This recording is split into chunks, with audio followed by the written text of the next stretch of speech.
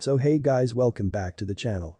This is a story about what if Naruto was a dragon bloodline alive Kushina. Part 3. If you guys enjoy this, what if? And if you want to part 4, comment down below. And let me know before I start. Please do support for more awesome content.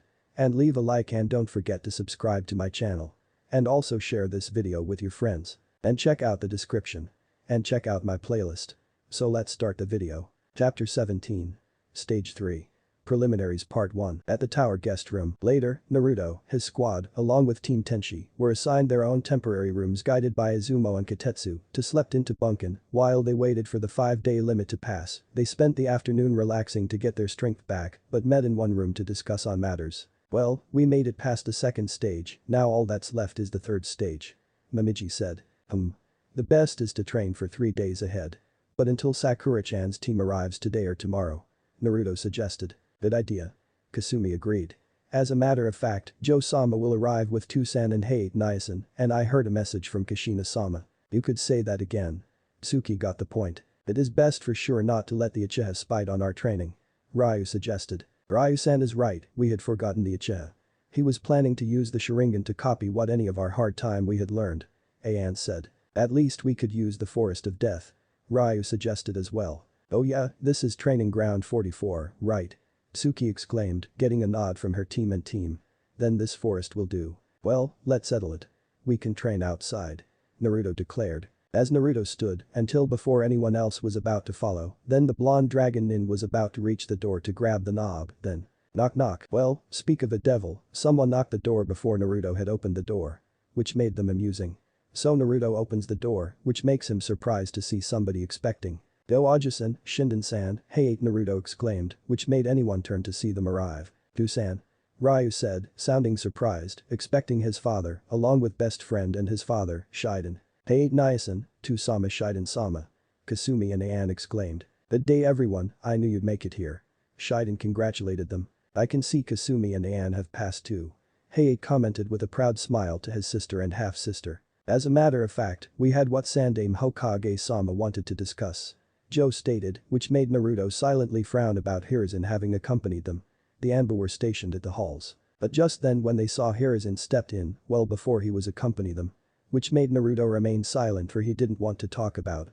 So which Naruto spoke in for he guessed what had happened in the forest. It's about your old student Orochimaru, right? Naruto guessed with a natural tone. That subject registered any of them, so with the Sandaime Hokage spoke.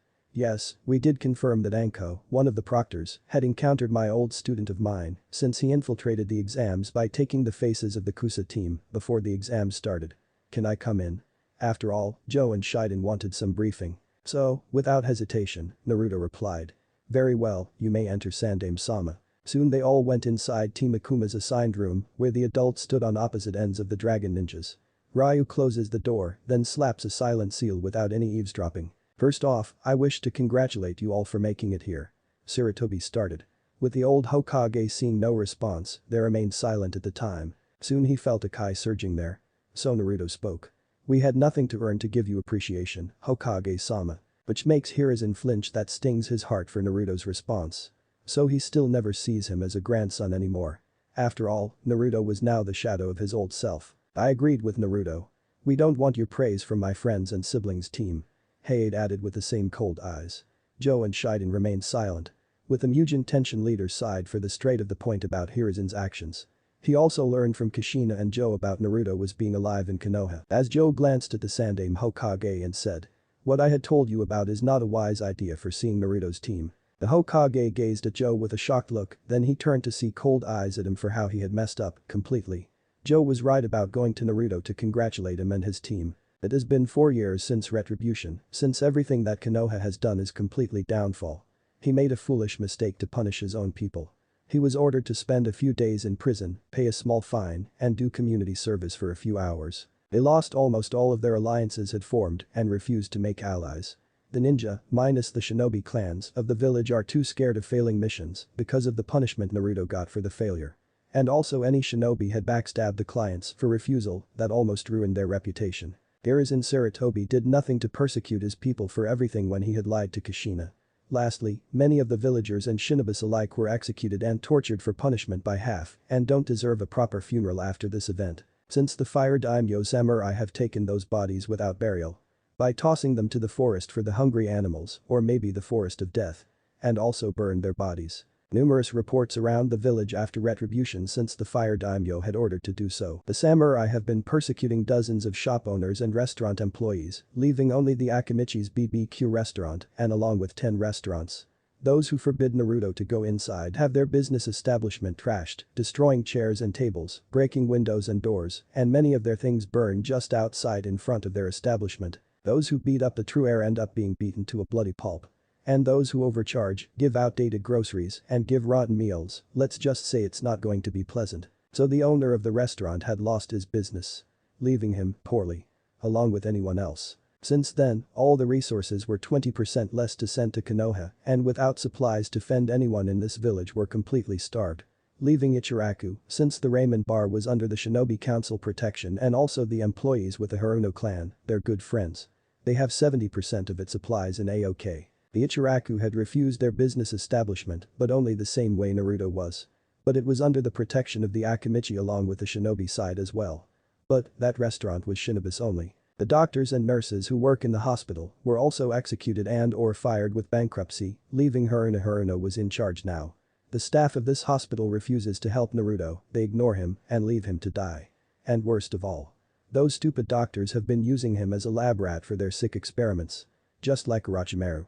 Leaving only 20 or less staff in the hospital. Even they erased their knowledge of medicine they had learned. But most of the new doctors and nurses were too afraid to perform surgery and sting a needle on patients.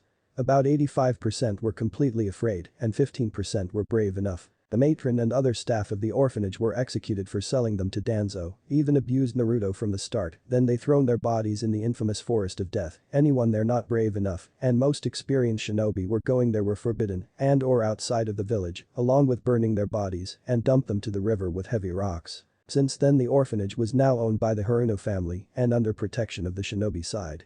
And also the home of the repelled children for the truth they had learned from their former parents. The older generation were completely distrusted by the younger generation and started to rebel against them.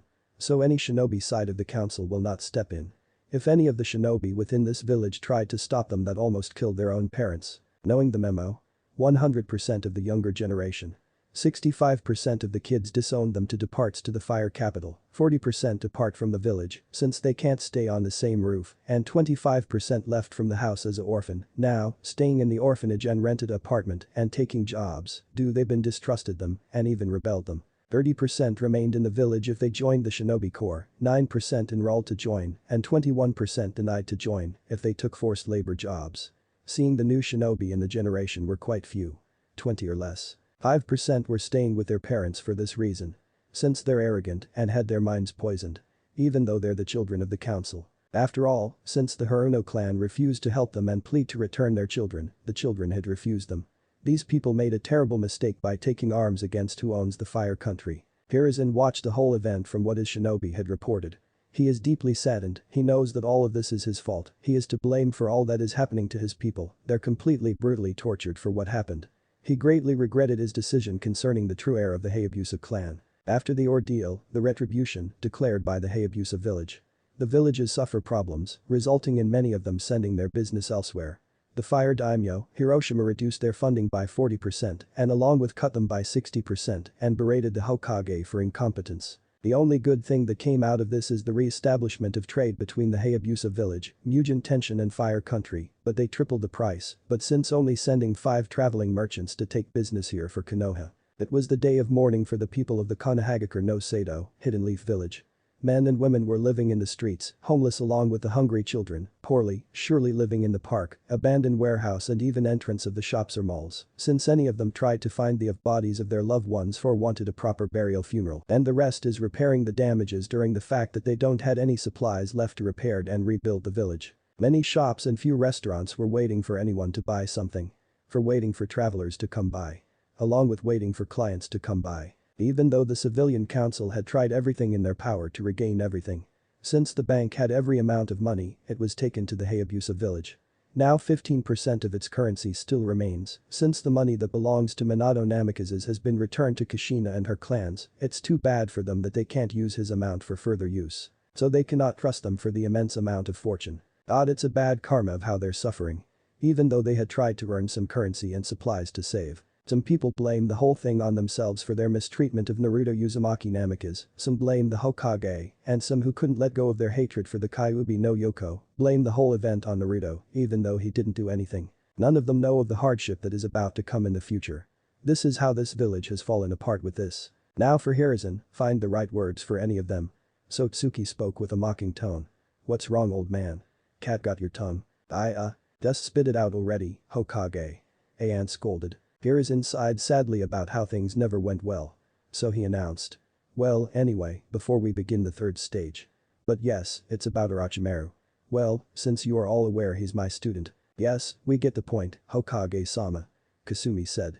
We had some intel in Suna. Suna? The Hokage asked. We got it from Jiraiya-sama. Since we had our own spy network joined together with him. So he gave us some info to us, instead Konoha. Ayan said, which made Hiruzen's eyes widen and shocked about why Konoha never received information. Because after a sucker punch by his old student he left the village, without a word. It's also part of 4 years after retribution, no intel received by Jiraiya for the last time, he never visited and stepped foot on Konoha. But, only a single info in each month. I see. What has to do with that? Hiruzen asked. Because of the Wind Daimyo had cut their funds and not given them higher rank missions to Suna. Because of the military power they had reduced and after he heard about Konoha's retribution. Ayan explained. So since the Wind Daimyo gives those missions to any shinobi village or Hayabusa besides Konoha. Which made Hiruzen pale, for he had heard that his village never got any higher rank missions, but a D and C only, but one A or B rank mission, only. And also what we had learned about Orochimaru's ambition. Joe stated, which made Hiruzen turn to him. And we knew he would learn all the worlds. Yes Joe, that's right. Hiruzen replied. Even he failed to infiltrate our village to obtain the blood of our clan. So all he wanted was his Sharingan. Joe said, which made Hiruzen shocked more. That's right, that's how I wasn't allowed to. Hiruzen was to say for his reason, but that cut his sentence. No need, Hokage. Naruto snarled, which made Hiruzen look at him with glaring eyes. I don't need my protection. You would have lied to him from the very beginning for I had not known my parents were. But Hiruzen protested. But, Naruto-kun, I just trying to grab. Slam. Naruto grabbed his neck and slammed against the wall at high speed. His hat fell off on his head on the ground. You're trying what? Protect me from my father's enemies. Naruto furiously, holding a grip on his neck, which the Sandaime Hokage tried to free him from. You stupid old man. I trusted you. You betrayed me. And you lied me about my family is still out there. Naruto continued, with his eyes turned into a dragon slit, flaring his rage at him. I am no one's property. I am no one's pawn to your games. And I am no one's village's mindless weapon. But Ryu knew he was about to throw the old fool out at the door before he knew he still had a grudge against Konoha, so he quickly opens the door, then giving a cue to Naruto that tosses him out. Which the old leader landed on the floor of the hall. As Naruto picked the Hokage's hat then tossed it at him. As Hiruzen stood before the Anbu stationed him and picked their leader up as they turned to see Naruto with his eyes still cold. And he said this to the old Hokage. You wanted to keep me here in his village as a Konohanin to revive the Namikaze clan as the village's own tool and punching bag along with the Uzumaki. You wanted my bloodline yourself. And lastly. I have no love for this corrupted village. And the will of the fire is dead. Naruto said with a cold tone. Which made the Hokage and the Anbu shocked about what he had said. Then the blonde dragon continued. If you dare planning to get me back into his hellhole for what they did to me. I will never step foot in this village again. But. Hiruzen had tried to protest. My father was ashamed of you for responsible. Naruto yelled through the hall, creating a huge shockwave of Kai at them, which unaffected his team and Joe, Hayate and Shiden, increasing the power of the dragon's blood. The Anbu was completely overwhelmed by Naruto's power. You are just a coward with no honor that my father had left his will to you. And Two-chan would be disappointed with what this village had done to me, Hiruzen. They owed me everything. Now I will enjoy seeing this village slowly crumbled into the ground. In a lonely state. Which made Hiruzen completely terrifying because the words of Naruto were right. It was dreadful for how things turned out so badly. Now Konoha will collapse to the ground that they cannot repel the full assault on any of the 4 shinobi villages. As Hiruzen notices Naruto's team and his girlfriends glaring at him along with Hayate. Joe and Shiden did not want to talk about stepping in. But the Hayabusa leader sighed and stepped in to stop Naruto from almost having to kill him with his hands. Alright, that's enough, Naruto. You've given Hiruzen enough. So it's best to calm down. He's right, Nai-san. Tsuki added, which Hiruzen gazed at the red-haired with a full view of her face. Killing him won't solve anything. After all, since that senile old man had deserved a proper punishment by the fire daimyo. After all, he's not worth it. Which made the Sandame and the Anbu hear her catchphrase that was just like Kushina. She looked like Kushina when she said it in a verbal tick. Kakashi's right, he did look like her mother and also Naruto-kun's twin sister. Hiruzen thought while rubbing his neck that Naruto had strangled him. As Naruto scoffed and sighed to calm down as he reverted his eyes back into sapphire blue. Then he turned and walked away and he said to Joe and or his team. I need to go somewhere to blow off steam. So he walked away through the hall as Ayan went out and called out to him. Try not to go too far, Naruto-kun. Which Naruto heard his angel's warning tone. As he waves his hand behind. I'll keep that in mind and be back soon. As Naruto was far in the distance, Hiruzen and the two Anbu saw him in the distance. At the halls, slam. Seeing Naruto slam his fist on the wall next to him, leaving a dent in his fist. Damn that lousy old man. That nerve for him to think to talk to him like I'm sort of a pet to them. Naruto snarled. As he removes his fist, leaving a print and calms down once more. So Naruto explored the tower seeing it had other waiting rooms, a cafeteria and a training hall which he had his hunches would be used for when they would eventually have to fight their opponents in. Suddenly, Naruto squinted his eyes in that direction, he saw the black spider ninjas were here too. As they continue walk straight at him, so without stopping and also continue walking, until that passing though, side by side. But the flash sound effect, the eyes of Naruto and eyes of Menma gazed at each other, then with their eyes rolled back straight, they continued to walk on. As Naruto continued on through the hall before hearing a voice. We were the ones who got here first. You can't prove that. Yeah. We were here before you. Naruto curiously decided to investigate. He arrived at the training hall seeing 3 teams were arguing, or rather one member from each team had been arguing while their teammates were standing back thinking it was a waste of time. The 3 teams were from either Kumo, Kiri, and Iwa. Naruto recognized them as the teams he was observing before part 2 of the Chunin exams began. The red-haired girl from Kumo was arguing on behalf of her team, which had the dark-skinned boy who looked nervous at his female teammate's argument with the others, and the blonde buxom one looked embarrassed at what was going on. The girl member from the Iwa team was arguing on behalf of her team, and the Kiri swordsman's one teammate was arguing on behalf of them. Naruto was frowned for the commotion, so he saw and heard enough, and he approached and called out. Hey. What's all racket here? The Iwa Kunoichi, it was Kuretsuchi, frowned and turned to him before she did. Butt out, boy. This doesn't concern you. But which made her eyes widen for seeing Naruto in their presence. Along with Kumo and Kiri. As they knew that shinobi is.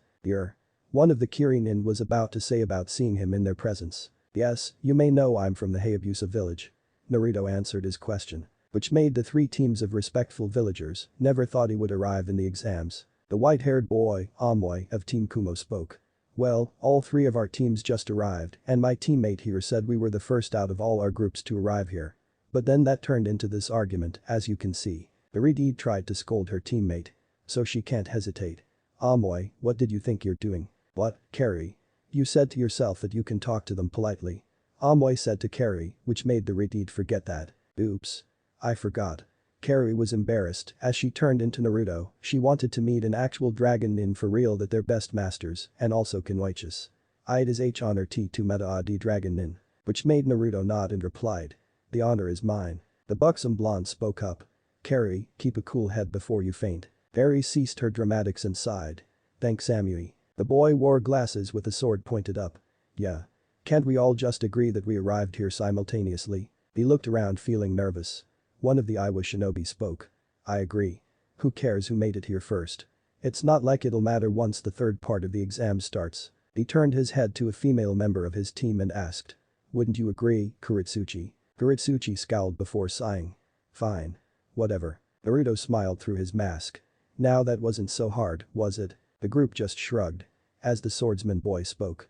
So who are your dragon nin? As Naruto lowered his mask, letting them see his face, causing the Kunoichis to blush a little, seeing his face. And he introduced. I'm Naruto Uzumaki Namikaze. And you all are. Which causes the team of Kumo, Kiri and Iwai to be shocked by the name Namikaze. As each of them had thought for statement about Naruto. As Kuretsuchi thought. That's the Yondaime Hokage's son, then that means she is the Raikage's son too, and also the Ryunin. So if I can fight him for sure. So, that's Kushina-sama's son. I never thought I had met a son of my idol. Carrie thought. Amoy was awed for meeting the son of the and also the Yondaime Hokage's son. He looks cool. Samui thought. Those rumors were true. This is because the son of the Hokage was alive all those years. Chaojiro thought. The girl Samui spoke up. My name's Samui and these are my teammates Amoy and Kari. Naruto turned to the Kiri team as the blue-haired, glasses-wearing swordsman spoke. I'm Chaojiru and this is Watari and Rinzu. But 2 Kiri nins bow to him with honorable respect. And we thank you for stopping the Yagura as well. Chaojiru added. You're welcome. Naruto replied, since he and his team were sent to Kiri to end the rebel war to stop Yagura. He is also a victim to the Sharingan influence. The blonde then looked at the Iya team as the girl spoke. My name's Kuretsuchi. These guys are Mitsuchi and Akatsuchi. Naruto bowed his head. A pleasure. Well, I best be going. I look forward to seeing you all as the competition continues. With that, he took his leave. As they watched him walk on, Amoy spoke to his team. So he's the goddamn Raikage's son. No wonder why Konoha is a mess. He's quite down to earth. Reminds me of B-sensei. Harry scoffed. B-sensei's cooler than he is. And I agreed with you. Those tree huggers deserved it for not treating them equally. Like Yujito-chan and our sensei as well. Perhaps, but he seems to be cool in his own way. Samui admitted. Outside of the tower, Naruto had walked until he went outside the tower and sat on the roof of it looking out into the forest. Still many other teams are out there fighting for their lives against the dangers of the forest and each other. He shut his eyes and suddenly found something to pull himself in his mind. At Naruto's mindscape. As Naruto arrives in his mindscape after over those years when he was last visited, he turns to see his sister figure Kurumi. What is it? Did you know about Gaara? He noticed his expression. Kurumi stated. Yes, I might feel aware about him. Turns out that he hasn't slept for a year or so. Naruto replied.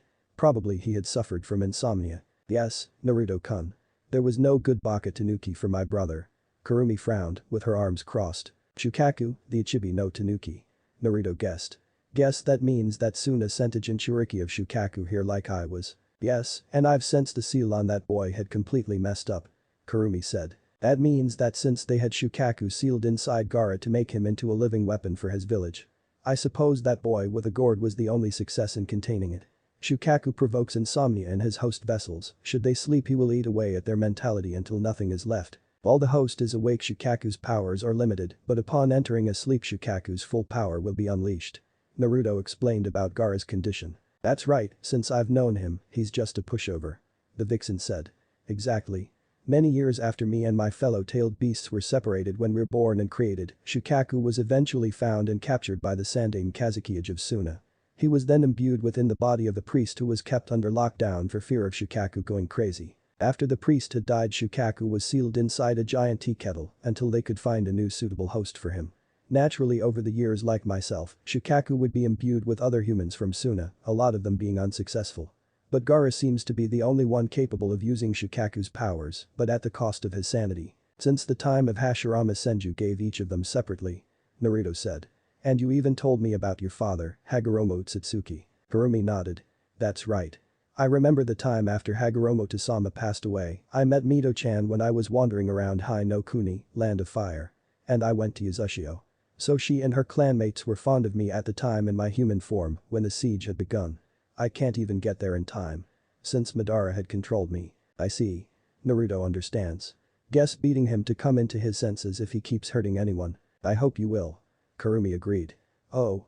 I forgot something to give you. What is it? Naruto asked, curious about his sister figure. I will have one of your weapons that needs some upgrade.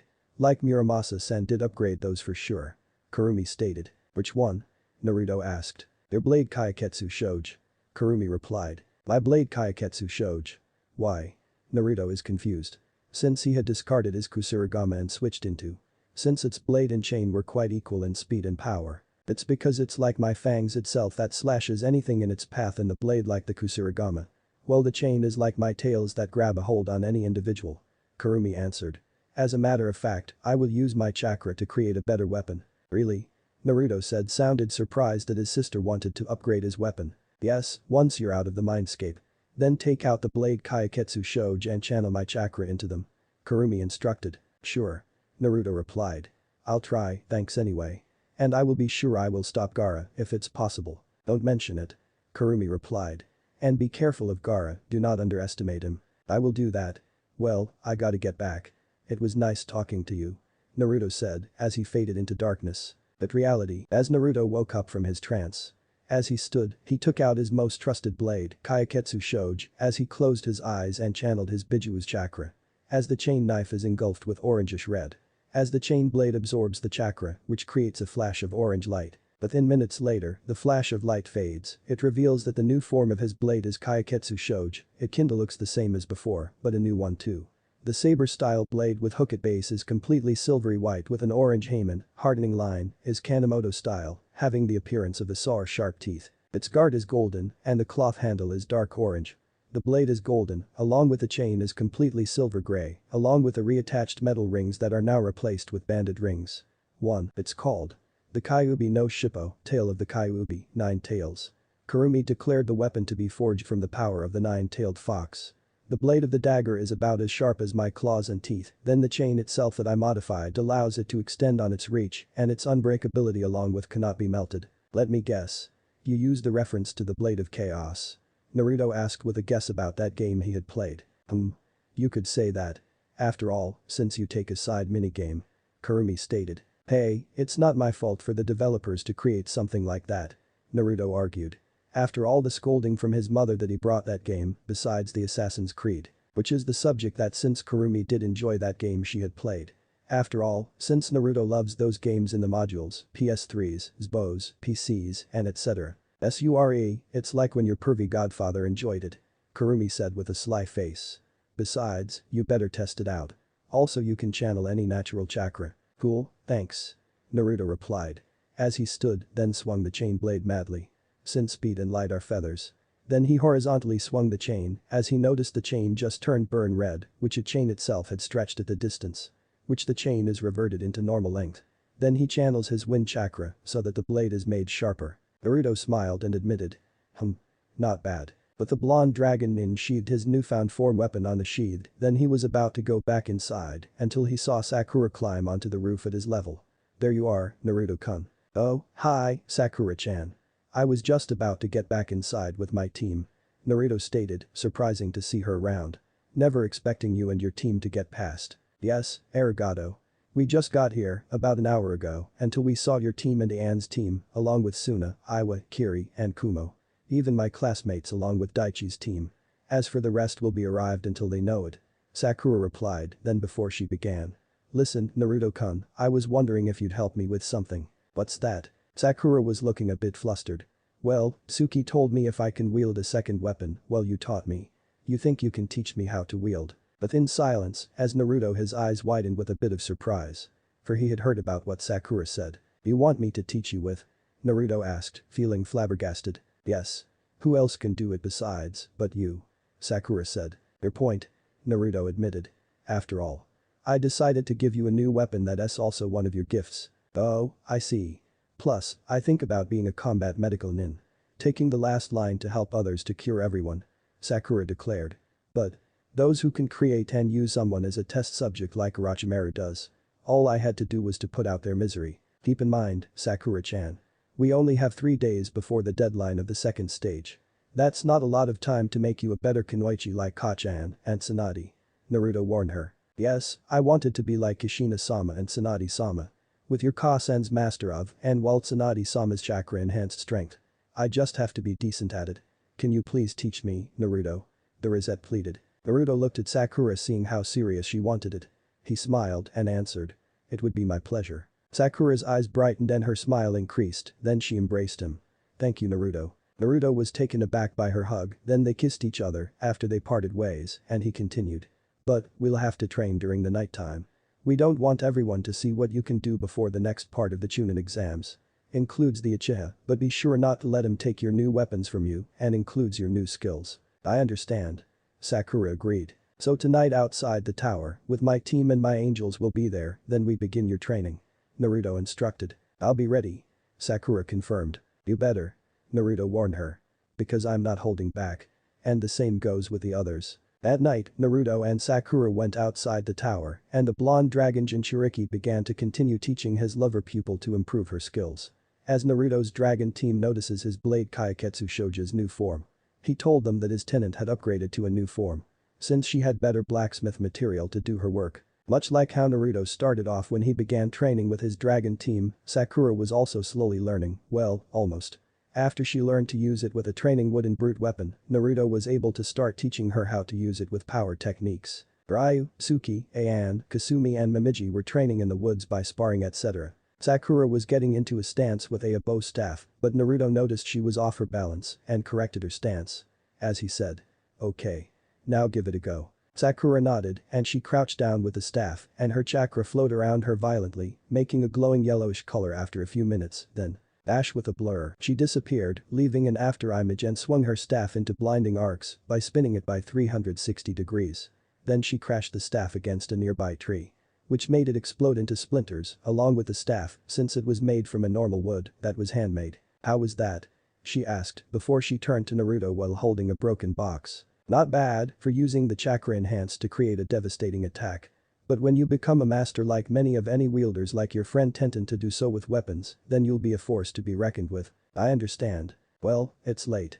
You need to get some sleep. Well, me and rest will continue on. Naruto instructed. Right. Thanks again for teaching me, Naruto. Sakura thanked him. Anytime, Sakura. As soon as I give the new weapon, I will have until the end of the exams. And with that, the Sakura went inside to rest up, for tomorrow night they'd pick up where they left off. So, how was the training with Sakura-san? Which made Naruto turn attention to see Momiji with his Tenryu Naginata on her back. So he replied. It's fine. But her skills with a bow staff were about Chunin rank skill. Yeah, guess if you say so. Momoji agreed with her lover. So did you visit a family?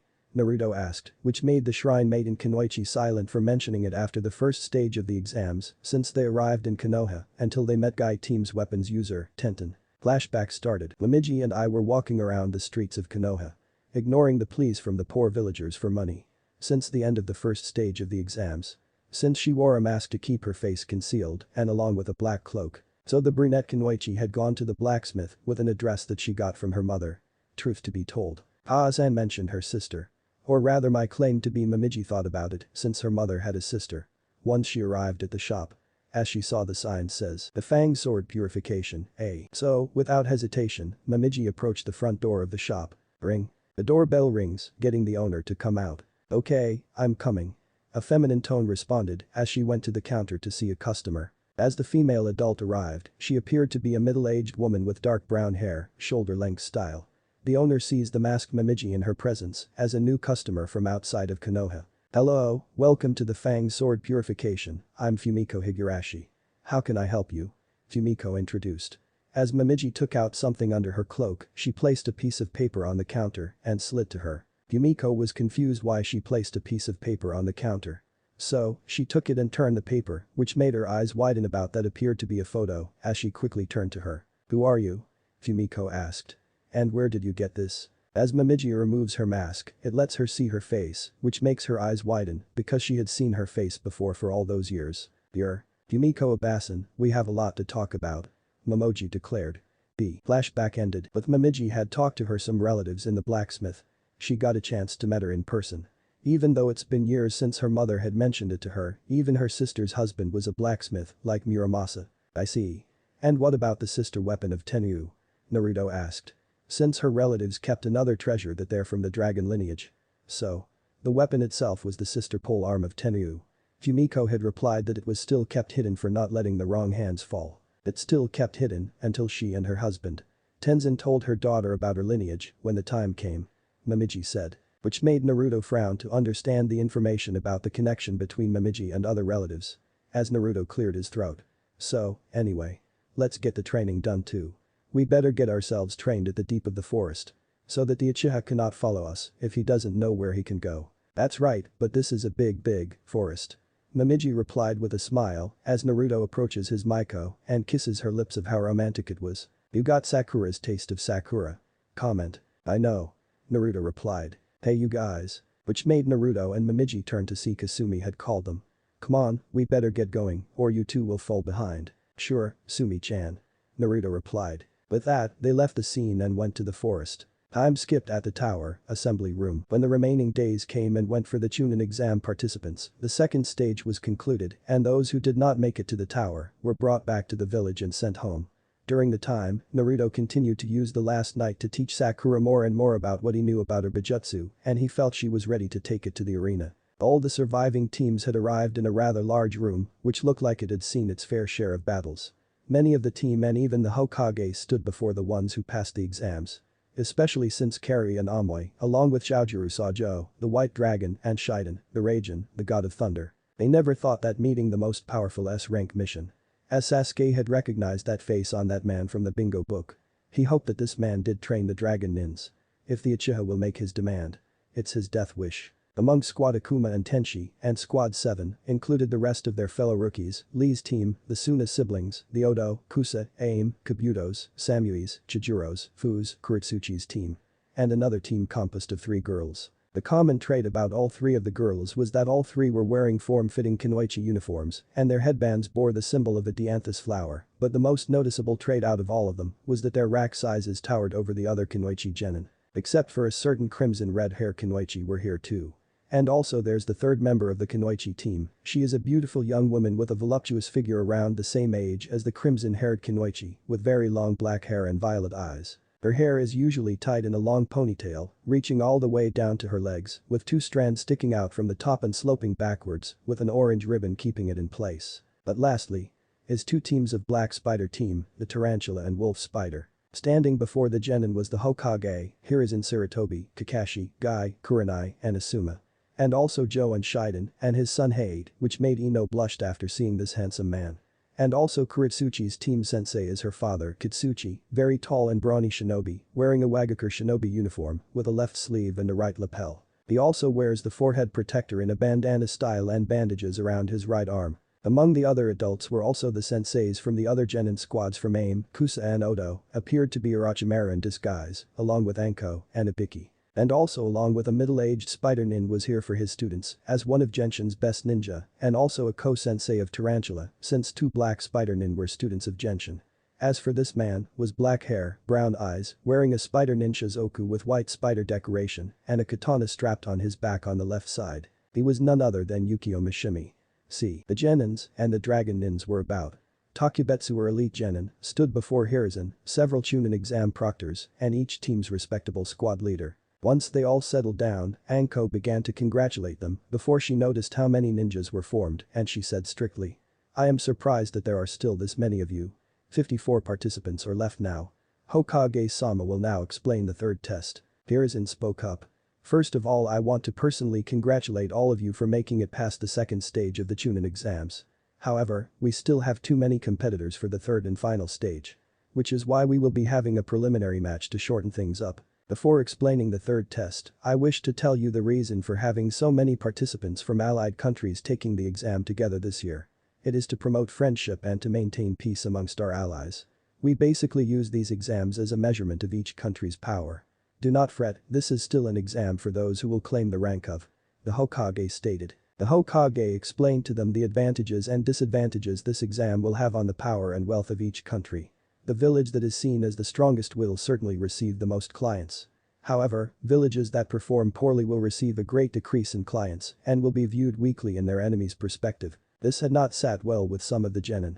Some had openly questioned the Hokage, but he quickly responded to the individuals by reaffirming that the test remained life-threatening. A cloud of smoke appeared and left a leaf shinobi standing in front of the Hokage. Sorry Hokage-sama, but please allow me to explain the 3rd test to them as their referee, Heijaku. Said Hate, who looked physically sick and coughed several times. Which made Hate, tension, a bit frowned for someone who had the same name. Ichiraki and his mother had the same name. By all means, Hate. The Hokage said as he took a long drag from his pipe. We will now undergo a preliminary test before the 3rd test in order to determine those who will partake in the final exam a month from now. Hate stated. Preliminary Sakura said, softly. The hell does that mean? Kiba shouted. Then what the hell is the point of passing the 2nd test if we can't go straight to the 3rd test? Fu immediately spotted the green-haired kunoichi and immediately heard Kurumi's voice. Naru-chan. Kurumi called. What is it, Kurumi-nichan? Naruto, confused, stood before the hovering Kurumi. Is there something to talk to me about? However, before Naruto could continue, Kurumi interrupted him. Yes, Naruto-kun. I will give you a heads up. That girl with mint green hair was the lucky 7-chan, Chime. The Nanabi no Kabutamushi, 7-tailed horned beetle. Naruto guessed. That's right, but you better go now. Kurumi replied as she cut her link with him. As Heijaku coughs and explains. Simple, there are too many of you since the 1st and 2nd test has been way too easy for you guys. According to the rules, we must have a preliminary and reduce the number of the participants. As Hokage-sama said, there are many guests here, so the fights will take too long.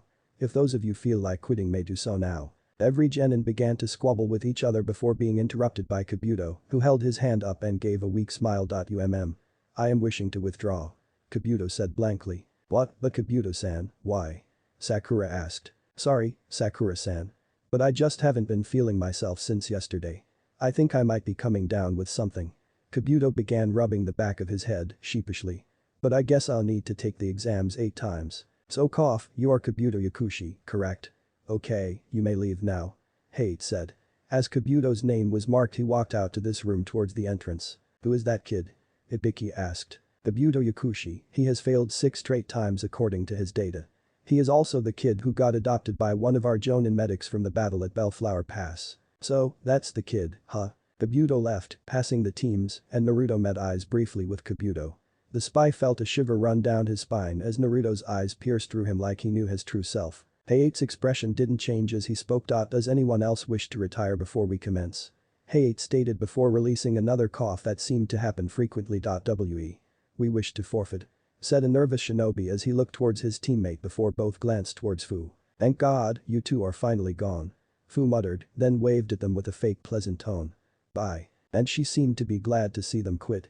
Can't wait for them to face their leader for leaving her alone. Same here. One of the Aim Kunoichi appeared to have had purple hair in an onion-like bun style. She had light green eyes with black pupils. My reason is I'm a medical nin. I never got any serious training in Taijutsu just yet. Is it okay if I can watch the match? Alright, you do as you wished. Hey, Gekko replied as he asked again to the rest. Anyone else want to forfeit? Seeing as no one remaining wished to withdraw, Hey continued, Gekko speaking. Okay, then let's. Continue the preliminaries. This preliminary will consist of one-on-one fighting, you will basically fight as if you are in a real-life confrontation. Since we now have an even number, we will conduct 25 matches, and obviously the winners will proceed to the third test. Hey, Gekko continues. For rules. There are no rules. This is a real-life battle so do not hold back or it may result in your death. Now, only 50 participants remain, the fight continues until one of you is dead, unconscious. If you give up, I will step in to stop the match. Then I declare the winner of the match. So, the object that controls your destiny is. Hey, Gekko began. Anko muttered in her mic on her earpiece. Open it. A wooden panel opened up to reveal an electric scoreboard. The screen you see behind me will choose the fights. These fights are random so you may end up fighting a friend or teammate. If there are any who wish to withdraw, this is the time to do so. Know that if you withdraw, your team does not suffer since these will be one-on-one fights. Hey, Gekko explained. Now let's announce the first match. Hey, Gekko said with a cough. The scoreboard began to flash through names as the genin looked on in anticipation. Let's see who wins the first match. Hey, tension said. Then the screen bega, flashing through the names until it stopped to reveal Sasuke Uchiha vs Yoroi Akadu. Well, the best always comes first. Sasuke said with a smirk. Chapter 18. Stage 3. Preliminaries Path 2. Alright, now with 2 contestants elected, they will remain here in this area. Now the rest were in the observation deck to witness the fight. Hey, Gekko declared. All the remaining other teams went up the catwalk on the right-hand side. Once upon the catwalk, Joe was also joined by the Shiden and Haid, Tension, along with the Sandame who was accompanied by Ibiki and Anko. All the contestants ready? Hey, Gekko asked. I'm ready. Sasuke responded. So am I, Yoroi added. But the traitor noticed something is wrong, as he thought, with a frown. Why the hell is the curse seal not reacting? The proctor gave them the signal to begin, and Sasuke flew backwards to flip through hand signs. Pain. Kakaku no Jutsu. Fire release. Grand, fireball technique. As Yoroi dodged the fireball as he thought. He should not be able to use it at all with that curse seal Orochimaru-sama gave him. What is going on with it? At the observation deck, the disguised Odo, who nobody ever notices looks like Orochimaru, thought. What is going on here? The curse seal is supposed to suck up his chakra until he is forced to use it. Did they seal it in time?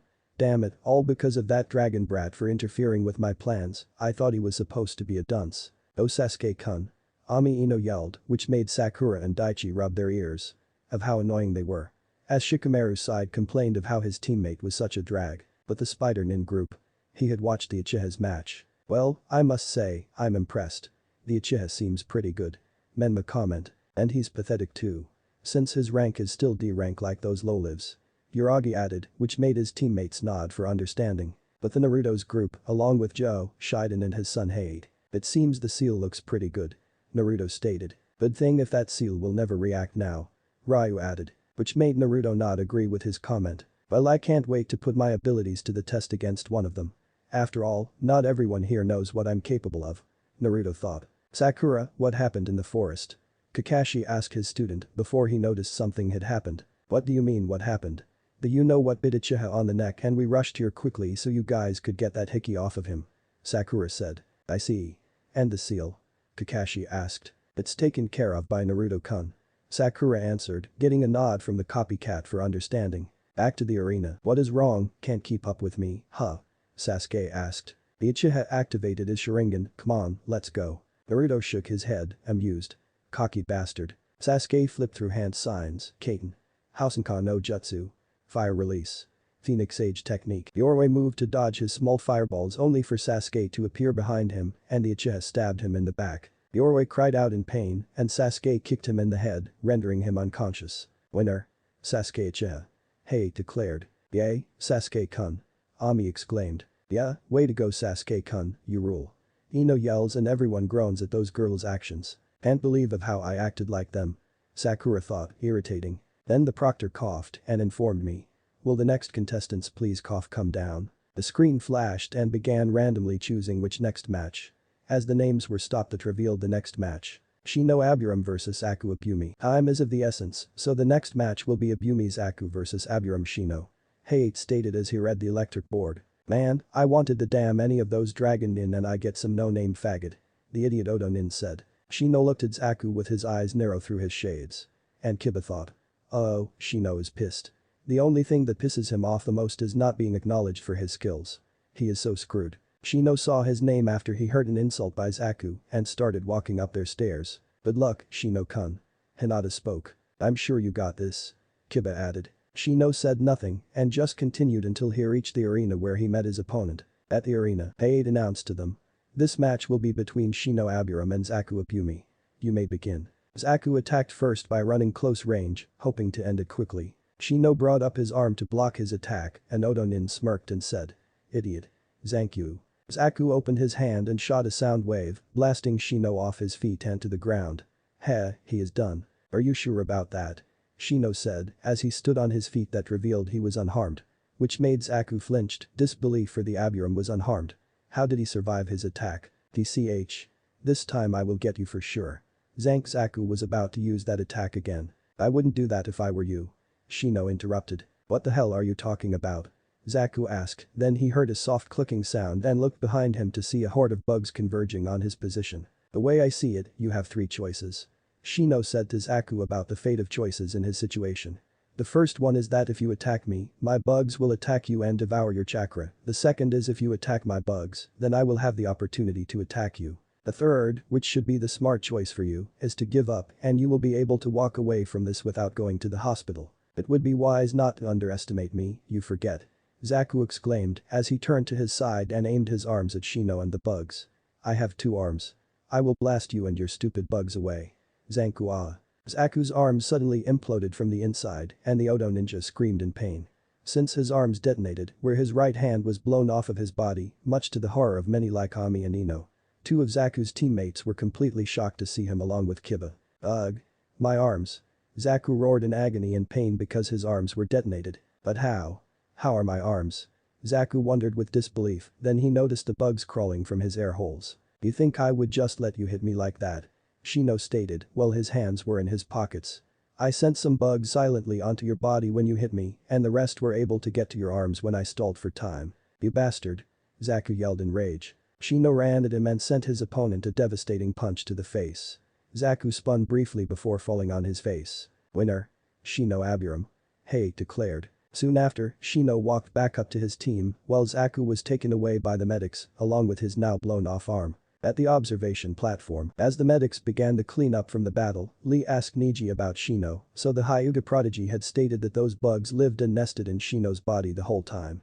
So Guy had explained that he is from the Aburam clan in Konoha. Vulcan were questioned Dosu about Zaku's arm got implode, so since it's like a barrel and accidentally discharged if Zaku will used his Zankyu, air slicer, while his air holes on his palms were plugged before the air exit and expend his palm. As Ino was glancing at Hate Tension next to the dragon group every few seconds as if trying to work up the courage to speak to him. Sakura noticed it, so she went to her friend. "What's wrong, Ino?" Sakura asked, which made the platinum blonde turn to her friend. "Yes, I was wondering who that handsome man was over there." Ino replied by pointing at Mugen Tension Air, which made Sakura frown about Hate Tension. "I've heard of him," Sakura said, which made Ino shocked. "Really?" Ino exclaimed. "Yes, his name is Hate Tension, the brother of Kasumi-san and Ayan-san, the heir of the Mugen Tension clan of the Ryu no Kuni. And as well as the best friend of my soulmate and Ryu-san." Sakura explained, which made Ino shocked that someone like him was older than her. Ino was awed because someone was handsome, as she noticed something about them. At the arena, soon after, Zaku was taken away and the arena was cleaned up. As Hade announced. "Alright, now on to the next match." Which the screen flashes for once again went through several names. Until it stopped it revealed to be Ayan Tension vs Bikusu of Kusa, which made Ayan smirked after seeing her match, along with Shiden, Hei, Tension, and Kasumi following their expression. Along with her lover Naruto and fellow sister Sakura, Ryu and Tsuki, and Momiji as well for her match. Upon one of the Kusa ninja who wore green goggles over his head and had short brown hair and a Kusa headband was wrapped around his neck. "Well Nichin, this is it," Kasumi said. "Are you nervous?"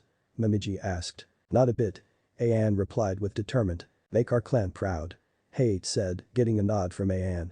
As Shiden gave her a nod to his niece stepdaughter. "You'll do fine, my Tenchi angel, just remember all you learned from Kasan, Joe and Shiden," Naruto reminded her. "Sure thing," Ayan replied as she flipped off the handlebars of the catwalk and landed in the arena, gracefully. Soon the Kusa nin named Bikusu approached the arena. "So my challenger is a pretty one from Hayabusa, don't think this means I'll go easy on you," he warned her. "Flattery gets you nowhere," Ayan replied, not letting smooth talk get to her.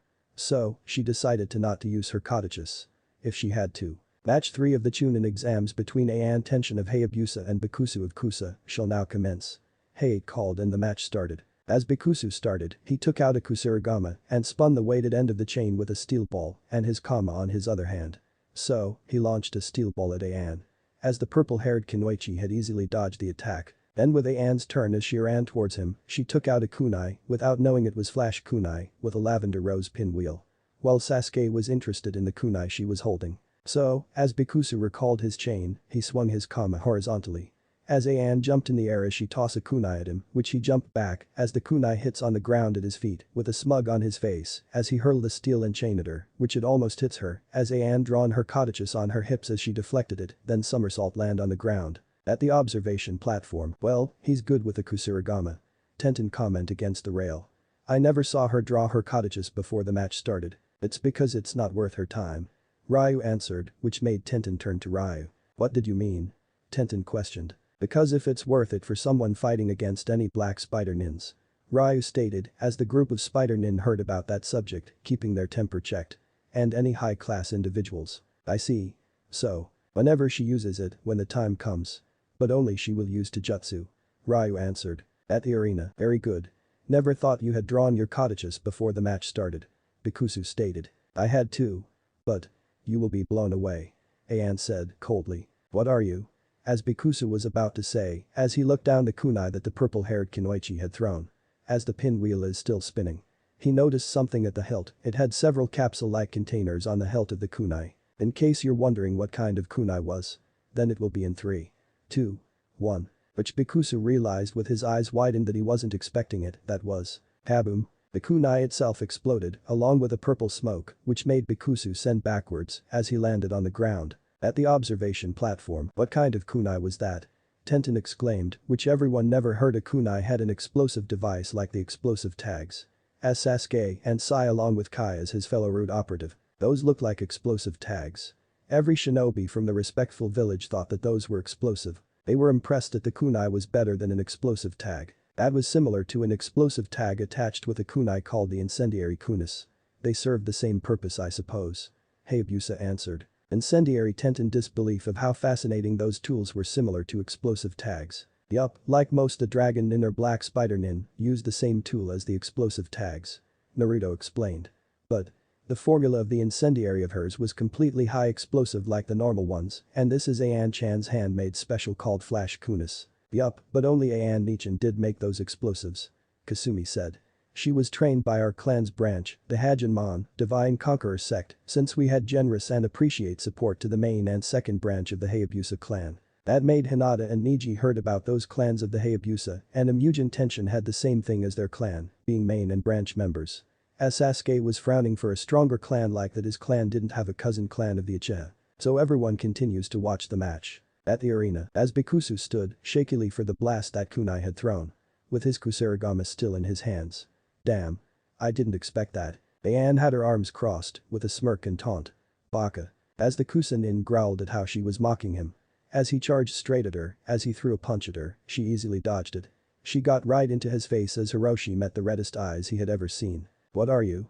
He asked before Ayan spun her body and kicked Bikusu across the arena. Ayan dropped to the ground before she moved her hand behind her back and threw a kunai at Hiroshi. As the man had only recovered enough to see it coming and parried the weapon before Ayan appeared behind him. She quickly tried to slash at him, but Bikusu blocked her short sword, but it was a fluke as Ayan lowered her body and did a sweep kick underneath Bikusu's feet. The man fell to the ground with a loud thud to the ground. Ayan quickly backed away from him while everyone gasped. Bulgara's eyes widened shuddering, he had interesting Ayan's capabilities. Since he wants her blood for his mother. Then Kankuro was shocked because the purple-haired Kunoichi was good. As one of the male members that admitted about her skills. So Sai and Kai had witnessed her skills. So better report of their master about this event. Kankuro had admitted to himself that she was pretty good and Tamari respected her as a serious Kunoichi, one that she would love to face herself. But the Sandaime and the likes of Kakashi, Kurenai, Guy, Asuma, Anko and Ibiki had witnessed her skills of how the real Kunoichi was. So Hiruzen will make a mental note to fix the academy system. The Odo, as Orochimaru, was completely amazed by her skills. This girl is brilliant. How I would love to get my hands on her. She's good. A lot better than any of us thought she was. Daichi said as he remained captivated by her skills. Naruto chuckled along with Kasumi and Ryu, while Shikamaru, Ino, Lee and Hinata were in awe. Along with Sakura, Tamari, Kin, Tenten, Kari, Samui, Fu, Kuritsuchi, and the Nadeshiko team was completely amazed by her skills. Ami frowned because this girl was strong and powerful.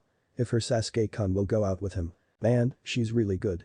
She could really give anyone a run for their money. Shikamaru said while Hinata activated her. Neji noticed his cousin activated her, so he followed her. Her chakra is so relaxed and stable. Hinata said while Naruto and the dragon and Tenshin ninja watched Ayan fighting. Neji agreed with his cousin. She's right. It's not showing any aggression or anger at all. Lee and Guy had not thought of how skillful Ayan was. Asuma was completely sure if Ino would do as well, so Kakashi was proud of Sakura for her training in the past few years. Sasuke on the other hand had gotten interested and was smirking. Until Naruto spoke, for he was about to say. I don't think so, Uchiha. He said to him, as the Uchiha turned to him. What did you mean? Sasuke said, making everyone look at the dragon ninja team. Do you think Ayan will go out with you? Shiden said with his eyes narrow at him, before he noticed a smirk on his face, since he resembled his traitorous brother after his father Burai had chosen him as the 17th leader of the Mugen Tenshin clan. Tough luck, boy. Ayan really wanted to go out with a thief like you. Sasuke snarled until Hayate appeared in front of him with his expression dropped. Of how he's fast to appear in front of him. And don't forget who you're dealing with here. Hayate, Tenshin said with his eyes narrow at him.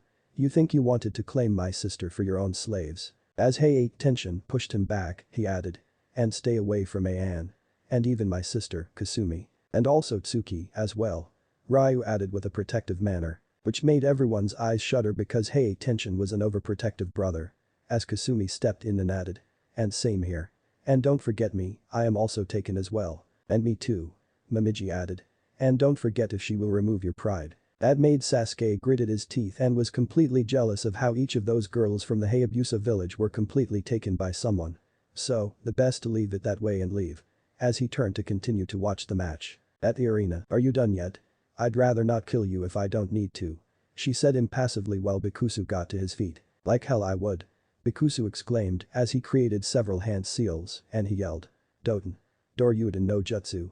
Earth release. Earth Dragon Bullet. As an Earth Dragon came and fired several shots at Ayan. The purple-haired girl quickly backflipped through all the shots before narrowing her eyes. You're pathetic. Ayan said as she threw kunai at Bikusu. He easily parried the shot, but he failed to see the second kunai she threw behind the first one. Bikusu widened his eyes as the kunai was embedded in his chest. Which made Tenten surprised because someone like her can fire a second kunai after tossing the first kunai at the opponent. Turns out, she tosses another flash before she throws the first one. Then Ayan charged again, then performed Genmuso at his chest, sending him backward until she backflipped and landed on the ground, until, boom. The kunai explodes which creates a speed up that he flew backwards towards the wall, and, slam. The kusu was crash hit on the wall and slumped down and went knocked out cold. But the silence, hey, Gekko, approaches the unconscious Kusanin and checks to see his pulse. As the proctor coughed twice and declared, winner, knockout. Ayan tension. At the observation platform, the announcement was announced, which made Naruto, Kasumi, Ryu and Tsuki and Momiji applauded. While Joe, Shiden and Hate with their arms crossed. As Sakura did join them, making Ino and Ami shocked, they clapped her hands at the dragon Kunoichi. You did well, Ayan. Shiden said with a proud look. She's good. Kurenai commented about Ayan's skills, since she had red eyes similar to hers. Never thought of how brutal she was. Yeah, Nai-chan. Anko agreed. Never thought she was as skillful as any dragon Kunoichi, like the girl with a blue and white outfit and the other with a shrine maiden outfit and huge ass weapon. And even that girl with a red hair like sensei does. Which Kurenai had mentioned about Kasumi and Momiji. As she notices her hair is red. And she said, she does look like sensei. But what is the connection? Kurenai was also one of the students of Kushina as a genin, along with Hana and Yugao. And also Anko as a third student when she was betrayed by Orochimaru. Ayan looked up to them before she left the arena to head back to the catwalk. And as for the medics came putting an injured Bikusu on a stretcher and carried him off to the medical ward. Suddenly, Ino felt something on her shoulder, which the platinum blonde turned to her eyes to see a lavender petal. Everyone saw a couple of lavender petals scattered around the arena. Where did those come from? Lavender rose. Ino stated, since he was good at flowers of what represents two. Seeing those petals was scattered around the arena. When that moment, Ayan made it back to her team via petal shunshin with a graceful appearance, she was congratulated. You were amazing, Ni-chan. Kasumi cheered. Thanks, Ni-san. Ayan replied. Naruto went to her and gave her a kiss on her cheek. And this is your prize of victory. Naruto added, which made Ayan smile of how her lover earned it. Lucky bastard. Every male genin, minus Sasuke and Gaara, thought the same thing understatement.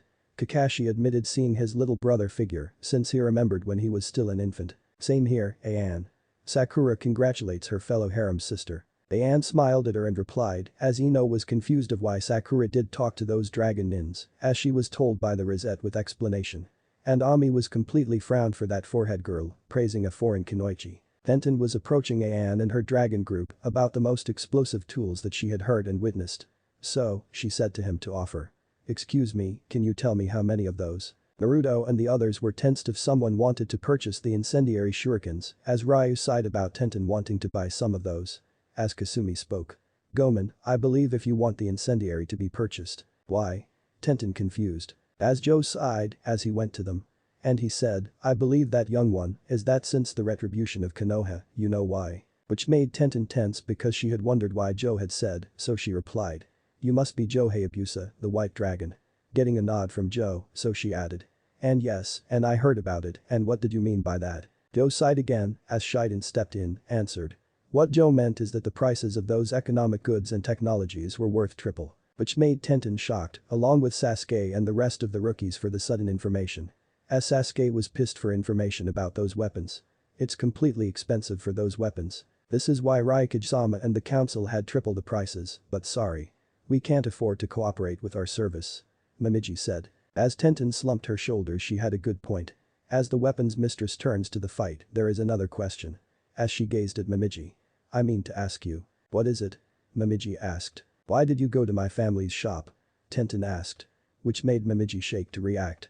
Along with Naruto and the others, Joe and Shiden knew the connection of Momiji's relatives. It's nothing personal. Momiji replied without getting suspicious. I only just look around for something of interest.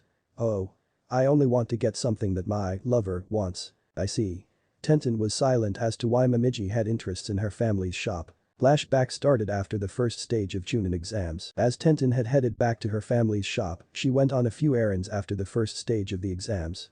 So, she needed some supplies for the second stage. Well. Since the stores were completely pale after the retribution declared by the Hayabusa clan. Since she heard about their prices tripled. As if I wonder why. But the announcement had spread that it turns out the son of the late Yondaime Hokage was alive. Which of course meant that her father had upset or blamed the Sandaime Hokage for keeping him in the dark. She heard that Kushina Uzumaki, the wife of Minato Namikaze was alive and even left Konoha with her daughter. And somehow was also the Godame Raikage of the Hayabusa village. Since then her father had refused to serve any shinobi who should and mistreated the son of the Hokage. Only gave them a higher price. This is why he was so upset. But only the shinobi clan to take service. As well, under the protection of the shinobi side of the council. As she got some resources like first aid and a small amount of food, well, this is most of it after the fire daimyo had given 40% of its budget. And several supplies. For the second stage of the Chunin exams. As she reached home, she leaned against the side of the door and looked through to see Momiji had her cloak on, unhooded, and a mask on her hand. Isn't she from the Dragon Nins? Then why is she here in my family's shop? Tenten wondering. As she saw her mother Fumiko and her father, the husband of Fumiko, Tenzin, a well-built man with brown spiky hair. So, she decided to eavesdrop on their conversation. Are you sure you can tell your daughter about the sacred relic still remaining in your hands in our lineage? Momiji's voice. I'm positive, Momiji. Her father's voice which made Tenten shocked for the dragon Kunoichi was her name. Sensei and Monoheim-chan entrusted us. I agreed with Tenzin. Her mother's voice. I need time to let Tenten learn of our lineage. Tenten was tense when her parents mentioned her lineage. What does Tusan and Kasan mean? I see. Be sure to teach Tenten to learn its power. Momiji said. Fumiko Obasan. That made Tenten's eyes widen for she had heard. Oba-san. Why does she call me? I will, Momiji-chan. And I will see you later afterwards. Fumiko said. Hey Momiji. Tenzin exclaimed, getting the dragon Maiko's attention. Just a minute. Before you go, I had something that said he is here. What is it? Momiji asked as she saw her uncle sent inside the forgery. Several minutes later, he went back into the counter with a roll-carrying casing. As Tenzin placed the pack on the counter and rolled it, that made Momiji's eyes widen. She had recognized those. Momiji could not believe those were. Are those? You mean? That's right. We knew for sure if he would arrive in this village. I had spent years making those for Minato. For his son. Momiji was in disbelief of what Tenzin wanted to say about those, without knowing Momiji was still eavesdropping. As the weapons specialist was curious what kind her father gave her for the Hokage's son. Tenten learned about her father's friend, the Hokage, and had a son too. And even the Raikage's son. The only question is. What did he look like? As Momiji took one of them, which made Tenten's eyes widen, she recognized that shape. It was the Hiraishin kunai. The Yondaime Hokage's kunai. Then that means. As Tenten was about to lean closer, Momiji shook with her head turned behind her shoulder, making Tenten hide behind the side of the door as she placed the kunai on the pack as she rolled them. Thanks for the Tenzin Ajisan. I must be going. Momiji said as she placed that mask on her face and left the store. Sure, can you give me my regards? Tenzin asked. Sure, I will tell him about those. Momiji replied as with that, when Tenten ran to hide more cover. Once she is hiding, as the dragon Maiko Kunoichi went out in the store before putting her mask and hood on and surveyed the surroundings. Tenten keeps her chakra hidden. So, with that, Momiji disappeared via Shunshin leaving autumn leaves, unlike the leaf Shunshin. As Tenten stared at the spot where Momiji left. Who are you? Tenten asked herself. Flashback ended. With that, Tenten decided to tell her parents later, until the time being. They observed as the next names were drawn and the two names that were selected were, until it stopped the names were revealed as Kankuro vs Misumi Tsurugi. The next two names drawn were Kankuro and Misumi Tsurugi, the last member of Kabuto's teammates. Soon the shinobi and Kabuto's other teammate went to the arena where Hei began the match. Everyone watched with excitement as Misumi was able to soften his body so he could wrap around Kankuro and break his bones. When his neck snapped, everyone cringed while Gaara and Temari remained unaffected. To everyone's and Misumi's surprise, Kankuro was revealed to have been a multiple-armed puppet controlled by use of chakra strings that the real Kankuro was using while hiding in the bandage-wrapped object he carried on his back. Me and Karasu, Crow, have you now. Kankuro declared as the puppet squeezed the life out of Misumi until Hei declared Suna Shinobi the winner. Kankuro returned to the catwalk as Misumi was taken away. He is bored at a time like this. I can't wait to see what this kid is capable of. Fu thought to herself as her gaze fell to the puppet master, who walked over towards the red-haired kid. I can feel a lot of darkness from him, but why does he also stand out to me? Fu thought to herself. Now for the next match reveals before the screen randomly selected Daichi vs Kai. The next contestants are Daichi and Kai of Konoha. Hey, shouted. At once, the two ninjas stared at each other with determination. Knowing the outcome, Naruto used this time to pretend to use the toilet so he could communicate with his inner friends. Once Naruto was in the cubicle, he let himself arrive into his mental state and stood near the lake. As Naruto wasn't interested in the battle, Ryu or any of his teammates were informed, so he went to Fu, who was on the other side of the stand by herself. Fu watched a blonde dragon nin, who had caught her interest before, approach her. She wasn't expecting to meet Dragon Nin in person. Naruto held out a hand towards Fu as he stood before her, noticing she was an inch below his height. Name's Naruto Namikaze. Naruto introduced, which made Fu's eyes widen about that name. The son of the Yondaime Hokage, as a dragon nin. Fu thought, as she had heard about those rumors, so she responded with an introduction. I am Fu. Fu said cheerfully as she returned his smile. After being introduced to Fu, Naruto turned over to lean over the bar of the stand and watched as Daichi and Kai fought in battle. So, you reckon you'll win your battle? Naruto asked curiously. As Fu leaned over the bar just like Naruto as she spoke. Definitely. I will make sure I become a, Fu said confidently. Me too. Hopefully we can both reach the rank of. Although, it's a shame we are not allowed to use our powers. Naruto said casually as he looked up at Fu, shock could clearly be seen in her orange eyes. You're a, as well? Fu asked quietly, making sure no one could hear her remark. Yes, it's a long story short, I wasn't a Konoha nin here, but I am now a Ryu nin. And of the Kyuubi no Kitsune. Also, the red-haired kid over there is the Ichibi no Tanuki. Naruto said as he pointed over towards Gaara, who had noticed immediately. Why the hell is he pointing at me? Gaara thought to himself before turning his attention to Daichi being crowned the victor of the match. Now for the next match, after the name was announced. Which made Naruto and the dragon cohort smile when they saw the name had been announced. They say that a beautiful moment can't be rushed, but fate didn't seem to follow that rule, as the board started to roll through the remaining names until it reached this matchup. Sakura Haruno vs Ami Katsura. Chapter 19. Stage 3. Preliminaries Path 3. Sakura Unleashed 2. Sakura Haruno vs Ami Katsura. What? I have to fight forehead. I should be fighting against a real challenge. Ami unfortunately had a rivalry with Sakura and Ino during the academy days when they fawned over Sasuke the most out of the fangirl group on both sides. She always told Sakura, without knowing, it was a mask that hid her real Sakura, that her forehead was the thing that Sasuke hated the most and that it made her the biggest target in the world. And also Ino called her pig. You sure about that, Ami? But, you were the one to beat us when we tried to take these exams. Daichi complained after hearing his female teammate actually acting like a hypocrite, one of the hardest types of people to tolerate and understand. Besides, Sakura-san has been hanging around with the dragon nin of what I heard during the past 2 months, and I have seen her with my own eyes. She has changed into a much better person than she was in the academy. You can't afford to underestimate her. Despite the warning, Ami still thought about objecting to fighting the weakest genin in the exams. Her team knew better. Ami never took her training any more seriously than the rest of the team and instead was thinking of ways to get Sasuke to be her teammate and boyfriend, and also Ino had the same boat. This may be yet another match to teach some humility. This one is much more harsh than the one that Naruto used successfully to change Sakura for the better. I wonder what Sakura has changed in the last 2 months. Ino wondered if her friend had changed.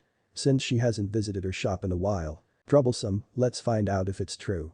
Shikamaru said. Same here, I wonder if it's been 2 months since the last time we saw Sakura and the others. Chaoji said. But Sakura and her team, as Kakashi saw her name for her match. He wondered if it's been 2 months didn't saw the pink-haired true capabilities. Well, Sakura, this is it. Kakashi said. I know, sensei. Sakura nodded in anticipation. Sakura, take this. Naruto said before he unsealed a weapon for Sakura. Which made Tenten awed for seeing a bow staff consisting of a staff made from a willow tree that is said to be tied to the moon and a pair of metal tips on each end. The color is red and gold tips. Take the lunar staff, Sakura-chan. Naruto handing her his bow staff. You remember the training I've given you? And you will handle the bow staff, now it's time you used it. Arigato Naruto. Sakura said as she took the new weapon, the lunar staff, then she placed it on her back and headed down to the arena.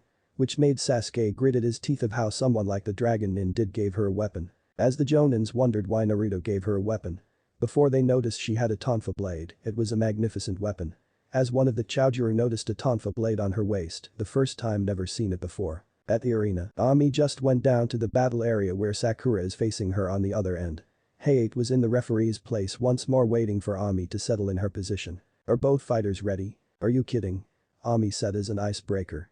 Let's just get this over with so I can tell Sasuke-kun that I am the perfect girl for him. She didn't see it, but Sakura actually scowled at the mention of the Uchiha as well as Hayate. He heard of Sasuke's acts of cowardliness during the Nami mission and was disgusted at how the village was overlooking the very thing they despised the most. Anyway, Hajime.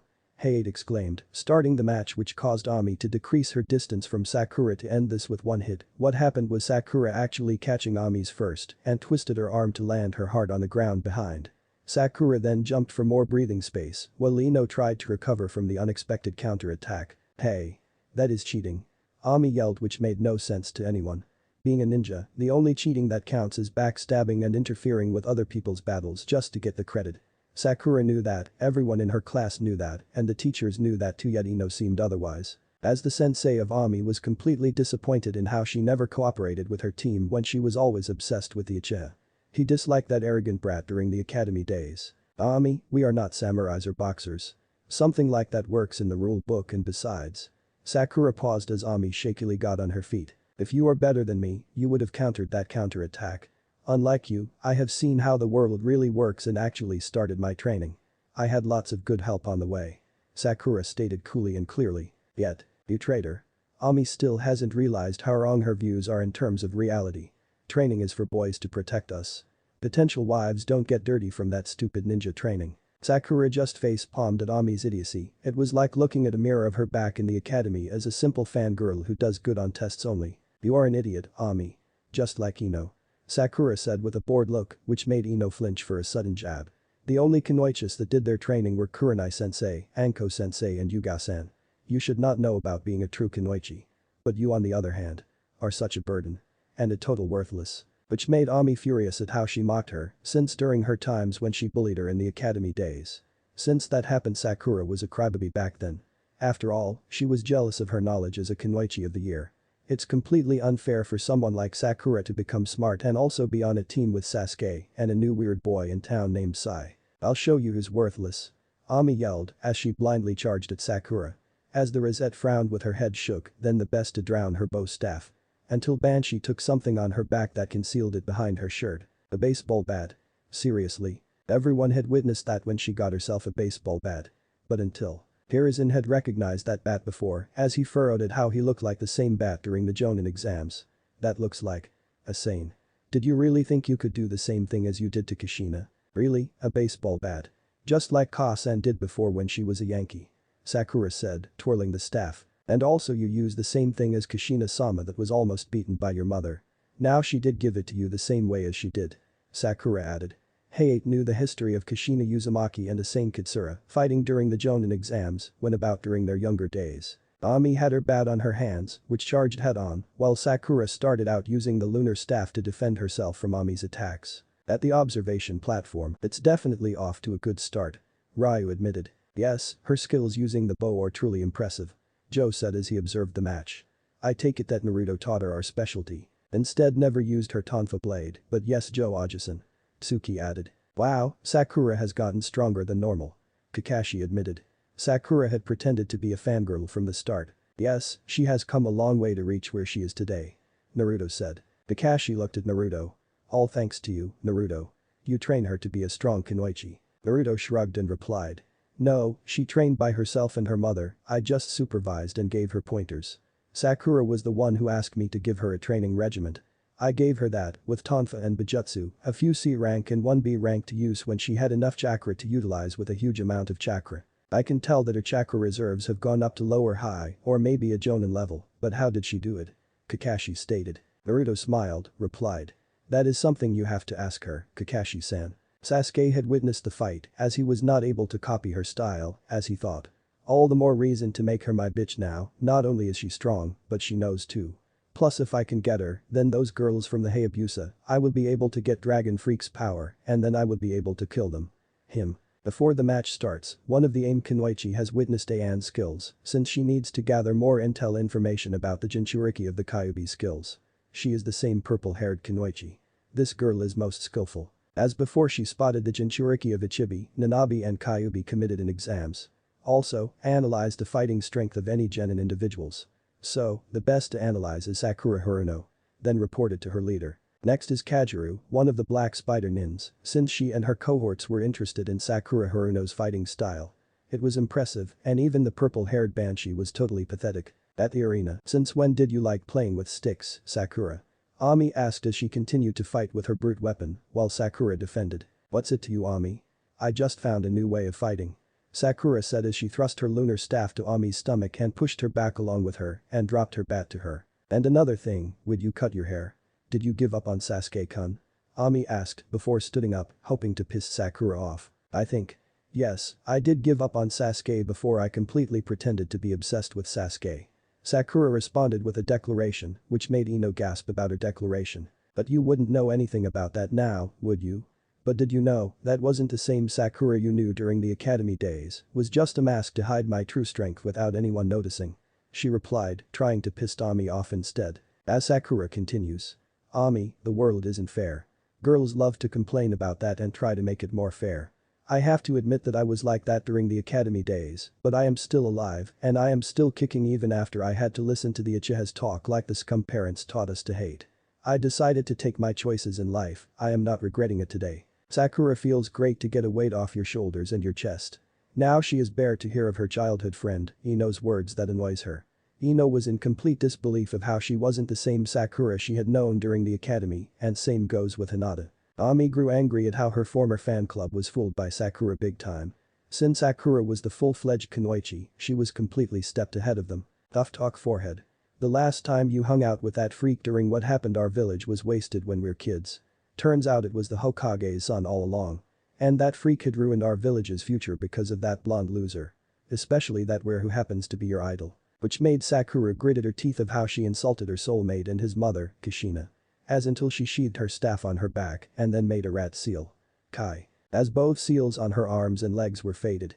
As she drew her bow staff and then twirling her staff very fast, which made everyone in the catwalk was completely astonishing, including Guy and Lee, seeing she is using the same kind of method that they were used to, but instead of regular weights, but using weight seals. A thin twirls with Sakura's staff as she slams the staff on the ground, which creates a huge crack. With a pure rage in her eyes at the Ami. At the observation platform, holy crap. Amoy said suddenly, where every genin and nearly all of the jonin eyes widened in shock. For Sakura's strength. Before Ami's outburst insulting Naruto and Tsuki's mother. Ryu was on the same boat for insulting the Raikage. And also Joe and Shiden were not too pleased that someone had insulted Kushina. Turns out, Sakura will be like the second Tsunade if she learns chakra-enhanced strength. And the Odo, Orochimaru, had witnessed the Pinkette's abilities. Ino was in complete disbelief of how much strength Sakura had. As she completely stepped ahead of her in the distance of the long road, she could see Sakura at a far distance. Even Tsuki, Ayan, Kasumi and Momiji were completely proud of how she had become equal to them. And also the black spider ninjas were witnessed about her skills. Then Kuritsuchi had thought that if she used that strength against a mud wall, she would face her. Denton amazed her for being a better kunoichi like she was.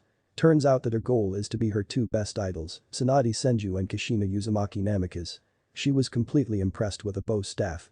Kurenai and Anko were proud that Sakura was completely admired with her sensei, and they were disappointed in Ami for being disgraced for being a kunoichi. Samui and Kari were admiring Sakura's skills in Bijutsu. If Samui or Kari will face her until the finals. And Kuritsuchi was quite impressed that the tree hugger girl did intense training. Mother wants your blood. Gaara had eyes shuttered with a wicked smile that creeped Temari and Kankuro about their brother's interest in the next victim in his list. At the arena, which made Ami nervous of how much stronger Sakura was. She tried to say that it was fluke until she felt a large amount of Kai burst and engulfed Sakura with her cold eyes. As Sakura made a stance by crouching down with the staff in her hands and as she focused her will until which made everyone shocked, including Sasuke of what they had witnessed. Sakura's chakra flowed around him violently, making a glowing yellowish color after a few minutes. She disappeared, leaving an afterimage and swung her staff into blinding arcs. Ami took the hits without a fight as she was hit from every side and chest as she kept swinging her staff like a maniac without stopping until Sakura moved her staff at the back for the next stage. Asura strike. Sakura yelled, swinging her staff upward twice. Then followed with a thrust her staff upwards like a spear at Ami in chest and abdomen, rapidly. Then the performer swung her staff again upwards that sent her in the air as she dropped her staff and performed a backflip a few feet away. 1. As she formed a horse riding stance, then deep breath and yelled to perform her martial arts sequence. I am invincible. Where Wamuteki Nari Sakura began her chant. At the observation platform, what was Sakura doing? Ino wondered, which as Guy leant against the rail with his eyes shuttered. Which made Guy recognize that enchanted. I've recognized those words. What is it, Guy-sensei? Lee asked. At the arena, my shadow skills are unmatched. Waga Cage was Ani Mananashi. Sakura continued. As the red aura engulfs her. At the observation platform, Shikamaru, Ino, and Chaoji, along with Asuma were in disbelief about Sakura's strength and power. Kurenai and her team, Kiba, Hinata and Shino, witnessed it with their fellow genin. That was enchanted by the long ancient taijutsu that was never seen or learned over decades. Guy explained, which made Lee shocked, as Sasuke had heard about Sakura's shadow skills. You mean? That's right. The legendary Taijutsu. Kurita style. Guy declared, which made everyone in this catwalk heard about an ancient Taijutsu that had never been seen for decades. Since then I've heard the only kunoichi who was the master of those Taijutsu was none other than her mother. Mibuki-senpai, the Seville. More importantly, I did not see her use it during the match with the stars while on a mission. Guy stated, eyes rolled at Kakashi. Kakashi, what did you know of Sakura's abilities? Kakashi shrugged and replied. I did not know about her skills during the Genin test. She didn't tell me sooner about now. Samui, Kari, Kuritsuchi, and Ajisai, the AIM kunoichi, were shocked by sudden information about that Taijutsu. Never thought that pink-haired kunoichi was completely skilled. What Tenten did not know about Sakura's mother was the Taijutsu legend like Guy was. You mean? Lee was talking about Sakura's power of youth. Yes. Sakura is the successor of her mother's title as the next Seville. Guy declared, which made Lee cheer. Gosh. I can't believe of how youthful Sakura-san is. Lee exclaimed as he pumped his fist on his face. I will become a perfect boyfriend for Sakura-san before I challenge who has her hands. If I do. At the arena, Sakura raised his fist. The power of my blow has no equal. Waga ichideki wa muteki nari. Then he raised his fist in the air that his fist engulfed with silver light energy. Then she disappeared with a blur as she appeared above Ami while she was descending in the air. Now Sakura is in the air by jumping high, very high, and performing a forward somersault. Karuta Rik Kasapo. Kurita style annihilation techniques. Now the Rosette's right leg is engulfed with energy. Take this. Sword. Sakura dive kicked at Ami's until. Slam. Sakura struck her leg on Ami's stomach, sending her into the ground before she made an impact. I'm not done yet. As Sakura drew back her fist. Shanaro. And gave one mighty chakra-enhanced punch to Ami's stomach. Boom. Creating a massive explosion from the impact. As the Kumo team had reminded them about their Raikage making his stupid concert by giving him a drop kick in his face. As the smoke clears, seeing Ami knocked out completely cold, with bruises and cuts on her body and face, broken bones on her ribs and limbs, and with her eyes rolled upwards. Had some blood on her cheek and a missing couple of teeth. This is for calling Kushina-sama a whore, and this is for calling Naruto-kun a freak. Sakura exclaimed with her frown, glared at the fallen Ami. While Sakura had her leg on chest. Then with smirking on Sakura's for satisfaction, she got her payback, knowing that she's already won when Ami won't be able to continue her career as a kunoichi. With flawless humiliation. You might as well call the match, Proctor-san. Katsura-san won't be able to continue. Sakura began. Especially if she cannot be kunoichi like her mother does. Paid appeared to check Ami and announced. Winner. Sakura Haruno. The crowds cheered for all the action and impressive recovery that the Academy Banshee had shown as a result from 2 months of real training in her team. At observation platform, Naruto, Ryu, and the Blonde Dragon's angels cheered with joy while Joe, Shiden, Hade, Tenshin, and Kakashi smiled. Tenten was gossiping about how she got some serious training with her bow staff. Ino was in complete disbelief of how Sakura acted like a true kunoichi. Since the Sakura, Ino had known she was a mask, hiding under her real Sakura. She brutally defeats Ami without breaking a sweat. Now Sakura completely stepped ahead of hers. How brutal the Rosette was. Shikamaru, Kiba and Akamaru and Choji were shocked, Niji scowled, and Shino just looked indifferent. Hinata had her mouth covered with how brutal it was. Sasuke was looking at her with lust and longing. This is definitely not the same Sakura from the academy. Shikamaru said out loud and received nods from his teammates and the other rookie genin. But the Hokage, Sarutobi was watching this poor example of kunoichi ability and was wondering how those girls from the academy like Ami had graduated from the academy. That's right, the damned civilian council managed to get control of the academy. Good thing that the shinobi council had managed to get control of the academy system after the retribution. At the arena, as Sakura had got her newfound weapon, the lunar staff. As she strapped on her back, she noticed the same baseball that Ami had wielded as she grabbed it until she saw the medics take her in the stretcher and then she called. Wait a minute. The medic stopped for a minute until Sakura went to the fallen Ami as she was holding the same bat. As she lifts it up until any medics are Hey, Gekko, and snap. Hiruzen, Hey, Gekko, and the medics were stunned for she did not finish Ami but breaking that bat in 2 places. They knew that bats had some history. And placed 2 pieces on her. And the Rosette said. Consider a message to a sane Katsura. But that, Sakura went back into the catwalk, which the medics could not hesitate to carry Ami away, appeared on the side of Naruto, which peeved Sasuke off a lot. Sasuke said. Back off, you dragon freak, she slam. Sasuke was interrupted by a huge amount of pain. He looked to see Sakura who had slammed him in the back against the wall. Everyone was stunned as they didn't see her move. She's fast. Guy, Kakashi and Lee thought the same thing. Along with the genins and others were shocked to see the Rosette was fast. Ino and Hinata were completely stunned about her newfound speed. Niji's eyes widen for if he will face her with that amount of speed. That speed is like Reikage-sama. The Kumo team thought. Turns out, it will be difficult for someone to have greater speed than the Yondaime Reikage. As Sasuke said, his eyes widened to see Sakura's eyes were cold. Which made him shaken in fear of how his fangirl did have a tight grip. Damn, she is like the Yondaime Hokage. But I've heard rumors about a soul master of an ancient Taijutsu in Konoha since I've heard about her mother who must have taught her that. Kuretsuchi thought. Yo thought he was amazed. Sakura was impressed. Mibuki. You had your title as a Sever had passed on that title to your daughter. I wish I could spar with her. Well, as Naruto's new angel. So if he doesn't mind. Hey, Tenshin thought, impressed. Listen, Uchiha. I don't care if you still want to go out with me. And for your information, I had declared betrothed with someone. Sakura declared, which made the fellow genins, and Sasuke was shocked by Sakura's declaration. As she let go of the Uchiha and went to the dragon group that slumps the Uchiha down. Sasuke growled, but slowly backed down. So, until Ino and many of the other rookies gathered around her and pestered her. Also a crying Lee cry of how Sakura had engaged to someone, while Tenten shook her and shrugged her shoulders were admitted. Sakura, how did you do that? Chaoji gasped. I mean we saw chakra surround you like ice cream, adding a choco syrup. How can you learn to use a bow staff? Kiba inquired. And more importantly, you nailed the Uchiha for good. Tell us how you did it. Ino demanded. You never told me that your mother was a ninja. You never asked, Ino.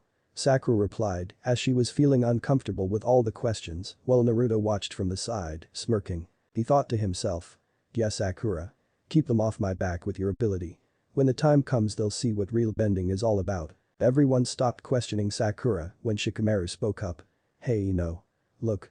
He motioned to the screen. Ino Yamanaka vs Samui. Ino and the others saw her name on screen and her opponent being Samui. Ino looked over, seeing it was the busty Kumo girl she'd been fighting. Since Ino never got a serious training like Sakura did had time when she saw her walking around the street with a couple of books in her hands. Go get her, Ino. Chaoji said. What he said. Shikamaru added. Okay, guys. Ino answered as she went down. At the arena, when the two met, Hade announced. This match will be between Samui of Kumo and Ino Yamanaka. You may begin. And so the two blondes engaged in combat using hand-to-hand moves. As Ino fought, she thought to herself. I can't lose now that Sakura secured a place in the finals. I have to fight hard. She threw all she had against Samui who was intercepting practically every move. At the observation platform, that's it, Samui. Carrie cheered. You can do it. Amoy called. Watching alongside the two Kumo shinobi was a man and a woman. The man had dark skin, short blonde hair, and wore sunglasses. On his back he carried multiple swords, 7 perhaps. The woman had blonde hair and a ponytail styled like a cat's tail. The woman smiled, comment. Samui will never go down that easily. The man nodded. Word up, Yujito. Samui's on the go. He rapped. The woman Yujito rolled her eyes. Save your raps for another time, B. She looked across from them and noticed Naruto as Dragon Nin. She gasped as if she was looking deeper inside and noticed this and asked. Yujito, something on your mind? B, you noticed that blonde Dragon Nin over there? She inquired before she was surprised to see them here complete in the exams. B looked over to see Naruto. Yeah. I sense this one is stronger than any of us. Yujito looked at him. Don't tell me you don't feel it too. B looked back at her and nodded, I do. His chakras are like mine and you. Yujito continued. But I feel another presence within him. I think Nibi told me that she smells like a reek of dragons. I feel it too. B agreed. And also there's Lucky 7. Yujito tensed and turned to see Fu before she witnessed Sakura match. It was intense. Before she and B were stunned about Sakura's power. You're right. Yujito said. Indeed, those two had a lot more peace than some other fool. He motioned to Gaara who had his eyes fixated on the match. At the arena, Samui continued to block Ino's moves and struck back harder than the blonde Konoha Kanoichi. She eventually spun and kicked into making her crash into a wall. The Yamanaka was so tired from throwing all she had against Samui, she had no choice but to call the match. Winner. Samui of Kumo. Hade announced.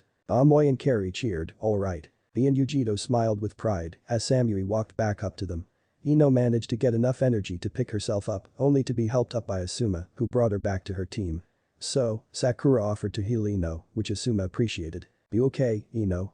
Chaoji asked. Sorry, guys. I tried. Ino sighed, shamed. Ino, you did all you could.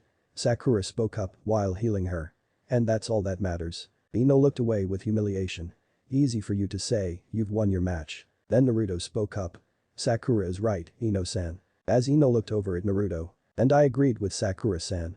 Hey, tension stepped in, then Ino looked over to him. You lost today, but that loss will make you a better shinobi next time you engage in combat.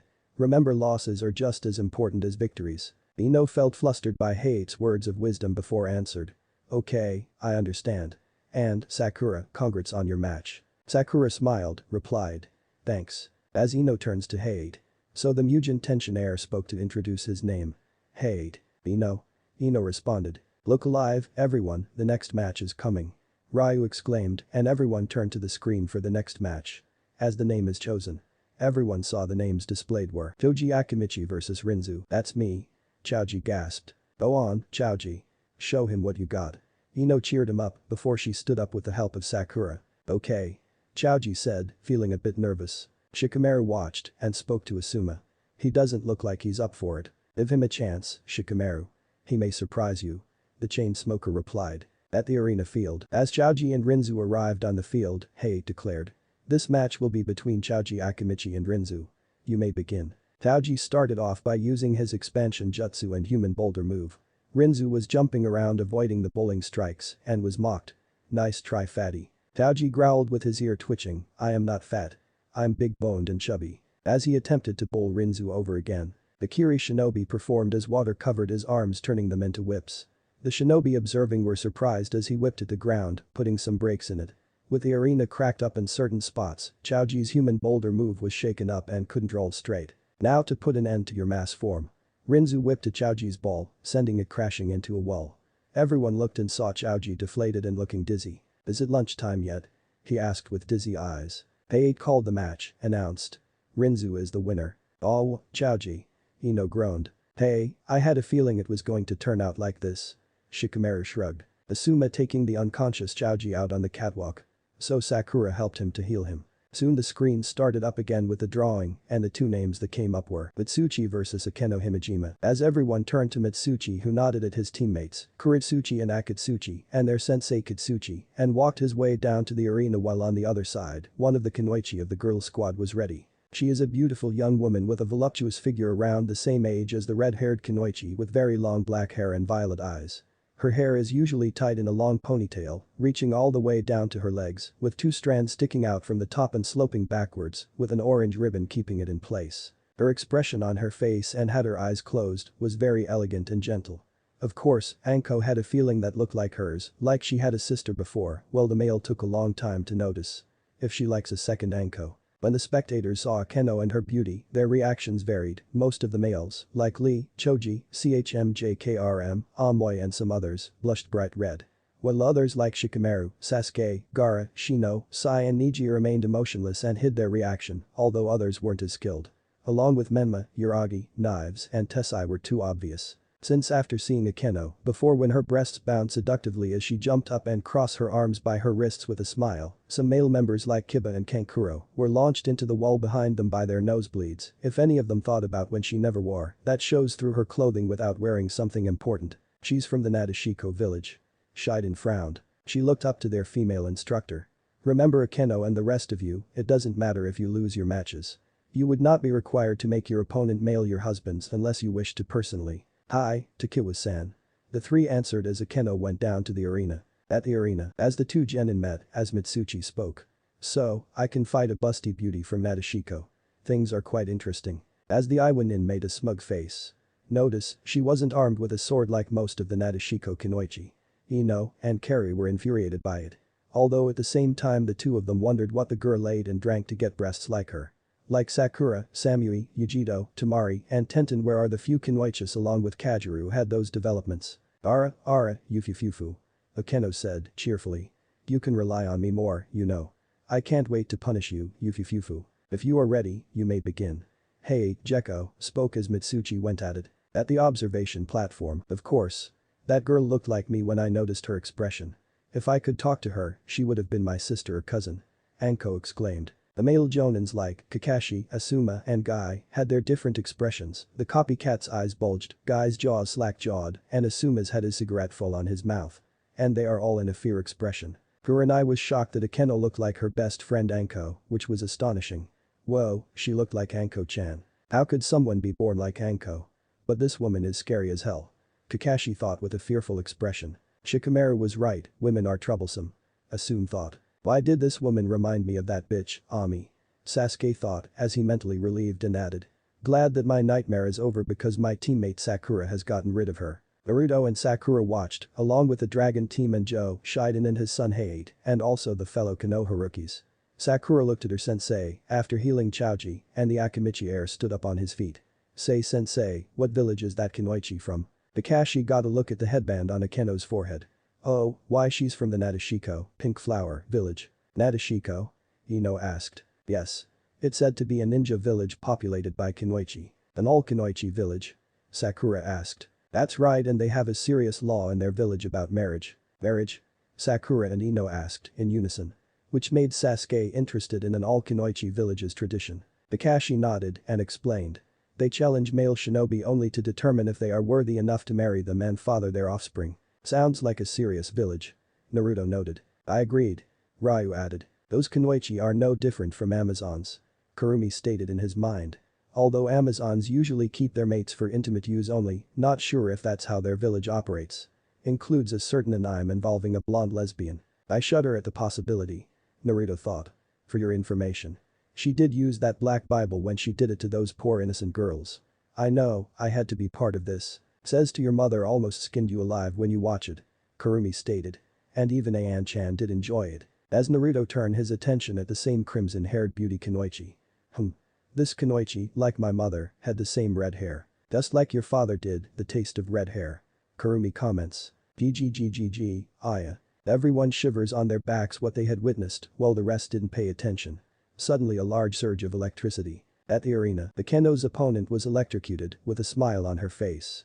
Ara, I don't like someone like you to take advantage of me, Yufufu. Her body was engulfed with a surge of electricity. While she is still smiling like a true sadist. Winner. Akeno Himejima of Nadeshiko. Hayate, Gekko, declared. At the observation platform, the same crimson-haired Kunoichi and the black-haired Kunoichi Shizuka applauded while Takiwa smiled seeing Akeno return to them as Mitsuchi was taken for recovery. Kuritsuchi smirked after seeing him get fried. And Akatsuchi felt pity for his teammate. And Kitsuchi was disappointed that the boy didn't control himself, careless and reckless. Just like his twin sister after all. This girl is good and clever, with a skill of Raiden that is better than any user in Kumo. Kakashi commented. As he mentally spoke in his mind. Kami no Rakudo-sama. She really is another Anko. Sandane was amazed that Kunoichi was impressed and even creepy too. I should have known that just like that purple-haired proctor. Sasuke shuddered. Well, Sai remained emotionless of how impressed this Kunoichi was. That girl is skilled like I was in Dari-sensei. Amoy stated. I know. I never thought that Nadeshiko Kunoichi was completely skilled in Raiden, lightning release. I wondered what skills she had stored. Samui said. Along with B and Yujito about her skills in lightning-based ninjutsu. The same crimson red-haired girl proud of how proud Akeno was, and also Shizuka. So with the black-haired Kunoichi glanced at the dragon nin, probably Ryu or Hayate. Now the remains on the match that haven't selected is the Black Spider Nins, Team Tarantula and Wolf Spider, 2 remain of Team 8, Hinata and Kiba, along with the Iwa team, Kuritsuchi and Akatsuchi after Mitsuchi got eliminated, as the rest were Kari and Amoy, Chaojiru, Watari, 2 of the Nadeshiko Kunoichis. The other 2 from AIM while Ajusai still analyzed the situation. Team Guy was still standing by, along with Kusa team, Shikamaru was the last member of Team 10 to compete, so the best to be patient, while the Black Spider Ninja were completely impatient. Now the board shuffled the remaining names and coming up was Osu Kanuta vs Kuritsuchi. The Iwa Kunoichi smirked and pumped. Yes. Osu said to himself. Finally, Naruto and Sakura squinted at Dosu knowing just what he was capable of doing from their battle in the forest. Tsuki had a problem with her ear while she fought Dosu and Zaku. When Kuritsuchi and Dosu met in the arena, Hayate spoke. This match is between Kuritsuchi and Dosu Kanuta. You may begin. The 2 took off and engaged into jutsu, only for Dosu to activate the in his gauntlet, releasing an unpleasant sound. Kuritsuchi groaned, exclaimed. What the hell is happening? That's the effect of my. Your ears can't take what they hear. Kuritsuchi quickly formed hand signs, yelled. Imton. Sakejim no jutsu. Lava release. Quicklime congealing, she spat quicklime from her mouth and managed to get it on Dog's gauntlet. What is this? Dosu demanded, seeing the substance stick to his arm. Now to spice it up. Kuritsuchi used water upon the quicklime and it started hardening like cement, making the gauntlet into stone disabling Dosu from using it. Without my gauntlet, I can't use my Dosu cried. Which means, the advantage is mine again. Kuritsuchi declared as she attacked Osu and used the same techniques to encase Dog's legs into cement, disabling his movement. Heiei, seeing this, knew to call the match.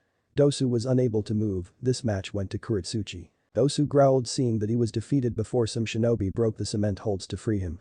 Dosu left without a word while Kuritsuchi went back up top. Sakura was confused. She said, Yoten. Sensei, do you think she also possesses like Haku-sen did? No doubt about it. Kakashi confirmed. As now the next match by the screen randomly chooses who will be. As the names has stopped, it reveals Tenten Higurashi vs Tamari. Tenten smiled with eagerness, while Tamari looked smug. At the arena, when the two met in the arena, Heiei said, this next match will be between Tenten and Tamari. Begin. Soon enough the weapons Kunoichi met with the Suna Kunoichi in the arena. If both participants are ready, you may begin. Heiei called. Lee and Guy already started cheering loudly for Tenten, who felt embarrassed by their constant ranting, but stayed focused. While Sakura cheered for her best friend, besides Ino. Tenten had tried to attack Tamari using basic shuriken but missed, which looked like they were right on the target who didn't even move or flinch. The bun-haired girl started releasing multiple weapons that rained down on Tamari, but like before they were all deflected. When Tenten was about to use her trump card, the Soup Sharyu, twin rising dragons, to unseal weapons from two scrolls that once again rained down on Tamari, but the Suna Kunoichi grabbed her giant fan and waved it, causing all the weapons to be repelled. This is boring. Tamari said, as she whipped out her huge fan she carried on her back and unfolded it. The fan? Ino asked. So that's it. Tamari's a wind Kunoichi. Naruto understands with realization. No doubt about it. Kakashi, not getting intimidated, unleashed her most powerful weapons attack on Tamari, but her wind was too strong. The Suna girl utilizing the wind element through her fan, enveloped Tenten in a wind cyclone, with a wind so sharp it started to cut through Tenten's skin. Tamari's end, as Tenten fell down with her back colliding with Tamari's fan. Heiei called the match, declared. The winner. Sabaku no Tamari. Hearing this, Tamari smirks in victory, she tosses Tenten in the air until she will hit several weapons that the weapons mistress had used to toss them. But the spectators, Tenten. Lee called. Seeing what Tamari was planning, Momiji acted quickly and disappeared with a gust of wind, then Lee jumped down with Guy as Tamari threw Tenten over to them with Momiji catching her in the air. At the arena, but when she turned around she saw Momiji glaring coldly at her. You got a problem? Tamari asked with an arrogant smirk. Yeah I do, I don't like sore winners, you had already won the fight and could have let Tenten fall and land on the ground.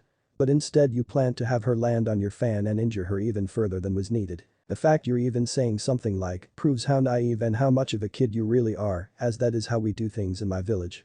Tamari stated with the same arrogant smirk on her face. Really? Well if that's the case, then it's no wonder Suna is at the bottom of the barrel and the Hayabusa, Kumo and Kiri are at the top since Konoha is in second place, especially with Kunoichi like you.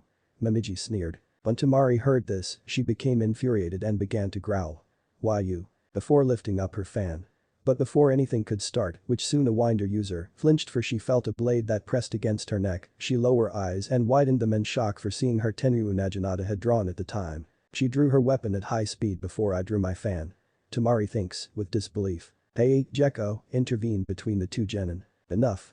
There will be no unsanctioned fighting here, both of you will return to your respected teams now. After a moment or two of glaring at one another, both Tamari and Momiji nodded. Fine. We'll finish this another time, Dragon Kunoichi. Tamari stated. Any time, fangirl. Momiji replied with a sneer when he saw Tamari glare angrily at him for the nickname she gave her, before she stalked angrily away to rejoin her team. S turned at Heiei and informed.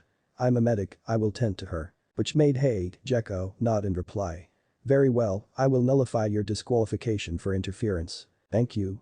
Momiji replied as she turned Tenten on her arms and she asked. Are you okay? Tenten strained. Yeah I'm fine, but my back. Hold still.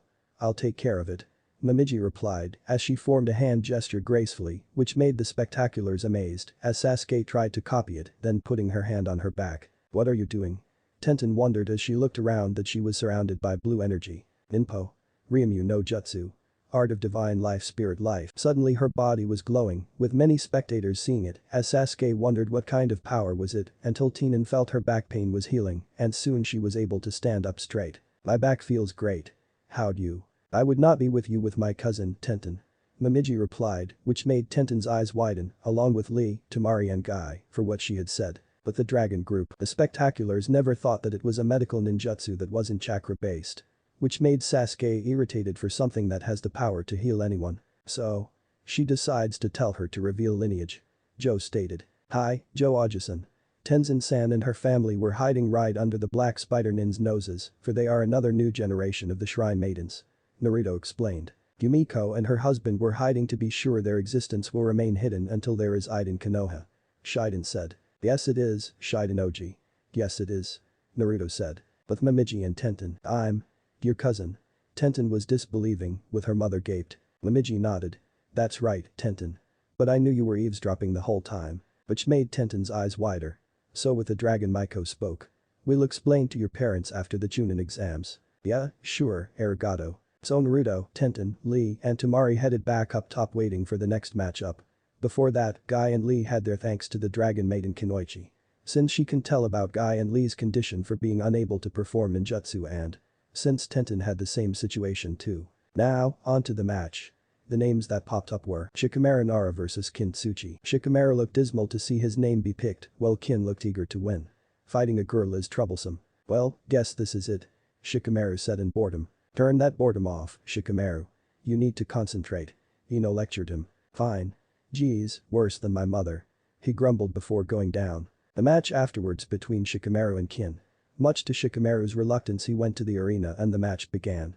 Kin was using a combo of threads and bells to distort Shikamaru's hearing and senses, but Shikamaru being the lazy genius that he was, used his family's trademark to catch Kin's shadow and forced her to knock herself unconscious. Shikamaru Nara is the winner.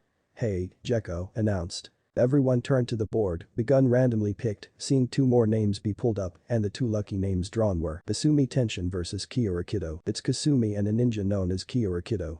Kasumi looked surprised and turned to someone for who her opponent might be until her gaze stopped upon the low-name Nin. Looks like you're up.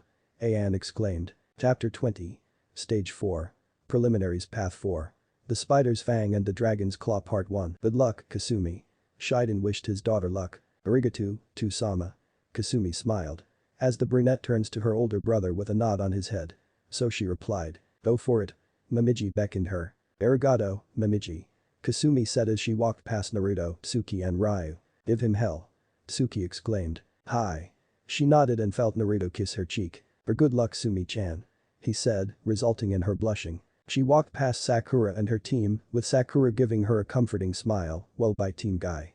While seeing Sasuke frowned at how if she's good, so was ignored by one of Naruto's angels. Hoping if he had time to copy her moves what she had stored, just like Ayan. Since she never showed any she learned, the Uchiha were able to copy them. But only to Jutsu and Incendiary. It's like the explosive tags that are placed in or any objects. Before Tenten's match, when Momiji healed her, he was completely unable to copy them. Until she needs to know the truth. As Ino notices Kasumi's choice of outfit before she and her team arrive, along with Naruto's team. Tenten was smiling with respect for Kasumi, she was grateful for having Momiji healed her, and the answers wanted to be revealed about her lineage, and Niji remained silent. If Niji heard about it, Tenten had a normal family of blacksmith and weapons shop owners. At the arena, Kasumi and the ninja Kiyo stood in the arena face to face. Since Kasumi noticed two umbrellas on his back on the left side, instead they crossed together. So you're the daughter of the Raijin of the Hayabusa village and also the clan head of the Mugen Tenshin clan? Kiyo asked. I take it you've heard of my clan? Kasumi asked stated. Who hasn't really? Like that girl, Ayan, was her name? I notice you bear the same name. Point taken. Kasumi replied. And that, she's my sister. I see. And don't think just because you're one cute girl, I'm gonna take it easy on you. Kiyo said. We'll see. Kasumi replied as she from her Tenjinmen of the Mugen Tenshin ninjutsu. If you both are ready, you may begin. Hey, Jekko, called. Kiyo went first charging Kasumi while he's making some hand signs, exclaimed. Mizurappa. Wild water wave. Kiyo gushes water from his mouth like a waterfall at Kasumi. As she was about to get hit, she disappeared with a gush of Sakura petals. What? Until he felt his neck got wrapped and then got thrown by somersault which he was hit on the ground and smack his neck and hit his face on the floor. It assumed that Kasumi is using Hishuenbu. She grabbed her opponent on the back and thrown it somersaulted that hits the ground and smacked the opponent on the back of the head that also follow up after hitting it which hit the foe's face. 1. As Kiyo stood, then shook his head as he turned to see Kasumi with her arms crossed. Damn you. Kiyo charged straight at Kasumi as he drew a pair of kamas, sickles, as Kasumi drew her wakizashi. At the observation platform. Whoa, you see that? Ino was surprised, witnessing Kasumi's fight with swords and kamas. When that water just hit, then suddenly she disappeared with Sakura petals. Troublesome, she just used a plain shunshin. Shikamaru complained. No, Shikamaru, this is a masterful shunshin, body flicker, like Shisui does. Asuma commented, which made her team turn to him. While watching Kasumi's match using the same move. Who's Shisui, sensei? Chaoji asked curiously, before he recovered from the attack by Rinzu. It's Shisui Uchiha. The Fire Guardian answered, which made her team shocked, for they heard about the person Uchiha had named, and Sasuke flinched because he had heard of Shisui before. Shisui Uchiha. Isn't he from the Uchiha clan? Shikamaru asked. Yes. Well, he wasn't like any Uchiha with arrogant ways. Asuma explained, which made Sasuke hear about one of the clanmates that he had heard of him. Shisui was noted to be one of the most talented members of the Uchiha clan. Really, just like Sasuke-kun. Ino stated, surprising. As Sasuke did not know what happened to him before the massacre. Since his brother before, he killed his clan one night. Sasuke was mentioned by Itachi to Shisui, whom he and Shisui were best friends with. You could say that again. His skills with a shunshin that gained him nickname as the Shunshin no Shisui, Shisui the body flicker, because of the mastery of the shunshin. But no one know why he committed suicide during the massacre. Asuma explained, as he continued. Well, you could say that he was. As his eyes rolled to Sasuke with an interesting look before he noticed, he shifted his gaze at the arena. He was the best friend of Itachi Uchiha. Asuma declared. Which made Team 10 along with the other genins from the respective hidden village heard about the S-rank missing nin, while Sasuke clenched his fist on the rail about his brother's name. With Sakura, she knew Itachi or Shisui weren't arrogant Uchihas like any other. She learned that Shisui grew up alongside Itachi Uchiha, becoming best friends and forming a brother-like bond. Was that necessary, Asuma? Kakashi said. I know they're curious about Shisui. Asuma said. Kakashi sighed, so he explained and joined Asuma's explanation. Shisui would often make practical uses of the Shunshin no Jutsu to fade out of sight, leaving no trace of either his presence or his destination. I heard from Ao-senpai in the past. Chaojiru spoke before he heard the conversation, which made the Konoha knew about, and also here is in the fact after Shisui committed suicide before the massacre. He was confronted by Ao-senpai, which left enough of an impact on Ao for him to clearly remember Shisui's abilities and his chakra signatures long after the event. As Guy joined their conversation while watching Kasumi's match, as the Taijutsu user explained. In battle, his speed was shown to be able to seamlessly dodge barrages of projectiles from his enemy and likewise outpace them. He was also a proficient Taijutsu user, being able to defeat Itachi in several sparring matches. Shisui's is like mine was amazed, he keeps his Sharingan active whenever he wants to deactivate it. Kakashi said that his eye on the other did not deactivate due to the fact it was implanted. Sasuke on the other hand about Shisui's abilities. As the Odo Jonin that he heard about Shisui. As he thought. So. Shisui Sharingan. I heard he can manipulate others' free will with a unique Manjikyu Sharingan. If I had not found Shisui's body at the depth of the lake that has his samples. But don't know what happened to his eyes. If I had a guess. A certain old acquaintance of mine probably had it. Anyway, let's continue to watch the match. The history lessons come later. Kakashi informed, which made anyone not in agreement. But the Iwa team, Kuritsuchi was amazed seeing Kasumi fight like a true Kunoichi as a dragon ninja. Whoa, she's good, I gave her that. I was hoping I could fight her or that Ayan girl. Kuritsuchi said. Kuritsuchi? You will not be underestimated with those dragon nins. Kitsuchi scolded me. Come on, Oyaji. I will never fall for something like that before I meet Yandame's son. Kuritsuchi said, which made Kitsuchi flinch. When was it? Kitsuchi asked, with a shocking look. It was 3 days ago when we argued with the Kumo nins and Kiri nins. Until Naruto-san arrived.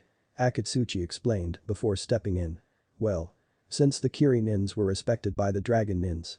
Well, the Kumo were dense enough to see a dragon ninja in our presence, except the red-haired girl with the Kumo were greeted. But it doesn't matter how we arrived at the tower first. So we decided to not make a move if any of us tried to face him. Kuritsuchi finished. After all, we can't fight him when his skills and chakra are massive. It will be suicide to lead us to losing any of our limbs. Which made Kitsuchi nod for agreement about the Ryu Nin, dragon ninja. It would be wise to leave it be. As he said. Very well. But be sure to face him with an honorable fight. As Kuritsuchi and Akatsuchi nod agree with their sensei father. So they continue to watch their match. But the Suna team, Tamari and Kankuro had watched a match, while Baiki, the son Sib sensei, was disbelieving and angered for someone that skilled as any shinobi can do. Turns out that it would cause a threat to its enemies. It will be a problem if someone uses Suiton under advantage if Gaara was foolish enough to use his sand. Well, this is a surprise. Kankuro said, as he and his Sibs watched. As Gaara's eyes shuddered, he found another prey for his kill list. Taojiro and his team were amazed to see Kasumi go. At the arena, Jekko was amazed by Kasumi's capabilities. Never thought since he and lover Yugao are users. But it turns out, since his teacher Kushina. After he heard the announcement that her son was alive. And also his and Yuago's teacher was a Ryukage of the Hayabusa village. He was completely upset, along with Yugao, about the Sandaime Hokage who made this village. He and his lover blame him for the village's downfall. He, Yugao, along with her team, considered Kushina as their older sister figure if she would stay in Konoha for sure. As Kasumi blocked the Kama's strike, as Kyo struck another Kama, then, again with bursts of Sakura petals. Again. That's it. I had that annoying Shunshin. Kyo exclaimed how annoyed she was when Kusami used her Sakura Shinshin. As he took an umbrella on his back, as he tossed it in the air, as he created a hand seal of a tiger. Ninpo. Jaro Senbo. Ninja art. Senbon shower. After which a hail of Senbon needles fell from above, where the aim genin then used his chakra to control the needles and had them attack Gaara from every direction. This match is mine, you cannot avoid my attack no matter what direction you take. Kyo declared as the hail of needles fell on Kasumi. As until Kasumi had smirked on her face, she created several hand seals, which Sasuke had time to copy. Sujin Heki. Water formation wall, Kasumi yelled as she gushed some water on her mouth as she created the wall of water around her. Which made Kyo's eyes widen when he saw that his attack was blocked by Kasumi's water wall. At the spectators, that was the most unique Suiton ninjutsu, instead of scroll or carry some water on the containers. Kakashi said. I would admit, she was as quiet as any ninjutsu like the Nidaime Hokage-sama. Since she is using the remains from water in the field since her opponent launched his. That's Kasumi-chan for you. Naruto stated, which quickly covered his mouth. Which made Kakashi amused. Oops, pardon my French. 2. Which made Kakashi confused about what's French after his verbal tick. As he smiles at Naruto. That's Kushina-ni's son. Anyway, since Kasumi-chan is the youngest prodigy just like you and Itachi. Naruto explained, which made Kakashi flinch in shock at the sudden information. And also Sasuke was mad because he heard about mentioning his name and his presence. Which Naruto ignores him. A prodigy like me? Kakashi said in a surprised tone. Yup, since her skills were excellent. Since she was more equal than Hade, no offense. Naruto said, before he said to Hade about it being unfair. None taken. Hade, tension, replied. Kakashi was completely astounded that their skills were like his own when he was young. After all, Hade was the best and the successor of his father, while Sumi-chan did her own path. Naruto finished. As he watched his angel fight. At the arena, as Kyo scowls of annoyance, he was careless since she had used the leftover water when he used his wild water wave attack. Before the umbrella landed on its owner, before catching it. As he took out another umbrella. This time, I won't miss it. Kyo exclaimed as he tossed both umbrellas in the air before Kasumi reacted. As she took out a new familiar kunai, which made Tenten curious for seeing her took it out as she folded into 3 and tossed them, which made the spectators shocked for seeing something that never seen that kunai before. Turns out that the kunai itself forms into 6 blades like a shuriken. It was a Fuma shuriken. At the spectators, a shuriken. Tenten exclaimed. Along with everyone else that witnessed a simple 3 were a 6-blade shuriken. Yeah, it's unlike the Fuma shuriken. Kage Fuusha, Wind Demon Shuriken, the Windmill of Shadows. But it's called the Fuusha Shuriken, Windmill Shuriken, which is a unique shuriken. Naruto explained. Since any variant weapons like Aonheim's Flash Kunace. And her Fuusha Shuriken was known as the Kunai Tempest. Naruto's right, but the first Fuusha Shuriken is just like that. Ryu was about to say, he took out a folding shuriken, then formed 4 blades that can be folded on top of one another by rotating them on the central axis. Like this one. Whoa. Tenten awed after seeing that shuriken. Not only that. It was also thrown like a boomerang. Ryu finished as he put it back in place. It does. Tenten exclaimed as she turned, which made her eyes widen, along with the others turn to see the fight. At the arena, just as Ryu predicted. As Kasumi's shuriken slices through his umbrella at high speed and then shuriken returns to its owner by catching it at the center. As she folds it. As 2 pieces of the umbrellas of Kyo fell on the ground, Ain was shocked in disbelief, which was witnessed by his other 2 teammates, about seeing their fellow teammate had his arsenals destroyed. Kyo cannot believe how his weapons were cut in 2 places, as he cannot forfeit and charge straight at Kasumi, as he drew his kamas again, until without knowing the situation that he had realized. So he waited if he guessed she had ninjutsu. He ran while the puddle around the arena, which made Kasumi gain advantage as she intercepted him, as Ryo slashed one of his kama left vertical, as she got the opportunity, as took out an acupuncture needle on her bracer as he struck his pressure point, which made Ryo agony as he dropped on his kama on the floor. He noticed she disabled his arm with a needle on his arm. 3. As Ryo was about to regain control his arm, as he had another arm, until Kasumi struck another needle on the other arm, which he had his other comma dropped on the ground. At the observation platform, "Are those acupuncture needles?" Tenten exclaimed. "But those were for healing puncture points, not meant to." "It was, but it's different." Hey, Tenshin said, which was the weapons specialist to the Mugen Tenshin ninja. "The same way as medical knowledge since Haku-san placed a fake death state on Zabuza during Nami. But, in the ninja's hands, it can be lethal. So, we use acupuncture needles the same way as." Hey, Tenshin explained. "Since it was used for close combat. And disables any movement points." Anko and Kurenai were surprised and amazed that Kasumi can use the same way as most skilled medics can disable points. At the arena, "Damn you, bitch." Ryo exclaimed, as until Kasumi and by grab shoulder and lift herself in the air by using the Kirizakura before she teleport as she struck the same needle on his neck, then disappeared with the Sakura petals and appeared behind Kyo with a frozen state. Calling out the match, he was unable to continue. Kasumi called the proctor. Hey, Jekko, got the point since Kyo was disabled.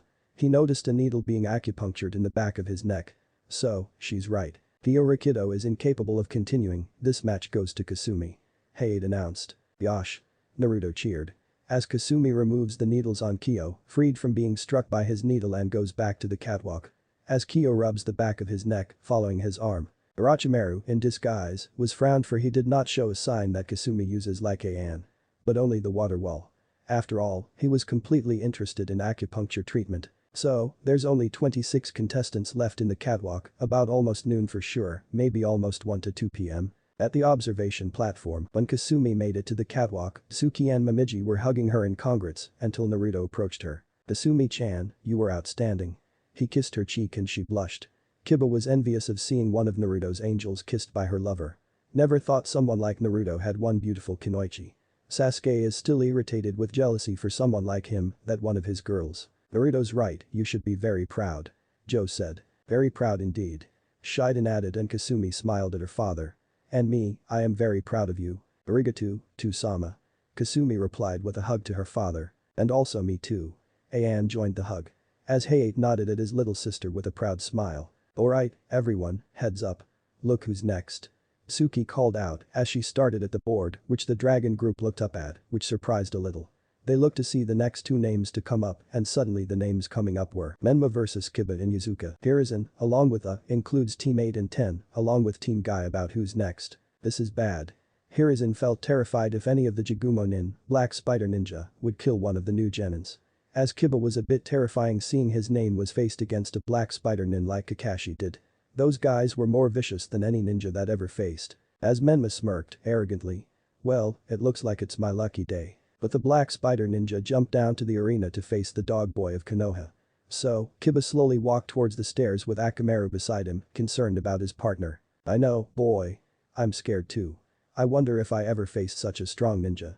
Kiba said to his white puppy. As he mentally added. "I hope I'm ready for facing a tough ninja." "Don't get confident, Kiba." "I meant it." Kurenai suggested. "Sure, sensei." Kiba replied. "Good luck, Kiba-kun."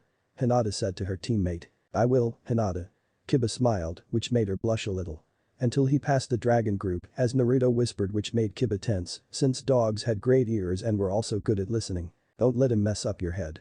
Otherwise, your life is wasted if you don't keep your emotions intact." What Kiba said is true, but the best is to never let his pride get to him. Since Sakura did act like a true ninja, he needs to act like one. At the arena floor, as Menma was completely impatient for his opponent and weakling to fight with. Things will get bloody. Until Kiba arrived at the arena, as they faced each other for sure. "About time you came around. If you and your puppy there had the guts to face me with that cowardly look of yours." Menma mocked. "Tough talk, asshole." Kiba spats out. He glared at him, but remained calm. So, a Konoha nin is a fresh out facing a Jigumo nin in history. Like Kakashi described. They are more dangerous than the Ryu nins, dragon ninjas. As Jekko was about to prepare the match started, as he turned to Menma and said. "If you dare prepare to finish him off, then I will not hesitate to step in to stop you, understood?" "Whatever." Menma huffed. "Good, are you two ready?" The proctor asked the two. "Oh yeah." Kiba exclaimed, since claws on his fingers were the only close quarters weapon on his arsenal. Menma just nodded, then he flexed his fingers on both of his hands on both sides. "Very well then, Menma of Yumigakure and Kiba in Yuzuka. Begin." Which the match starts, Kiba commanded. "Akamaru, stay here and stand by for anything that happens to me." That made Akamaru barked and acknowledged, hoping his partner knew what he's doing. As he brought his hands up into a tiger hand seal. Then he crouched down on all fours as their fingernails extended into claws, their eyes became more slitted, and all of their physical qualities became more animalistic. Ijuninpo. Shikyaku no Jutsu. Ninja art of beast mimicry. All fours. Kiba's became enveloped with chakra as the technique granted him with increased speed, strength, agility, reflexes, and endurance. So. The famed Inyazuka clan of Konoha. Menma started with a smirk. Well, this is getting interesting. Once he transformed, Kiba then disappeared in a burst of speed and reappeared in front of Menma and attempted to deliver a sharp elbow strike to his stomach. But before the strike could make contact, Menma disappeared in a blur, not unlike Kiba, and then reappeared to his left. Not bad, but you're still not fast enough to keep up with me. Menma as he reappeared and attempted to swipe at Kiba's exposed side. Fortunately for Kiba, he was able to avoid the attack by flipping sideways to the right thanks to his enhanced reaction and speed from the Shikyaku no Jutsu. After avoiding the attack, Kiba looked at his side for any injury. Luckily there was none, but he did notice that there were 2 slash marks on the side of his coat. When he looked back at Menma, he saw that his arm was armed with claws on his forearm. They're twin serrated blades between 18 inches blade and 8 inches wide, about the size as a wakizashi blade. Surprised. Unlike my comrades using those claws. Menma said, as he extracted his other arm, as he crouched down, with one claw on front in the right, as the other on the side, with his hands open. At the observation platform, Fenton had never seen those claws before, so they're retractable. She was awed because she had never seen it before. As Sasuke was frowned for where he obtained something like that. But the dragon nins, they had different expressions. Were silent upon seeing those claws, as Naruto and Tsuki turned to the black spider group with a staring look, which of course, they felt they had been stared at as they turned to them. What? Uragi was confused. We may be your enemies, but is it rather necessary for someone to have played AVP? Naruto said with a frown. But the wrist blades of the Tsuki added. Since she and Naruto did play or watch AVP movie before. Besides Assassin's Creed, there are interesting games they played and movies they watch in Tokyo. Hey, it's his idea to create that. Kajiru counter. While Takeshi wasn't interested. Knives and Tessai knew about that game. What username? Naruto asked. We don't want to know. Uragi replied. I see. Good point. Naruto replied with his eyebrow raised. Since he had those hidden blades that he created, he asked Muramasa to create those, but with help. At the arena, seeing this, Kiba narrowed his eyes and decided to go for a different approach, where he took out and threw several smoke bombs at Menma.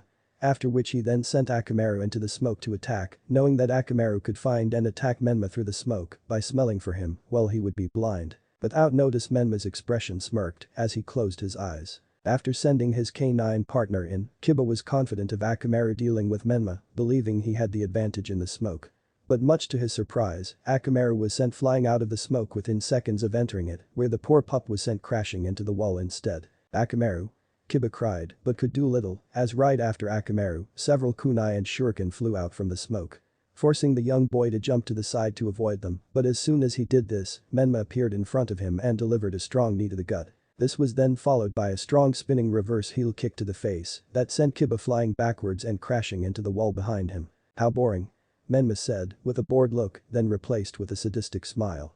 But, that better not be it Runt, because I haven't even gotten warmed up yet. But the Black Spider team, that hound never stood a chance against Menma-kun. Kajiru muttered. Seems so. Knives said, as he took out the revolver on the holster, then twirls it with cowboy moves. Then he holstered the revolver on the holster. This mutt never stood a chance. I agreed, dirtbag. Tessai replied. At the arena, after struggling a bit to get back up on his feet, Kiba was soon joined by Akamaru, who was limping after crashing into the wall. It seems we'll need to step things up a bit, Akamaru. Kiba tossed a soldier pill for Akamaru to eat and then proceeded to eat one himself. Akamaru's fur started turning red and he became much more viscous looking, while Kiba's own chakra doubled in strength. Seeing the state they were in, Kiba knew he had to go all out, where he then quickly took out some food pills and gave one to Akamaru and then took one himself. As the little dog suddenly became fiercer and growled angrily at Menma. So? That pill allows his little puppy to become feral when it grants him to double its strength. Menma thought, amusing. Let's go Akamaru. Kiba yelled, after which the now red dog hopped on his back as Kiba made a singular hand seal. Giju Ninpo. Jin Bunshin. Ninja art of beast mimicry. Man-beast clone. The dog on top of Kiba transformed into a perfect copy of him as they prepared for their assault. After Akamaru transformed, the two Kibas suddenly jumped forwards and attacked Menma, intending to finish the fight quickly. Acting fast, the young black spiky-haired Jugumonin flipped backwards to avoid the attack while at the same time throwing several shuriken at them, forcing them to jump away and break apart as he retracted his claws. Not to be deterred, the two Kibas charged forward and attempted to attack Menma from different directions. The first Kiba attempted to swipe at Menma from the left, which Menma easily sidestepped, after which he then sidestepped an attack from behind from the second Kiba, who attempted a claw strike from behind, where he then caught the outstretched arm between his right arm and side. After which he then swung him around and sent his crashing into the first Kiba who had turned around and tried to attack him again with another slash. Still determined, the two Kibas attacked together, where the first Kiba attempted a swipe, which Menma quickly ducked under and delivered another strong knee to the gut. Acting fast, the second Kiba charged forward and like the first Kiba, attempted a series of slashes at Menma with his claws, which Menma skillfully evaded without much difficulty, being part of the Black Spider clan. Proving that her speed and reactions were on greater than the two Kibas, despite their enhancements. As Menma jumped out in the distance and saw the duo, mocked. "So dog breath, what happens when you underestimate me? We're just getting started." Kiba growled, responded. Soon after, the two Kibas charged together again, but this time they began to spin around and move forward like two high-speed drills, where they both yelled, "Gatsuka. Fang passing Fang." Surprised by this, Menma barely avoided the two attacks by jumping up into the air and blocking or deflecting the attack. As acting fast, the two Kibas turned around and attacked Menma again, who once again skillfully evaded and/or blocked the attacks. Seeing that a direct approach wasn't working, the real Kiba took out some smoke bombs and threw them at Menma. After which they once again used their Gatsuka to attack Menma from multiple directions, who could barely avoid the attacks due to his lack of sight from the smoke. As the smoke dissipated, those watching the fight could see that Menma's uniform was cut up, torn up a bit, and he had a few light cuts on his body, while he had his claws crossed together to manage to deflect Kiba's attacks. While both his retractable claws crossed together to protect his mask without scratching it as he raised his head, which Kiba and Akamaru were shocked to see someone wasn't expecting. "That hurts," Menma said, with an obvious mood. Which made Kiba annoying since he was completely obvious for not taking damage from his Jutsuga attacks.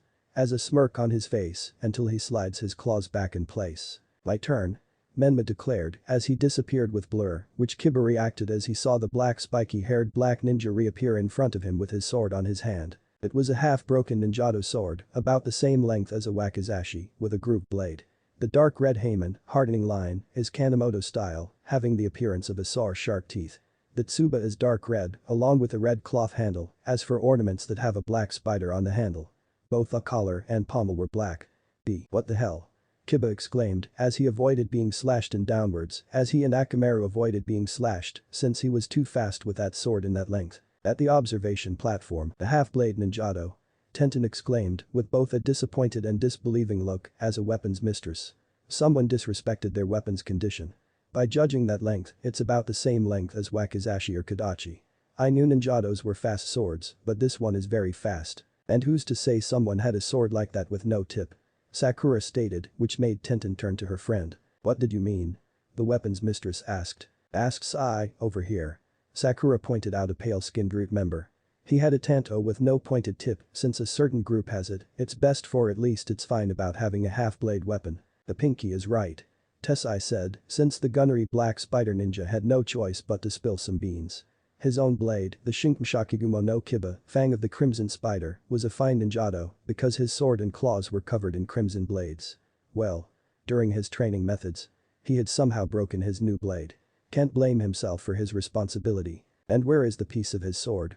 Tenten asked. "You'll find out," Tessai replied. At the arena, but the match Kiba and Menma had fought, as before the black spiky spider nin had extracted one of the claws on his right forearm. Since he was completely covered in cuts and also his sword and claws were covered of his blood. Joe saw the same stance as his rival of the Black Spider clan. As Kiba and Akamaru charged straight at Menma, he swapped his grip on reverse. Until Akamaru, in beast clone, then swap kicked him on the side, which his transformation didn't go off. As he backflipped kicked Kiba in the chin. Ibe flew backwards at the floor as second later, once he recovered, by somersaulted land on his feet and spun to see Menma swinging his half-blade sword at Kiba. The Inyazuka quickly grabbed a kunai and tried to deflect it, but the sword knocked the kunai out of his hand. As Menma keeps attacking, until he sees the beast-cloned Akamaru intercepts him, as he dodged him as well. As he grabbed him by the back of his collar and tossed him at Kiba, which hit him directly, backwards, landed on the floor. Kiba gazed at Menma had his weapons armed, as the Inyazuka heir was a bit cocky and should have head on like an idiot. This guy like me was hit by a boulder. Kiba thought. Better use the same tactics, again. Knowing that he and Akamaru will prepare their advantage, Kiba threw several more smoke bombs at Menma and prepared to attack. So? He'll do that again, huh? Since I will smoke has to my advantage. But. Menma thought as he sheathed his sword back on its sheath and extracted another claw on his left arm, then crossed his claws across his chest, then lowered his head and shadowed his eyes. It's foolish. As the two Kibas prepared to attack, he smelled him that he was on the same spot without a sudden move. He's getting desperate. Is this the so-called ninja of the Black Spider clan, hoping that he won't be able to see it within the smoke? Kiba thought confident, believing he had this match in the bag. Alright Akamaru, let's finish this. Kiba cried before he and his partner jumped up into the air and used their Gatsuka to attack again. But what Kiba and Akamaru didn't know was that this was Menma's plan to counter, for as soon as they entered the smoke-filled area. Until Menma's head jerked up, which Kiba and Akamaru didn't expect his eyes to see. Scree. An agony sound around the arena, which teammate was nervous, minus Shino, were nervous of what happened to Kiba. As Naruto noticed something he had felt an influence about Menma, being the son of Genshin that offered his blood to him, since being Joe's arch-nemesis. Now the smoke dissipated, which made everyone in the catwalk, minus the Dragon Ninja group, completely shocked, with their eyes in disbelief. Menma was completely shredding the skin off in the process. When he had finished, Kiba and Akamaru were off. The Meilin Yazuka and his fell from the air to the floor in a bloody mess. Menma had landed on the other side of the room, with his claws were covered in blood, and watched as blood seeped out onto the floor. He knew that he hadn't done enough damage to kill him and only caused enough pain to render him unconscious. It was finally over. Man. This guy is boring. Menma turned his head over his shoulder, with eyes that were completely bloody red. Hey, Jekko, knelt down next to the Inyazuka heir and felt for a pulse. He looked up and nodded to the medical team, signaling for them to take care of the downed genin. He walked into the center of the arena to make his announcement. Winner by knockout, Menma. Menma smiled sadistically and slowly walked up the stairs to be greeted with the smiling faces of his team and his brother's team. How merciless it was when he almost killed Kiba. Turns out, he stated that he wasn't worth his killings. At the observation platform, the rookies, including the Hokage, saw the fight, along with what they had witnessed. They can't tell what kind of attack Menma used, while Sasuke was irritated because he was unable to copy something like that. Kurenai and Hinata were staring in shock at what Menma had done to their student and friend. Shino had no visible reaction, but, for those who knew him, it was easy to see that he too was worried. Kiba was underestimated by him. This is how the true Black Spider Ninja was completely powerful. I should probably go check on him to see what kind of condition he's in. Kurenai thought solemnly. Hinata, Shino. I'm going to the infirmary to check on Kiba's condition. I shouldn't be gone too long. With that said, she disappeared in a swirl of leaves. The remaining members of Team 7 were deep in thought. So? This is the power of the Black Spider clan. Then what is the secret about their power? Sasuke was angry and jealous because both the Dragon and Black Spider clan were stronger than anyone like the Uchiha himself. Even though those weapons at their disposal were quite unique than any weapons like the Dragon Ninjas. If he will go to his clan's armory for something useful for him. So I was never expected to see one of the members of the Black Spider clan be so skillful than the Dragon Ninjas. Like the Nami wave mission that he was compromised on before he was sending messages to Danzo to inform about the identity of Naruto for being the heir of the Hayabusa clan. Sakura completely remained calm for the fight she had witnessed, since she knew Kiba was reckless and a bit stubborn, like Momiji when wasn't being a shrine maiden that she, completely like her own father, wanted to be a Kunoichi. I need some more training to face one of the Jugumo nins, if I'm ready. Sakura thought, with a sigh. Let's hope Kasan will give me more training for sure. Kakashi notices their expression, minus Sakura. He knew Sasuke was completely out of a hook for someone like Lee who disliked someone who is stronger than himself. So that if anyone will face his sensei's son. But it is better to be between a dragon and a spider. As the copycat sighed for what he got himself into. Team Guy witnessed how merciless Menma was. Beating Kiba in cold-blooded. Niji was terrifying for someone when he somehow activated his Byakugan. But his chakra signatures were complete. Demonic. Since he never saw a chakra that so massive. But Tenten were disbelief of those skills and Taijutsu with claws. This is how the Black Spider Ninja used both katana and wakizashi and claws along with other weapons like axes or sei. Lee could not believe its youthfulness, for those Black Spider Ninjas were completely skilled. He even thought that never seen he beat Kiba that he almost killed. He was fast at with those weapons he had possessed. Never thought of how dangerous they were. And as for Guy, since he understands why the famous Black Spider Ninja clan were. And they're deadlier than the Dragon Ninja of the Hayabusa village. Hiruzen had predicted how the Black Spider Ninja were. This is why things would be brutal if any of his shinobi were to be killed by any of the Black Spider Ninja. Itachi, the last of his team since his pathetic howling fangirl, Ami. And also his skilled root operative Kai was out during his match. Now this is why the Black Spider Ninjas were deadly assassins. Along with the team from Kiri, Suna, Kumo and Iwa witnessed the fight, along with Fu. And a few members of AIM and Kusa. Ujito and B felt the same influence about Menma's strange chakra signature as Naruto's. They would think about how feral that Black Spider Ninja was. Amoy and Kari were frightened if any of them would face any of the Black Spider Nins. And Samui had kept his cool for sure. Taojiro and his team witnessed that fight, even though his skills were fast. Now how can any of them fight like this? So much for sure that things were getting ugly for now. Kuritsuchi and Akatsuchi had witnessed so much blood. Menma had slain Kiba that he almost died from blood loss. Katsuchi had not hoped if after the preliminaries. Turns out, they aren't ready to face someone like the Dragon Nin. Fu on the hand did sense the same way as Naruto, B and Ujito did. Since she got the feeling that she'll fight against any of the Black Spider Nin, the best thing is she will fight any random opponent for sure. As for the rest, they don't want to know about what they think and they get the picture. Also Ajisai of AIM had witnessed that fight too. So she will report to her masters. But the Orochimaru, in disguise, he was completely curious of what kind of power the black spiky-haired Jagumo Nin was. Sooner or later, he'll find out. Turns out, all of his pawns were defeated. So the best to stay until he will check on his team. All of the Genin and Jonin senseis looked up at the screen in anticipation as it started sorting through names once more. Only a moment later did it land on the two names, Neji Hyuga versus Hinata Hyuga. This is an interesting matchup. Sandaime thought of Sandaime when she saw the names. When the members of Team 8 saw this, a worried look appeared on the members' faces. Before Kurenai had returned to the observation deck, she arrived in time after checking Kiba. Hinata. A concerned Kurenai and Shino thought. The next match was a family feud, Hinata and Neji of the Hyuga clan. It appears there were two branches of the family. The main and the branch houses. The branch houses were subjugated by having a seal on their forehead that when activated, gives them immense pain. Naruto frowned at this, no one should be subjugated like slaves. They had a bloodline ability that gives a 360-degree view of their surroundings. The match went poorly for the girl, being psychologically assaulted by her cousin. It was then that she found strength in herself and began her attack. They were equally matched in terms of hand-to-hand combat.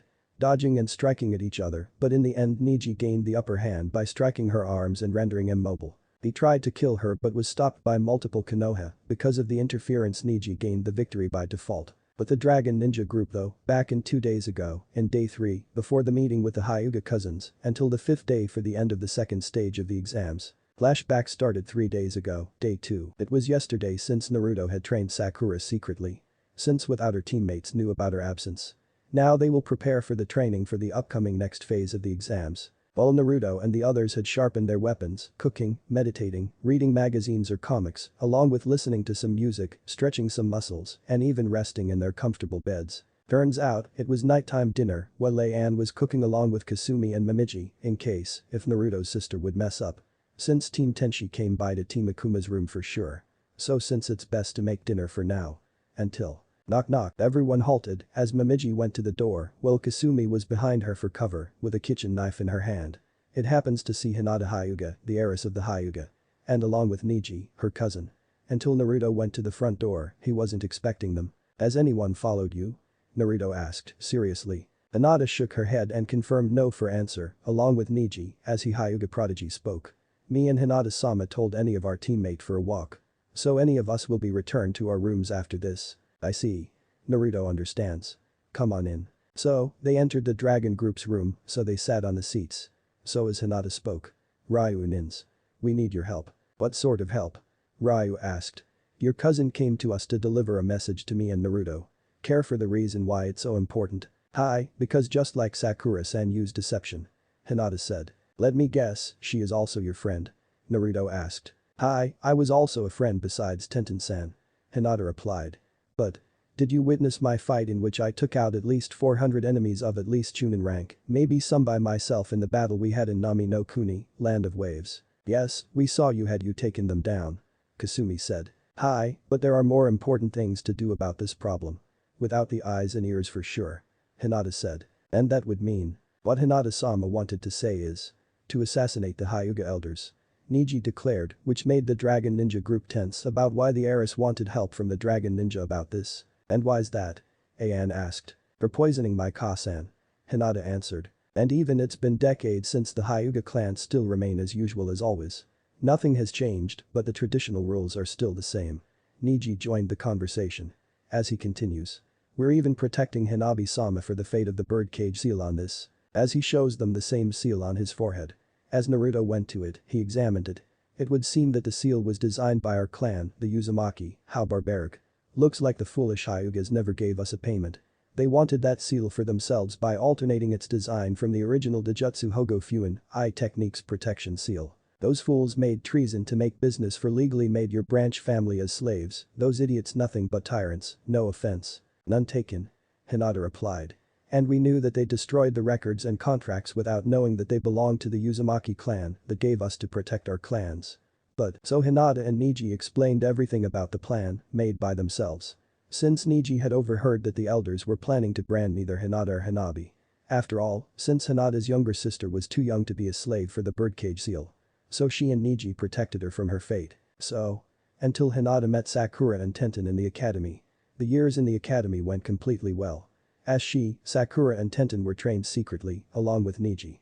After all, they made a plan in action like in the movies. Since they told them it was what happened. Now since Hinata pretended to be a timid shy Hyuga, while Niji acted arrogant after his father's death to make sacrifices. The Hyuga era somehow were told by her uncle and Niji's father, Hisashi. That is why since then the birdcage seal was prepared to protect the Byakugan from Kumo. But the tradition remains as usual. The Hyuga are too arrogant and short-sighted to believe that other styles would be just as effective. Sakura acted like a fangirl of Sasuke Uchiha to begin with. Since then, Hinata and Niji have kept in touch. Without anyone being suspicious, secretly gave a small message. Also Hinata wanted to free all the branch Hyugas like Niji from the curse seal. Since the arrogant Hyuga elders had broken the deal with the Uzumaki clan, they owe the Uzumakas a fortune in back pay plus interest for illegal use of the protection seal according to this contract. Those new seals ought to be worth at least a C-rank mission each. Not to mention the Hyuga clan certainly isn't hurting for money. They did use the Uzumaki clan's hard work to enslave the vast majority of their own family. Time after time, waiting for the right moment to strike, until then when Sakura was informed about Dragon Ninja of the Hayabusa clan. Well, one of them at least was Sakura's soulmate and also future husband, betrothed by her mother and the mother of her soulmate. Hinata guessed that Sakura's soulmate was Naruto right in front of her eyes. Sooner or later, they will remove the seal from his forehead. So, Niji will be the first to remove the seal. Within an hours of explanation. Hinata and Niji had explained the plan about this. Since Hate, Joe and Shiden went to the guest rooms a few days ahead for the end of the exams. So. They wanted to stop the elders for slavery and murdered any clan members for long enough. So. Ryunin's. Can you accept it? Hinata declared and offered. I want all of you to be part of the act. As silence for waiting an answer from the both leaders of Team Akuma and Tenshi. So Naruto closed his eyes with deep thought. So the best is to give an answer. Very well. The answer is. Flashback ended. That was just horrible. Tsuki muttered, Joe, Shiden, Hayate and Naruto nodded in agreement. Along with Aian's team. Indeed, to think their clan could be so cruel, especially to Hinata, she seems like a sweet girl. Joe replied. Dishonorable is what their clan is, they care more about reputation than family. I can tell Hinata is being pressured and ridiculed by her clan for having a gentle and kind-hearted soul. Naruto said. Hayate nodded. That boy tried to kill his own blood, that is unforgivable. Easy on E-san, we don't want you doing something right now. You cannot interfere with the tradition of the event of these exams. Kasumi reminded him. I know, Kasumi. We cannot dishonor our village's reputation. Hayate said. As Naruto and Ryu just smirked. I just hope that any of us get to face him in the finals. Ryu said. I agreed.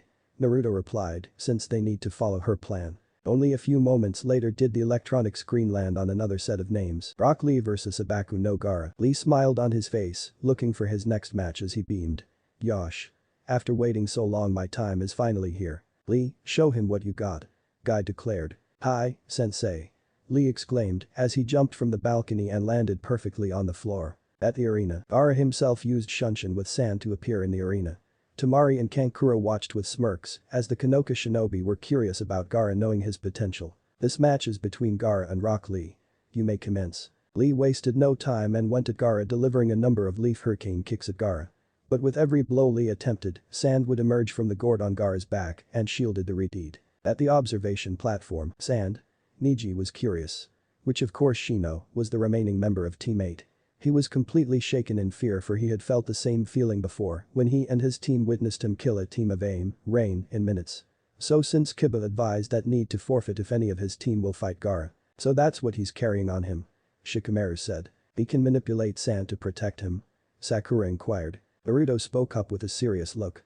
I have a feeling it's not so much he's manipulating the sand. Along with Ryu, Kasumi, Ayan, Momiji and Tsuki witnessed his potential. And they think of what Suna had contained. What do you mean, Naruto-kun? Sakura wondered. I think the sand is protecting Gaara as if it's drawn to him. What? Are you saying the sand itself is sentient or something? His girlfriend asked in disbelief. Something? Naruto answered, knowing he shouldn't blurt out his knowledge of Shukaku in the open. At the arena, Lee kept trying to strike at Gaara, but no matter how many moves he made the sand just kept blocking him. Guy seeing this spoke up.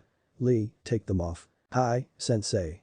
Lee acknowledged and removed his leg pads and dropped them, which made Temari amusing for pathetic heights that can fight Gaara, and Kankuro comment that it was lame, and the Black Spider Ninja group had on the same boat as Temari and Kankuro, well, since the weights had resulting in 2 small craters being left in the floor. Which made everyone shocked and surprised for a simple pair of meaningless weights now tossed on a side, were possibly closed as weighing near 1.5 tons. Just like the weight seals that Sakura had on it. Naruto whistled. Training with that many weights.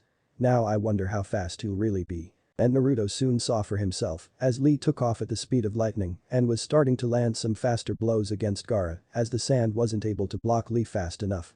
Gaara himself was also shocked to see Lee moving so fast. At the spectaculars, it's like he's moving at the speed of sound. Ryu was amazed at Lee's speed. Well, it doesn't look like it's doing much. Hey, Tenshin noticed his blows still weren't getting to Gaara. Seems the match was completely intense. Lee was a Taijutsu user with no control over Nin, and that was because of his condition. I studying it decided and announced. Lee opened the first gate. Nani, what? Naruto and Kakashi gasped as the one-eyed man turned to him with a shocking look. Guy, you can't be serious. I am serious, Kakashi. Guy confirmed. Are you talking about the Hachiman, 8 inner gates? Shiden said to refer to the most forbidden techniques. Which made his fellow Konoha genins curious about that. Sasuke was interested in that. Yes, I know I must be done. Guy said. What are you thinking, using it at a young age would have caused his life to be wasted. Kakashi exclaimed. What was the Hachiman you're talking about, Kakashi-sensei? Ino asked. The Hachiman are part of a ninja's chakra system. Joe began explaining. It allows the ninja to release 10 times the usual amount of power and speed. Unfortunately, such power comes at a price. As each gate is opened, the ninja only increases the damage to their body until it leads to death. When all 8 gates are opened, the ninja gains power that could surpass the Hokage's strength at the cost of their own life. What? The fellow genins gasped and were shocked about how dangerous it is. Sasuke would be better off if he wasted his life learning such a dangerous move. The Dragon Ninja group were completely aware of the most powerful and dangerous ability. You're willing to have your own student use something life-threatening like this? Ryu asked Jonin in shock. Young Ryu Nin, Dragon Ninja, this boy has a dream to follow, and as his sensei I made it my personal goal to help him fulfill that dream.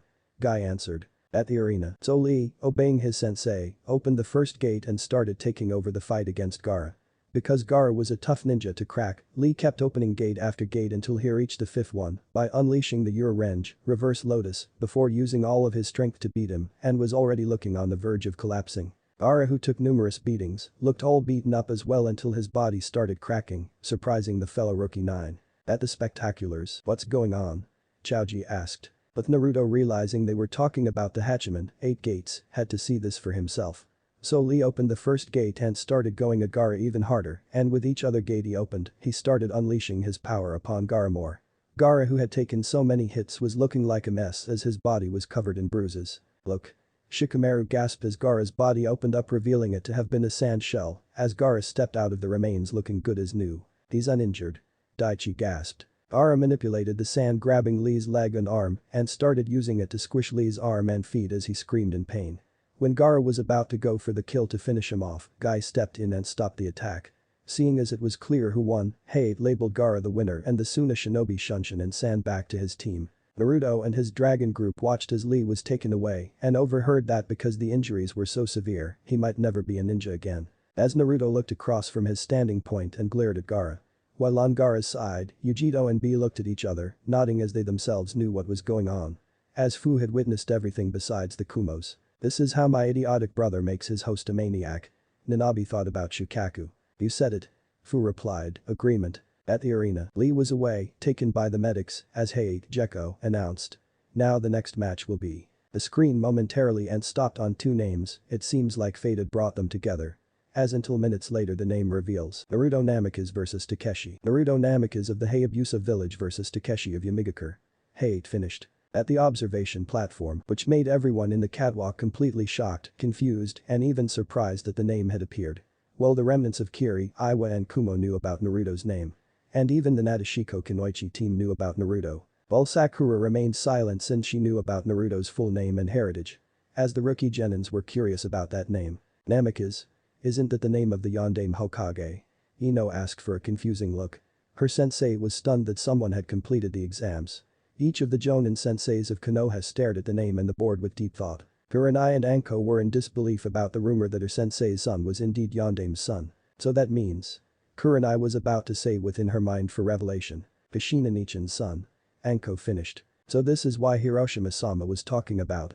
He had become the Ryunin in the first place when Oyaji messed up. Asuma thought. Until the upcoming finals after this. That means he will get the chance to meet him in person. Yondaime-sama's son. No wonder I noticed his blonde hair before the first stage of the exam started. Ibiki thought as he smirked. So. Ryunin was the son of the Yondaime Hokage. Daichi thought as he turned to the blonde dragon. I was shaking hands with. The son of the Yondaime Hokage. He remembers the written exams. As he took out the same hand that Naruto had shakes it. I would swear that name looked familiar, but that's the name of the Yondaime Hokage. Is he a relative? Sasuke thought in rage. Since that name is much bigger than the Great Itachi. Let's see how much stronger Naruto has been for the past 2 months. Kakashi thought so. Hiruzen stared the name on the board, this is why he wasn't expecting less. Terrifying to see if Naruto will face such a danger, if Joe said it is true that his former surrogate grandson wasn't the same boy he had grown up with. Sakura sighed and answered. This is why I was engaged to Yondaime Hokage's son. Ino flinched about what Sakura said, as Sasuke heard it, which made a growl about how his teammate, almost former, was engaged to the greater clan. Wait a minute. You mean that you're going to marry the son of Minato Namikaze, the Yondaime Hokage? Ino yelled with a surprising tone. Sakura nodded with a smile and replied. That's right, and also he had a twin sister too. You mean the Red Dragon Kunoichi? Ino refers to Tsuki, not like Kari and or Karen, while in the Namikaze compound with Ryuzetsu. Yup. Sakura replied as she turned to Naruto and his team. As she saw the gazes of Naruto and Takeshi, so with that, as they jumped down through the railing. The Kumo and Kiri team were excited to see the match, including the Nadeshiko clan to see if Naruto will become a suitable husband for any of the Kunoichis. At the arena, the two made their way down to the arena floor, meeting in the middle where the proctor stood. Hey, Jekko looked over the two fighters. Are you ready? He asked. Waiting for a response. Which made both Naruto and Takeshi stare at their eyes in silence, and he feels the Kai leak out, meaning that's the yes. Then it begins. As Heiei jumped back he couldn't get himself under the crossfire. It seems that fate has brought us together, Naruto Namikaze. Takeshi said, as he wore his face mask and hood. I don't believe in fate at all. Naruto replied. As he took out his new weapon, the Kyuubi no Shippo, Tail of Kyuubi, 9 tails, to test it out. Tenten was completely amazed by chain weapons like Kusurigama and or Kaiketsu Shoge. First time in that design is a blade knife. The Kaiketsu Shoge.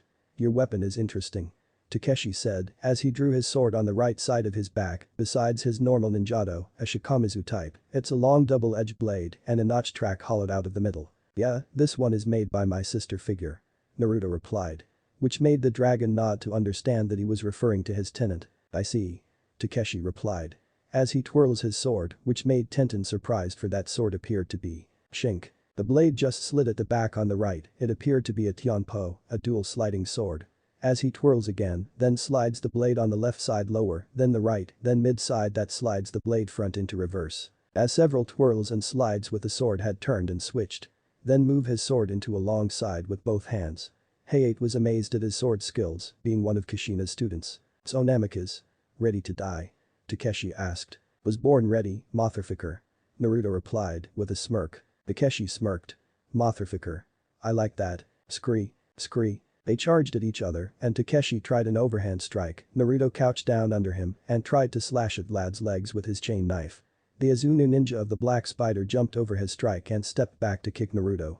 Naruto fell backwards, but got up quickly to avoid Takeshi's stab and backhanded him to the floor. Takeshi recovered and kicked him in the chest hard to make him go straight to the wall. Naruto pulled himself out and cracked his neck before charging Takeshi. The Izunu ninja met his charge and clashed in the middle, causing a crater in the middle of the room. The sword clashes with the chain of the Kaiketsu shoge that wrapped the blade. Unable to escape, the blade for pushed back. As with the blade knife on his hand, which is being blocked by Takeshi with his forearm to prevent Naruto from stabbing him. "You're good," Naruto said. As his eyes rolled to see a certain Uchiha in the catwalk to watch the match. Which made Takeshi notice his expression. "Distracted?" Takeshi asked, as Takeshi pressed a button that allows the blade slide downward to switch converted into reverse grip, then slashes him sideways by reverse spin, which made Naruto backflip to avoid the attack. "Let me guess, be sure if that Uchiha fool will copy our moves?" Takeshi asked. "You would say?" "Yes." Naruto replied, as he couched down with his Kaiketsu shoge, then imbued with wind chakra, and unleashes a large burst of chakra float around him violently, making a glowing yellowish color after a few minutes, and the blade of the Kyuubi no Shippo. "After all, I spent 2 to 3 days training with a new technique in Bukijutsu, weapons technique. Zenrashi. Wind release. Slicing Tempest, Naruto unleashes the rapidly spinning blade at high speed, as Takeshi had time to dodge its lashes, until the blade itself slashes the arena floor. A1. Takeshi follows the blade knife and chain's movements, then deflects with his sword, which slides into the twin blade mode. Causing their blades to spark from the intensity of their hits. At the observation platform, most spectators were amazed by the fight, as Tenten hoped she wanted to get her own the same Kaiketsu shoge liked. Baki, along with Tamari and Kankuro, were amazed about Naruto's Kaiketsu shoge like the Jimim, or rope dart, that they had in Sano or which shinobi village that they had. Chaojuru was awed about that fight, along with Kumo, and the remaining Iowa team were completely amazed. But Hiruzen Sarutobi had finally understood that Naruto wasn't the same boy he had known. Hope he guessed right from what Joe said. He noticed his eyes were cold and merciless. "This is one intense battle. Naruto-kun is amazing," Sakura said, with an odd look. "This is the result of the conflict between 2 rival clans, the Hayabusa and Jagumo clan." As the Rosette sighed and muttered. "I'm counting on you for this, Naruto-kun. You better win this." Sasuke gripped the bar, seeing the fight between 2 strongest ninjas. That Takeshi character is strong, and the Naruto person with the Namikaze name is the one fighting him. "Why am I always so weak? Why does he tend to defeat every strong person I meet during the mission in Nami wave? Why? I am an Uchiha, I have Sharingan, I have hatred. So why am I still so weak when that dragon ninja along with his group has no hatred and a stupid bloodline and name of theirs?" Kakashi noticed his student's expression, then he sighed and thought. Sasuke. He must be jealous of Naruto's strength along with the others. Itachi has done a number on you. Whoa, he's good. Fu thought. No wonder why he is good. Not to mention I've known Kurumi Ni's host did a good job. Nanabi thought. Wait. You mean he's like me? Fu exclaimed while watching the march. How can you tell? I've sensed her chakra in that Kaiketsu shoge. That weapon is her giveaway. Chaume replied as she noticed Naruto still attacking by spinning and tossing the blade knife at Takeshi while dodging. I thought Konoha has the Kyuubi. Fu wondered. They do, but it seems he doesn't like Konoha like we were. It seems the Hayabusa village had him away from this village. Lucky 7 thought. Guess blame those foolish villagers in Konoha mistreated him. I see. One more thing. Do your brothers or sisters offer any of us some weapons? Fu said. We do, since Kurumi-chan had upgraded the Kaiketsu shoge into the next level, Fu. Chaume thought. Did you want to be like him? Sure. So. Where do I start? Fu asked her. After the exams, find a suitable weapon for your taste, be sure to encounter Kurumi-chan's host.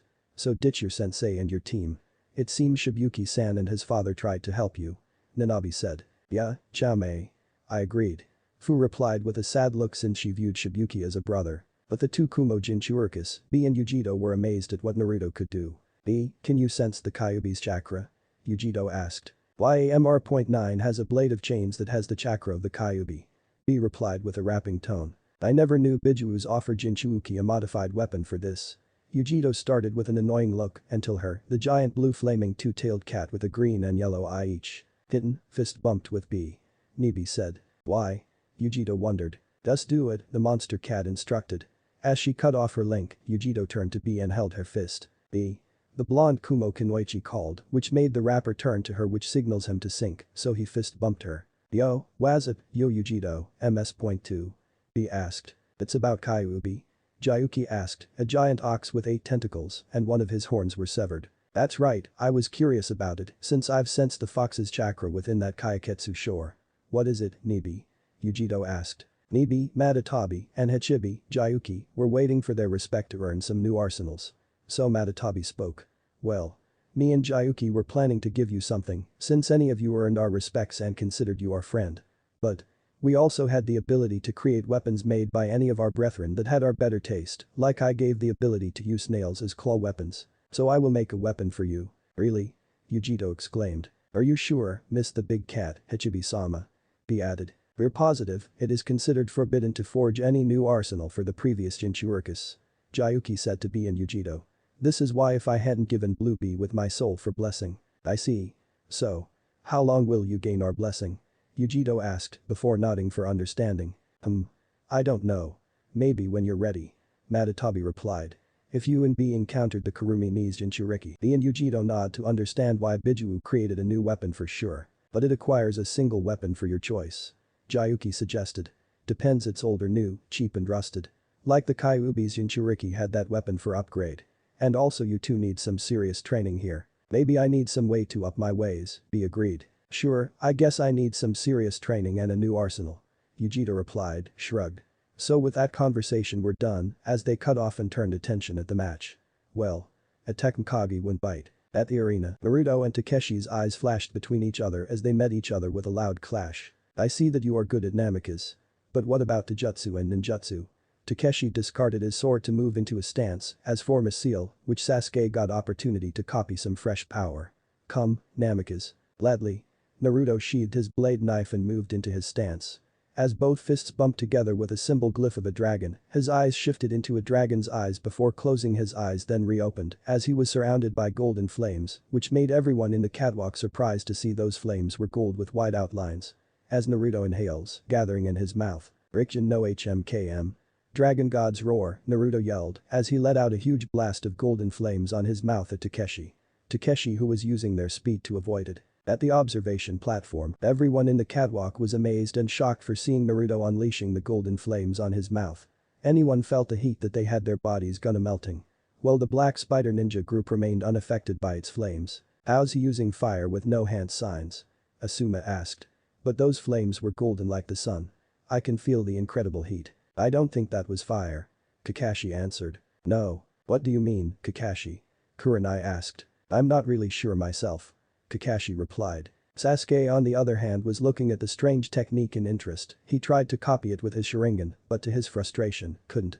As he thought, angrily. "What is that and why can't I copy it?" "I can answer that." Joe stepped in to give them an answer. Which then turns to the White Dragon Ninja. Which Sasuke wants to know. It was part of Naruto's bloodline, since those flames were like the heat of the sun. Joe explained. It was the flames of the divine dragons, 12 of the greatest protectors of humanity who were considered deities to the dragon lineage. "So? You mean?" Asuma was about to say, as Joe spoke for his correction. "That's right, like Kushina, myself, along with my son Ryu, and Raikage's children Naruto and Tsuki, had possessed the blood of the Ryujin. This is why the main and second branch of the Hayabusa clan were offered by the dragon gods." Joe explained. Since the divine dragon's flames were holy it can replenish and purify evil since the eons passed since the divine dragons were still alive. But the information kicked in, Sasuke had his jealousy more because the clan had the most powerful bloodline better than the Sharingan of the Uchiha. It's unfair just like the Mokuton of the Senju. Since he tried to get power without a second thought, since the civilian council had tried to get the shinobi side wasn't interested, -2 that they weren't able to help. Even those weapons were powerful too, just like the famous Kusanagi. All the training that he had afforded that he needed to find more power since his bloodline wasn't enough.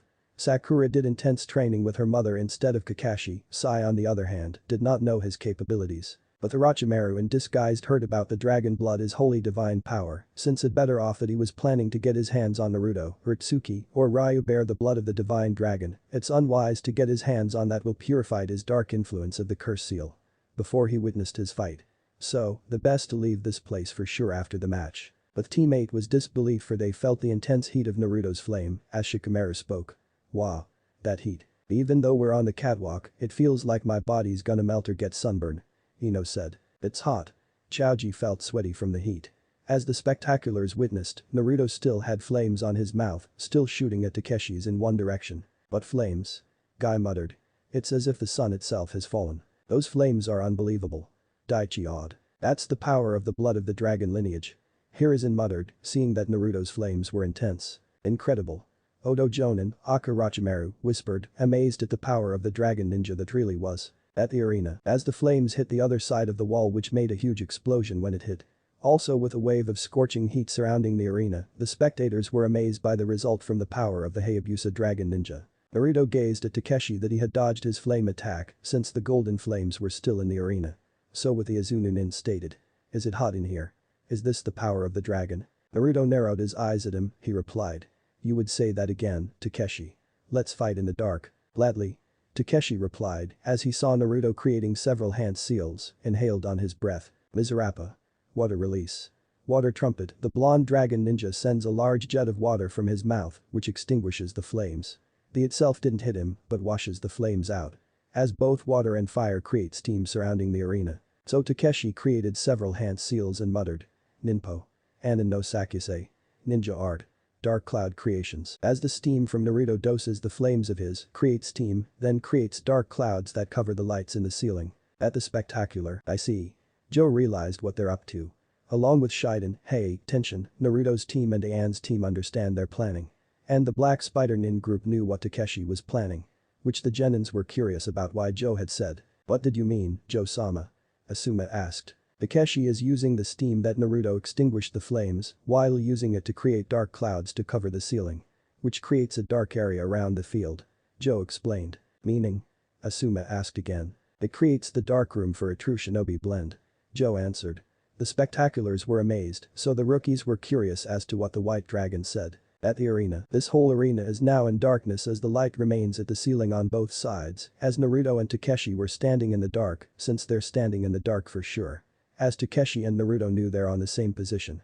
While Hayate remained standing in the center of the arena before the proctor snapped his fingers which switched on the spotlights at the statue of the hand seal. Whoosh. As the wall flames surround the arena on the side, which gives them light, which reveals themselves.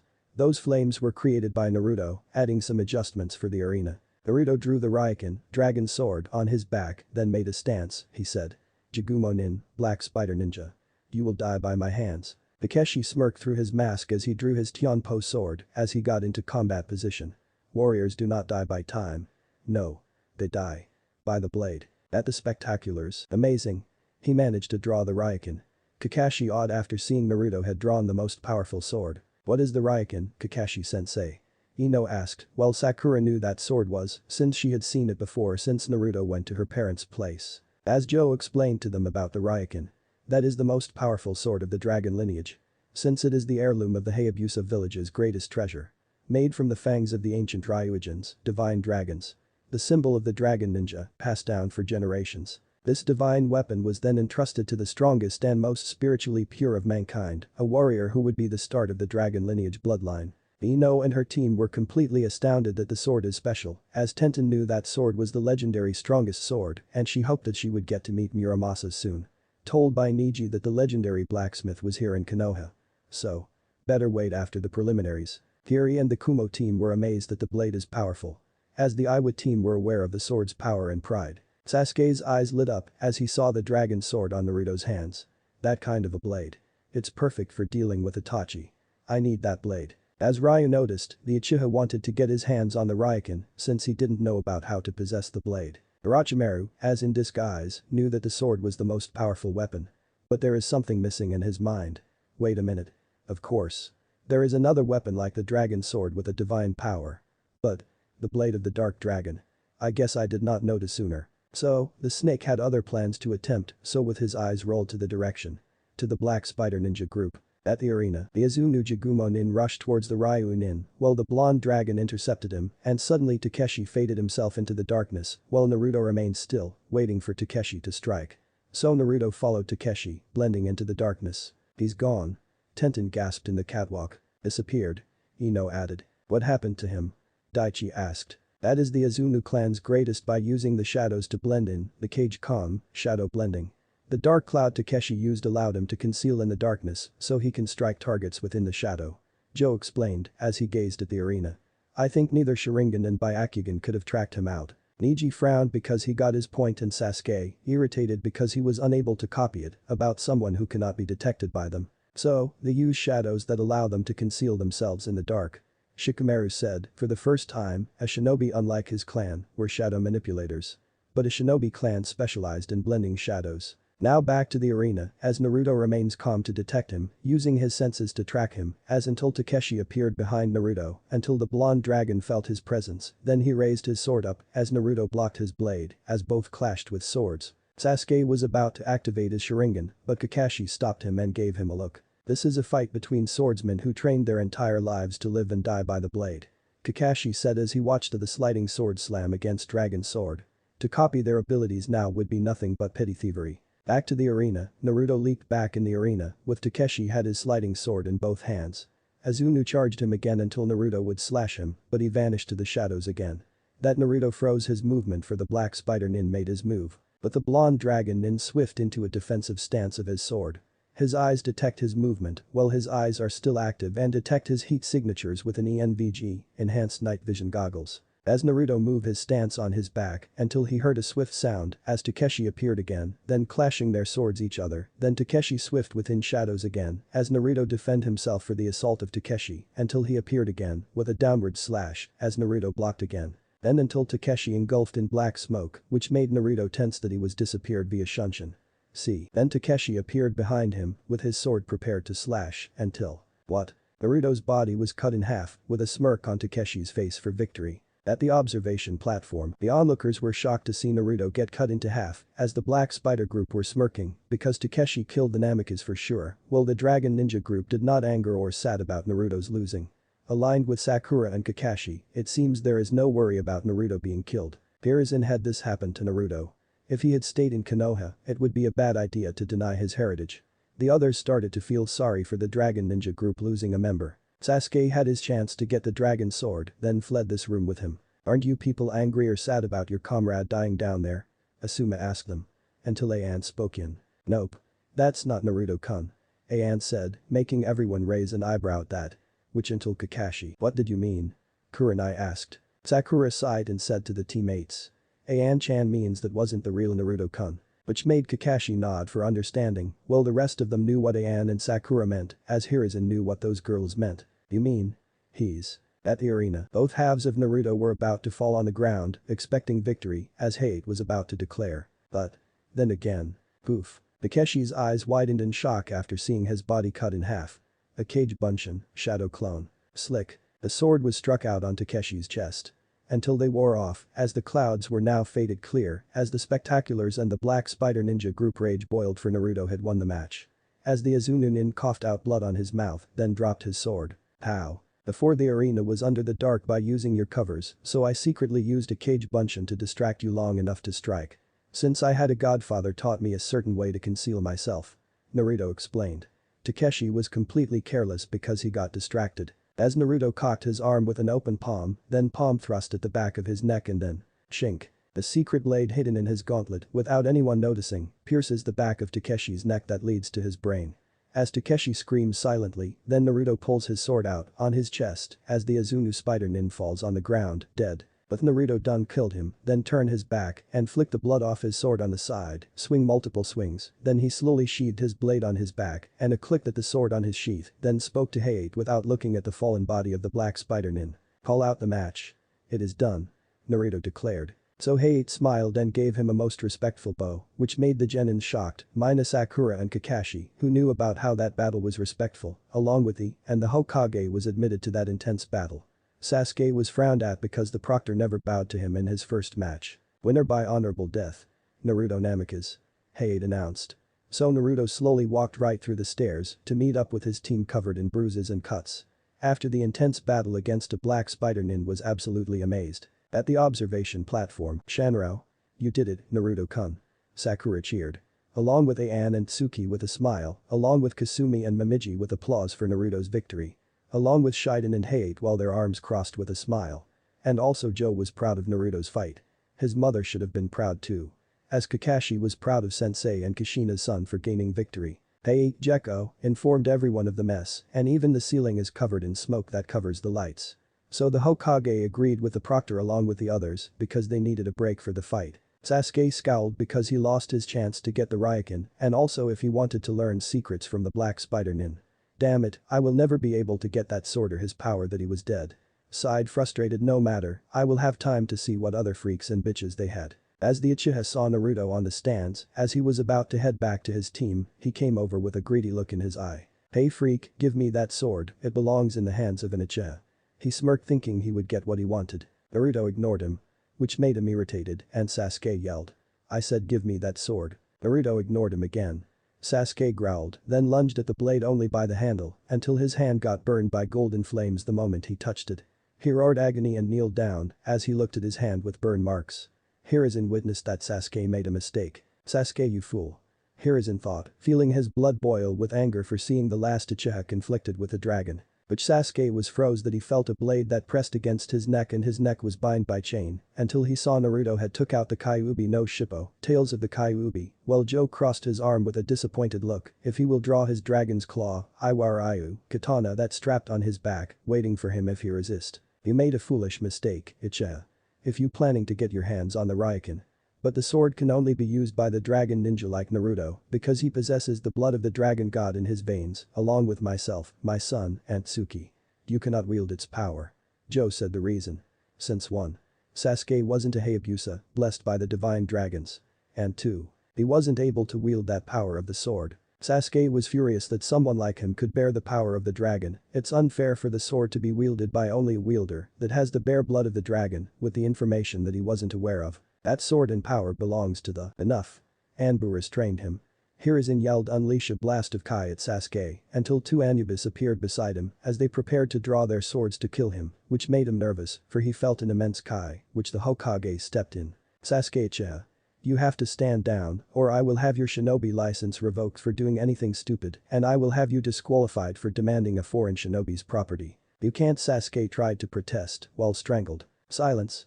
The Hokage exclaimed that Sasuke was more terrifying and he continued with a disappointed look. "I don't care if you're from the Uchiha. And who's in charge in this village? Is it the civilian council? Is it the elders? No. I am. I am the Hokage and I am the law here. If you interfere with the tradition of the Chunin exams, then exams will be cancelled. Then the fire daimyo will hear about this. Your actions nearly ruined our village's reputation, then he will order us to take away your clan name, fortune, everything will be revoked and liquefied. And even he will have your head if you dare." Which made Sasuke get the point about if the fire daimyo will take away everything. Since killing him was a bad idea if he dared threaten the Hokage or the daimyo. Then his chances for revenge will be taken away, forever. Since the village Konoha was completely punished by the Hayabusa village, since he was completely unaware about the retribution. Kakashi was signed for Sasuke's behavior for stupidity and he made a terrible mistake in front of the Hokage and assaulting the Dragon Nin. If he would have been killed by the Dragon Nin, the Uchiha clan would be almost extinct and executed since Itachi is the last Uchiha as well. At the moment, everyone in the stands except Sakura, Kakashi, and the Dragon Ninja group were thinking the same thing. How could anyone be that stupid? You don't openly threaten the Hokage and the village in our presence, surrounded by no less than 9 or more witnesses, several of that village. Kiri, Kumo, and Iwa had witnessed that Uchiha was completely stupid if he would interfere with the exams by assaulting a foreign shinobi team. Then Konoha will keep losing the rate of reputation, then almost revoke its status as a shinobi village. And also the Black Spider Ninja group knew what had happened to Konoha. The comment about the Uchiha was so foolish stupid. They're completely amusing because the Uchiha had made a mistake, minus Yukio Mishimi, since he gathered the body of the fallen Takeshi.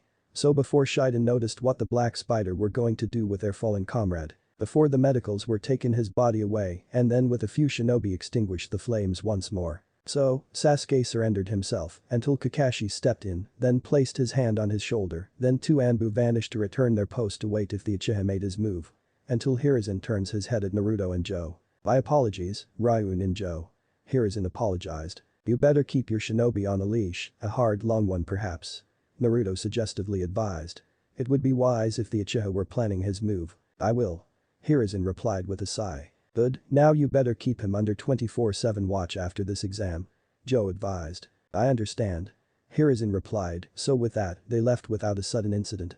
To avoid getting disqualified, if any of the foreign shinobi teams were to leave Konoha and inform the daimyos of Wind, Earth, Water and Lightning about that incident. Naruto had arrived back to his team with Joe, then he sat against the wall as Sakura and Ann came over to spread an ointment on his injured side along with medical ninjutsu by Sakura and gave him a kiss on each side of his cheek. "There's your reward, Naru-kun," Ann said. "Same here," Sakura added as Naruto smiled as the ointment soon did its work along with the help of Kurumi.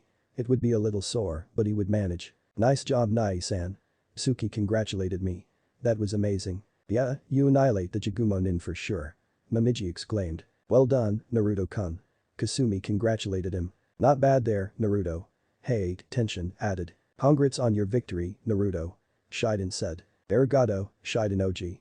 Naruto replied, with a smile. On the other side of the arena is the same red-haired Nadeshiko Kunoichi, along with Akeno, and lastly is also a fellow Kunoichi with long black hair and a ponytail and green eyes staring at Naruto.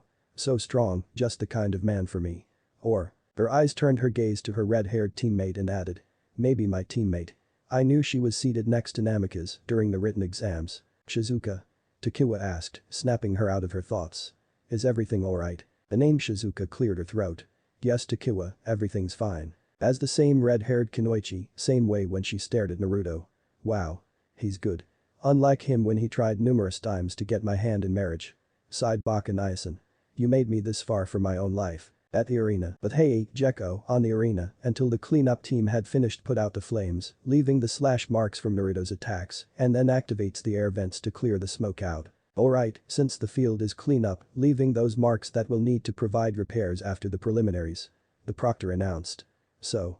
On to the next match. As the proctor's words were called out, the screen lit up again, where it went through the remaining names to see who was next to fight.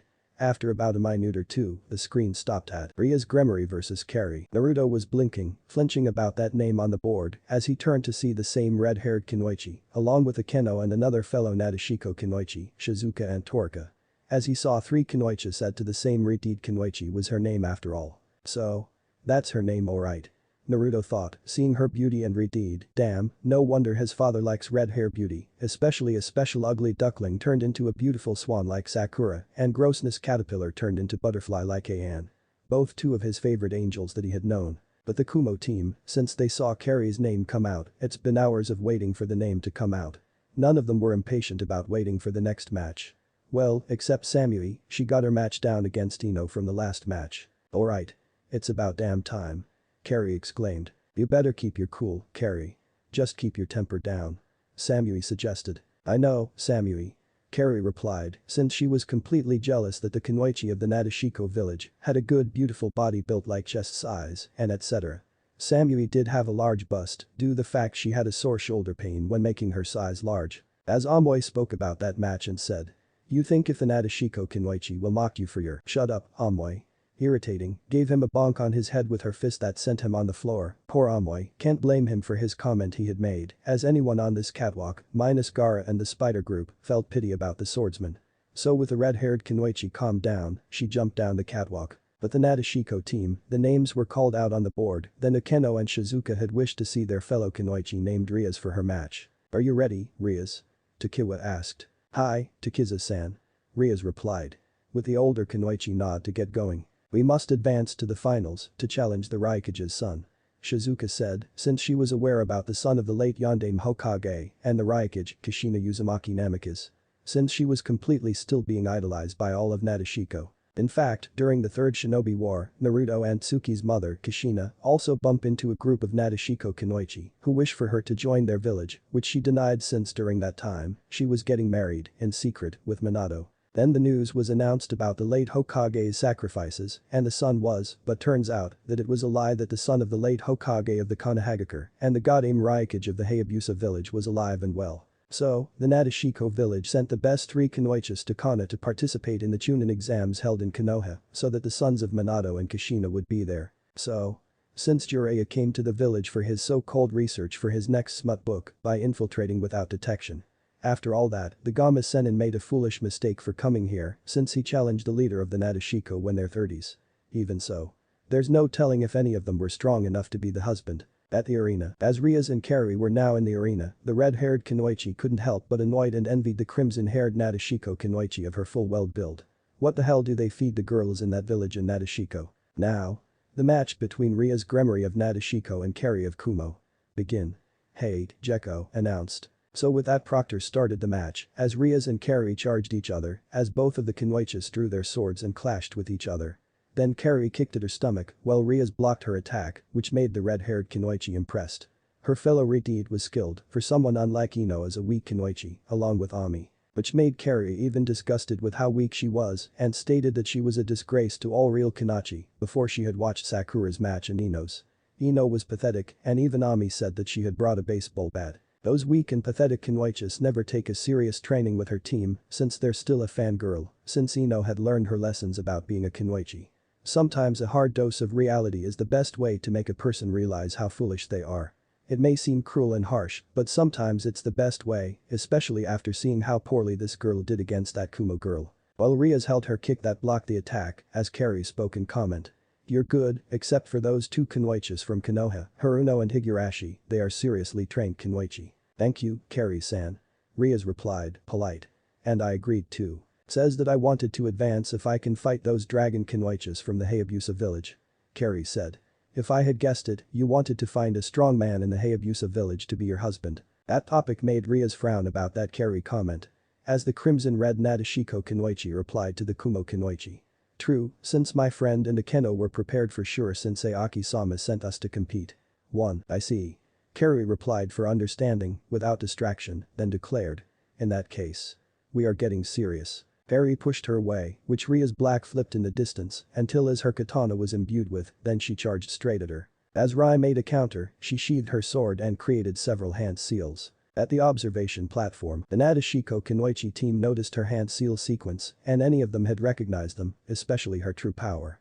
As Akeno sighed and relieved and whispered without anyone could hear her. Rias. You better be careful if you need to use that in the public eyes. No matter how powerful it was. As she and her team saw Rias draw her right arm backward. As Shizuka spoke. Is she about to? At the arena, as the spectaculars were shocked and surprised, Sasuke saw her hand was engulfed in black and purple flames. 2. Mighten. Meigen Kyaku. Dark great fireball, Rias exclaimed as she launched a large dark fireball from the palm of her hand at Carrie. A1, which made Carrie shocked and surprised since the fireball is so much bigger than the Uchiha's fireball. It was 3 times bigger than her size and completely white. As Carrie got her time to dodge without being distracted, she channeled her chakra and dashed aside to avoid the flames, which the fireball made contact with on the wall on the other side, which made the fireball explode from the contact. At the observation platform, this girl had a Kekkei Genkai and Mighten, Dark Release, user. Ryu exclaimed after seeing someone bear a fine bloodline. The dragon group had seen that someone wasn't expecting Ria's ability. So? Her name is Rias, huh? She never introduced me during the written exams. Naruto stated. Cause you never asked her. Ryu said, turned to him. Ara, you boys were interesting. Ria's a gentle tone, which startles Naruto and Ryu, moves to each side to see Akeno with a smile. Whoa. Don't startle us, you nearly have yourself killed if you sneak on us. Naruto said, before startled by the sadistic Kunoichi. Ara, Nasai Dezu. I didn't mean to startle you. Akeno had her hand on her cheek, with an embarrassed look. As Naruto and Ryu sighed to calm down, the blonde dragon spoke. So what do you tell us about Ria-san? Oh, she is my childhood friend to begin with. I've known her ever since. But that explanation is from another time. Akeno said, before opening her eyes, slowly. As she watches Ria's match. As she and Carrie swap their taijutsu. I see. Naruto understands for Akeno about Ria's reason. But that was only the other time. As Sasuke was disbelieving for someone to launch a fireball, just one hand that fires it, instead its mouth. Since being an Uchiha, those flames were unlikely the second stage of Sharingan, the Manjukum Sharingan, kaleidoscope copy we lie. He had seen it before his brother massacred his clan. Sasuke just heard about the Nadeshiko's population from Kakashi. To defeat Kunoichi, which gained marriage. Since he cannot ask the civilian council about the situation. And even the Hokage himself, in truth, he will do it himself. If he is not stupid, well, since the academy had their favoritism because of how the instructors had completely messed up, well. I expected Iruka Yamino. He had no sense of favoritism. He is unlike the other teachers in the academy since Sakura had witnessed their fellow instructors. Even though that without the Hokage notice because of how the civilian council messed around. Since Sasuke cannot copy Ria's, that was, he knew about ninjutsu, since Mighten ninjutsu had created a version of its techniques. It also accesses which element it possesses. But the rest of the rookies and senses Konoha had witnessed a Mighten user in Nadeshiko, including the Hokage that reminded of someone who had the same element. A Mighten user on Nadeshiko ranks. Here is in thought. That reminds me of someone a long time ago. Who is he again? Wait a minute. Isn't that? At the arena, Rias blocked Carrie's reverse kick as she flipped the Kunoichi, which she backflipped to prevent from falling on the ground. Then Carrie made a stance as she took out and tossed several shurikens then charged straight while Ria's on her defensive stance. As she took out her kunai and deflected its small projectiles. As they exchanged blows and counters while the arena, in which both deeds were admitted for the strength of the Kunoichis, Ino had finally understood how the real Kunoichi was. Instead of obsessing over the Uchiha after all. She wasted months because she never got her serious training, after all that Sakura was completely ahead of her. As Rias tosses her kunai along with a volley of shurikens at Carrie and create several hand seals, then inhaled. Might. Mame Senka no Jutsu. Dark Phoenix Age Fire, Ria spats multiple dark fireballs with purple white outlines on her mouth that launches a Carrie.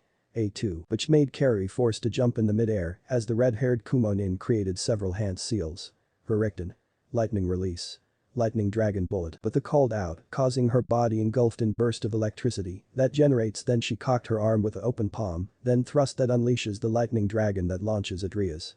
3. Now the reaction from Rias is to create several hand seals to counter Carrie's lightning dragon. Phtong. Tatapa. Great breakthrough. The great blast of wind that neutralized the lightning is stronger than Carrie's Raiten Ninjutsu.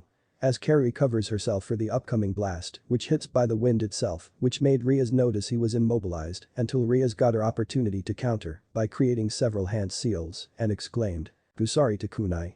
Dark Release. "Kunai with chain," she exclaimed as she cocked her arm back, then her arm covered in shade of darkness and then thrust it in the air, which launches the black chain with a boomerang-shaped kunai, which binds Carrie, which made the red-haired Kunoichi's eyes widen that she was bound by those chains, then the crimson-haired Kunoichi slam her on the ground. A3. At the observation platform, that looks like the chakra chains. But it's creative. Naruto muttered, with his eyes, seriously about Ria's capabilities. While the dragon group including Tsuki knew those chains were quite similar, then the Uzumaki clan members, since Karen is one of them, as her mother was one of the survivors. They would have thought someone improved the dark element for sure. Mighten, Dark Release, adopted the 5 basic elements, converted into dark elements. As for the Black Spider group, until Takeshi's death, something strange about this girl. Something that they need to report to Genshin about this Ria's Gremory. But until Menma and Yuragi remember something about the meeting with their father about their contractor from another noble family. Is she? Yuragi realized and he spoke up to his brother that he had another suspicious look. Meme, is that? Yeah. There's no doubt. It's her. Menma said while seeing Ria's binded Carrie and dark chains. At the arena, as Carrie was about to get up only to see a sword on her neck with Ria's over her. Ino was amazed for she now understand for being a Kunoichi. Since Ami never followed as well. This is why it's not a fantasy game. As Carrie was now unable to do so, she decided to surrender herself to Rias. It was an honorable fight between Kunoichis. I give up. She stubbornly conceded. Which made Hei, Jekko, hear it and call out the match. Winner by forfeit, Ria's Gremory. The proctor announced. As Rias undid her chains, then sheathed her sword and offered her hand and said admitted. I'm sorry for that. But you were a worthy opponent. Is that a pity? Carrie demanded that her pride be hurt. No. I was being honest. Rias replied, as Carrie felt guilty for accusing the crimson-haired Kunoichi of giving her pity. Yeah, you too, for being my worthy opponent. Carrie smirked as she accepted, then pulled herself on her feet. As she and Rias then went up to the stands where their respectful team was. Since Carrie was fine for the injuries she received, just a minor. So, it's no big deal. Which it wasn't a big deal after all. So, Amoy guessing and theories were incorrect. Samui, Yujito and B were proud of Carrie for challenging Nadeshiko Kunoichis. Ino now understands the meaning of being a Kunoichi. After all, now that her friend, Sakura was completely ahead of her and the rest of the Kunoichi in class. While being noticed by Hei, tension about her expression, she confronted her. So, Yamanaka-san. He said, which gained attention from the platinum blonde. Did you witness the fight for results for being a Kunoichi? Which made Ino tense about how being Kunoichi wasn't a game. Even Sakura was stronger than her. Since she did not listen to her father, Inoichi for being the head of the T&I, Torture and Interrogation Department, Intelligence Gathering. If she did not take her role seriously, Sakura will be far ahead of her. Yes. Ino replied, with that, as she declared. I guess I will have to keep working harder as long as I can beat Sakura. Hey, tension, smirked, admitting to Ino's determined. That's the spirit. Until Asuma heard about the conversation, since Ino had gotten break from that fangirl attitude of hers. Before, his blonde female student had watched Sakura's match with Ami, since he had guessed at his fellow student, Hideyoshi. Even though he trained another fellow Jonin-san on his team, Nagasumi. Well. After the announcement, Minato's son was the so-called Kyubi brat. Since many of his colleges were demoted and lost respect for the mess they had made. But only his mother saw shame when her husband was part of the mob. At the arena, both Riaz and Carrie were on the catwalk as the screen board started to shuffle randomly for the next match, as within minutes later the name reveals on the board, Tesai vs Kimura. Now the names were selected, as Hey, Jekko called out. Alright, now the next match will be Tesai of Yami and Kimura of Kusa. As another black spider ninja and another victim from Kusa has also a black hair unlike the others, but wielded a pair of sai. With Mibuki at the Haruno residence. As Mibuki was sitting on her couch, staring at the pitch-black storage scroll with a ceiling tag that only carries one item only. Besides it is boomerang-shaped cloth wrapping. As she picked up the wrapped object and muttered. Samsobo-san, great-grandmother. Your legacy of the Indian Moji-san's great-grand-uncle, Black Wing will be resurfaced once more. Then she places it back on the coffee table, then turns her gaze at the black scroll as she glances at her right arm and performs a right-hand seal. Hi. Mibuki exclaimed, her right arm had faded into a wooden prosthetic. It was built by Suna's puppet master, Chiyo. Since her arm is coated with the highest level like Sakura does. To prevent a Byakugan and or Sharingan cannot see it through. She secretly sent a message to Suna when she retired as a Jonin level Kunoichi of Konoha, since her taijutsu were completely off the chart, but with that arm of hers that allows to be used as a shield since she can use ninjutsu. Because before she had another arm that she had severed for reasons. She admired Mido Dai during younger days with Tsukumo, Kakashi's father, since he was still a genin, eternally, for mastering the 8th gate, being the oldest genin in history, just the famed Seikam no genin, strongest genin, Kasuke Marubashi. And Guy admired hers too. She gave him pointers for being a taijutsu master like his father after his team were abused by the original 7 swordsmen of Mist. But secrets cannot be told since her husband Kizashi and her sister-in-law Haruna knew about her burden, planning to give the burden to Sakura. A voice came from behind Mibuki while staring at the object. As the blonde sighed and replied. Yes, Haruna-chan. I was planning to give it to her. She said, replied to her sister-in-law. I made a choice. Haruna sat beside Mibuki, staring at the black scroll as she placed her hand on her right shoulder. It's like yesterday, right? Mibuki nodded and said she had thought back at the time. Yeah. It's been 18 years since I was still an active duty kunoichi, since I was good at taijutsu like Dai Sando's for being still an eternal genin. I can't blame him for refusing to complete the exams to get promoted for his own reasons. Yeah. It has been since you reassigned while I had work in the hospital with you, being medical nins. Haruna said chuckled for good old memories. I remember the time when you and Kizashi were on the post. And while I was in the hospital, Tsunade-sama was around. I know. Mibuki admitted since she thought back since she found it that she got a long time ago. Since then her burden had begun. Flashback 18 years ago back, long before the Kyuubi's attack on Konohagakure and also the certain red-haired kunoichi that she wasn't the cage yet and had kids yet, there occurred a strange phenomenon within the land of the fire. One night, a bright object flashed in the calm, dark blue sky above Konohagakure. It looked like a beautiful star from a very far distance. That is until the object came falling from the skies. It fell, and fell, and fell, until it landed in the cold ground as a bright flash of white translucent light pierced through the ever-gloomy darkness at the center. The armor was silver with black outlines around its sides. Embedded at the center of the gauntlet was an ornate red jewel. There was a subtle golden aura that burned like fire until its glow dimmed. Surprisingly, no one seemed to have noticed the object landing outside the village. Except for one. Coming out of her watch post, a young blonde-haired girl rushed over to investigate the strange phenomenon before she heard an explosion from the crash. She stopped where the object landed and kneeled over to place her gloved hand over it.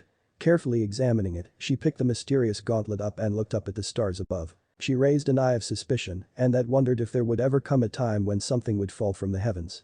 As if there were gods watching over every shinobi village in this world. Could be. Is it? As she shook the gauntlet, she dumped out the dirt that filled the inside of it. What is this? It appears to be a gauntlet, but it came from the skies. What could this mean?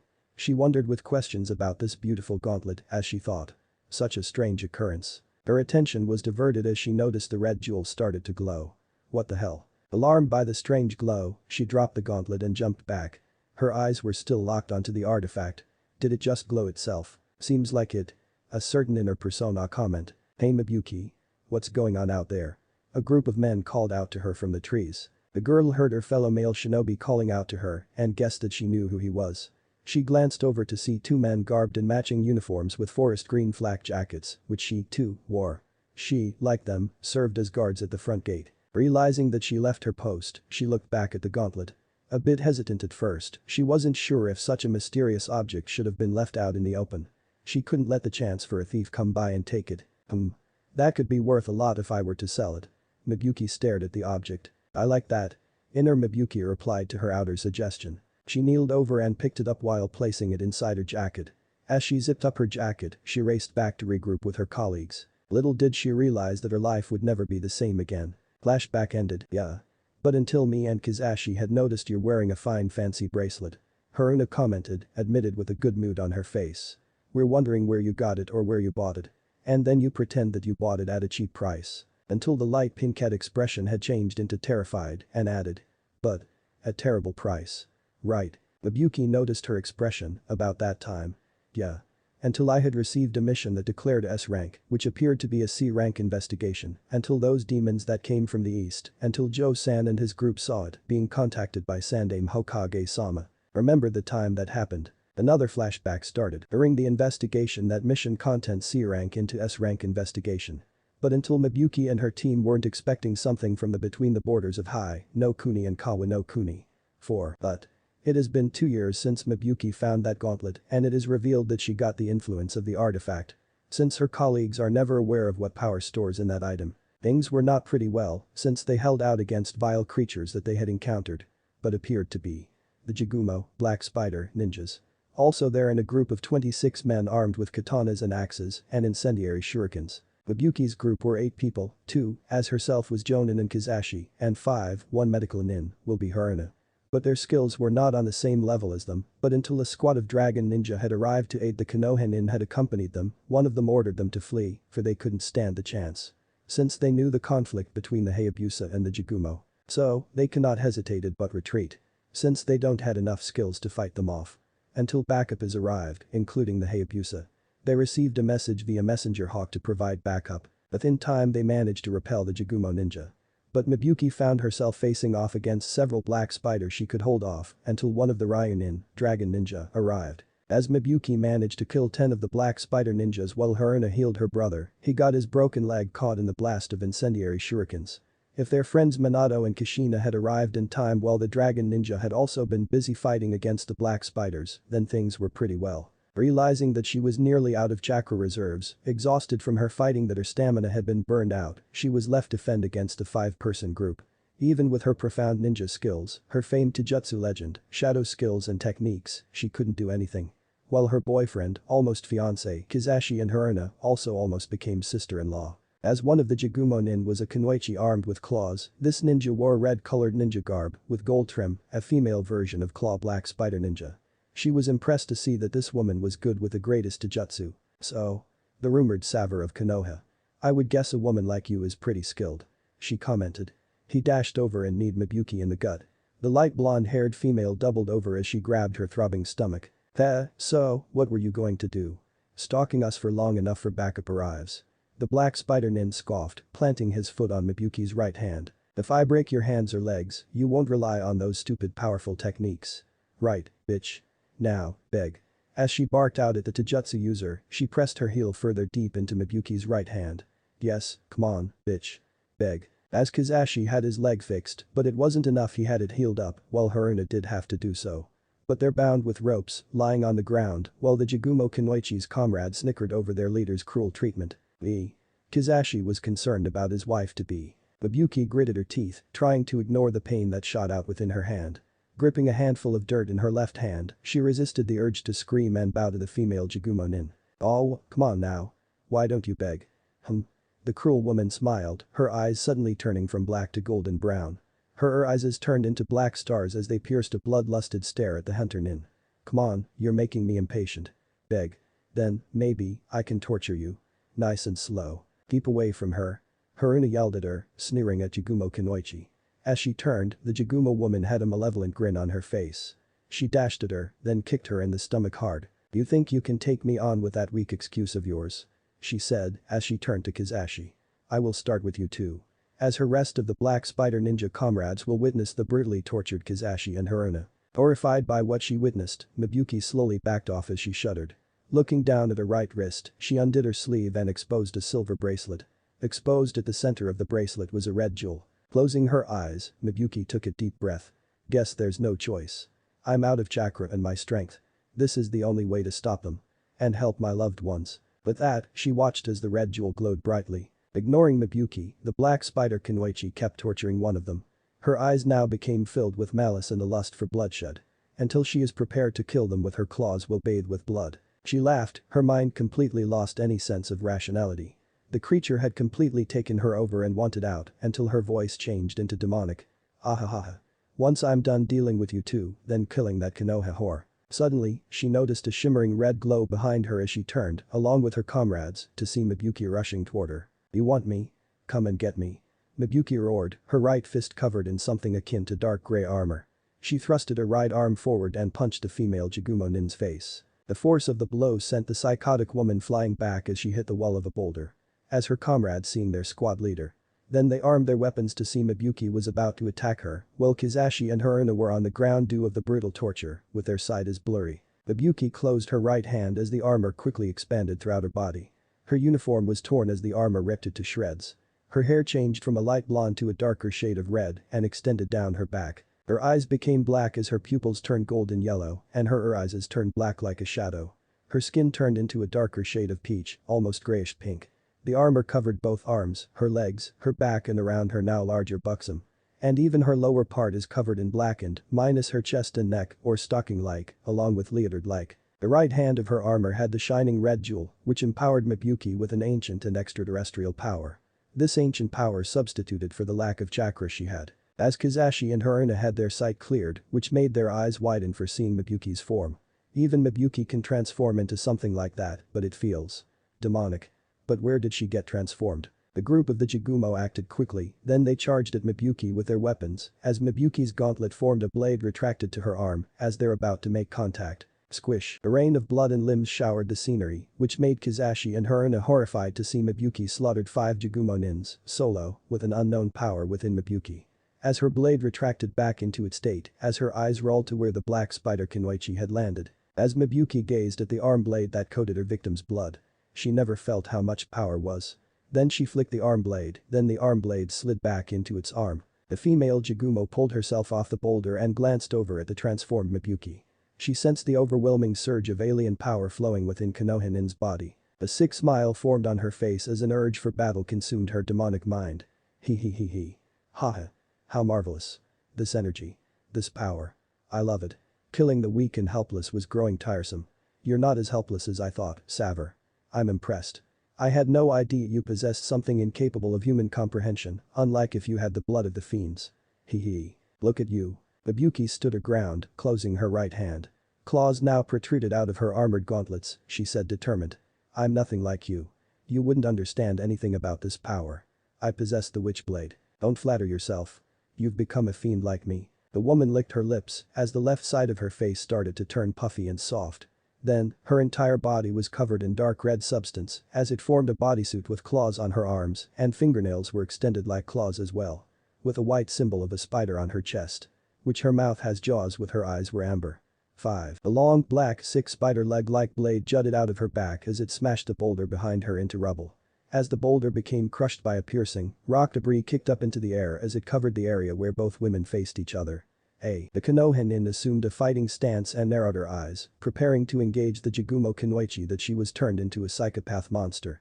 If her leader will be so pleased about that strange power Mibuki possessed. Which blade? Care to tell what it is? You'll never know the secrets of this artifact. Konoha nin raised her right arm, exposing the witchblade's jewel. And as for me being a monster like you. The cruel smile curled on her lips as long tendril blades protruded out of her dark wildfire hair. As she chuckled, Mibuki slightly deepened.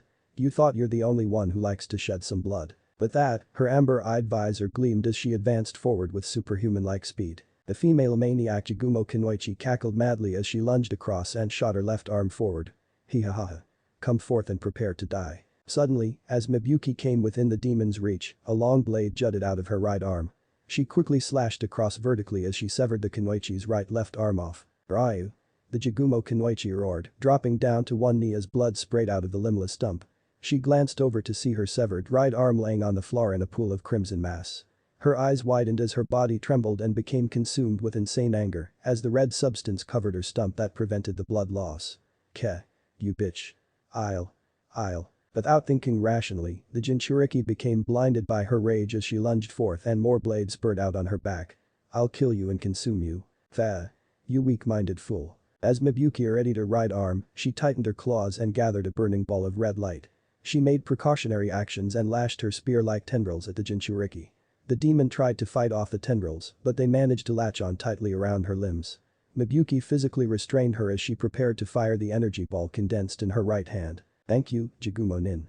For you've given the Witchblade a reason to continue fighting. Now farewell. With that, she fired at the savage Kunoichi. Flashback pause. That was until Minato and Kushina and their team arrived at the scene, along with the Dragon Nins. Haruna's comment, stated during the whole event. Until Kushina sensed it until they had arrived in time. Until me and Kizashi were now in the hospital, for decent recovery. But Iniki and I decided to keep it a secret about that incident. Mibuki nodded to the light rosette statement and replied. Thanks Haruna-chan. If everything will be worse. When I had endangered my loved ones until I know. Haruna cut her sentence to understand Mibuki's burden. Me and Iniki decide to help you sever ties with the Witchblade. B. Mibuki appreciated her sister-in-law. I wanted to thank you for sure. And also since Kushina and Minato learned about my dark secret along with Joe-san. So they decide to create a sealing scroll for anyone who has it or Sharingan cannot detect it. But only I be the one unsealing it and know where it is hidden until Sakura was born. While Mibuki thought back, she made a choice to sever ties with a dark relic. Flashback continue within the walls of Konoha without anyone being followed. A company with 4 people who are the most trusted with. She and the cohorts gained permission to the Sandaime Hokage for some R&R. As the old leader granted their permission to leave. Standing at the center of the Kawa no Kumi, between Hai no Kuni and Kei's no Kuni, a lush hill, Mibuki stood 20 feet from where there was a clearing in the center of the forest. She took a moment to glance at the bracelet in her right hand. Along with Kushina having her katana in her hands was her trusted Aka Rashi, Red Storm. And her lover Minato had the sealing scroll ready before adjusting it. Along with Haruna being the medical nin and Kizashi to support her. And also Joe. Before he felt the dark influence, he had his team perform defensive perimeters around the area to prevent anyone like witnesses about the dark artifact. She told them everything about the Witchblade that she found during the guard duty on the post. She felt it, along with her friends, about that artifact that only a female can feel its presence. Just like the Jinchuriki that is possessed within them. 6. Before following the successful investigation, the team of Jigumo-nin and a psychopath leader were killed until Joe's team had arrived. Since he was a friend of Kushina and Minato after all. They only terrorized the lands since many lives in the Hai no Kuni were killed. So many orphans had lost their parents after the Jigumo attack, until they sensed the Witchblade's influence. Then the only question is. Where did it come from? However, Mibuki could only look back to the battle with the same Kunoichi that she had fought since the dark substances were no longer within her. She not only acted completely out of character but nearly obliterated the Kunoichi of the Black Spider clan. The Yamagakure will learn of the Witchblade's existence, so they're planning to get their hands on it. The Witchblade's dark power influenced Mibuki and corrupted her into a bloodlusted berserker. Once engaging the Jigumo Kunoichi in battle, the Witchblade developed a new erotic pleasure of fighting these rare powerful demons. The Witchblade sought to challenge these demons. However, Mibuki had other plans and denied the Witchblade any chance of fighting another demon if she had a theory that she would fight a Jinchuriki or a Bijuu for that matter. To ensure that she didn't endanger her fellow villagers, she left Konohagakure for a brief time with Minato, Kushina, Kizashi and Haruna. She did not want to further disgrace her people by wielding an alien artifact that may curse everyone close to her and completely change her into a mindless berserker that sought only to kill and develop an intoxicating lust for violence. That is not the way of life she wanted to bear. Once the young Konoha-nin had prepared to separate herself from the demonic artifact. With the help of Kushina prepared to sever her arm while sharpening her blade, while Haruna strapped her arm to prevent blood from spurting out. Kizashi held her right arm while Minato finished the scroll for one object. She found out beforehand that she wouldn't force the bracelet off. Nor could she break it. She was left with only one other option. Since Kizashi and Haruna along with Minato and Kushina know about Mibuki, they couldn't take off that bracelet that had a dark influence on its power. But Kushina finished sharpening her sword, after checking the blade, sees if it's ready to cut, she raised it above her head to prepare to slash at her friend's right arm, and Mibuki closed her eyes tightly. As the Redeed told her best friend with a mature tone. Are you sure, Mibuki-chan? Yes. Do it. Mibuki's response sounded serious. Our time together comes to an end. From this forth, our bond ties have been severed. Witchblade. Slashing the blade in a clean cut by Kushina, which made Mibuki cry out. Her cries echoed out from the forest and to that day forever haunted her memories. Flashback pause as Mibuyuki sipped her tea to calm her stress for the nightmares she had during her times. Right until she got married with Kizashi and had a daughter. Also considered had Minato and Kushina as their godparents for the young cherry blossom. I will never forget that day, that pain that I received. She said, staring at her right hand, holding the teacup that he needed to exercise to use it. Flashback continue. As Kushina had severed Mibuyuki's arm, it was her best friend's decision to do so.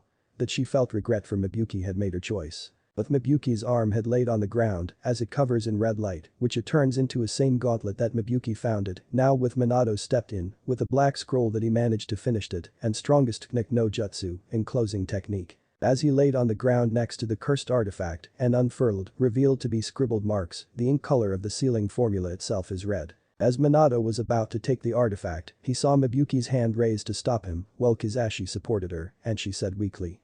No. I'll do it. Without arguing, Minato nodded in response. And so.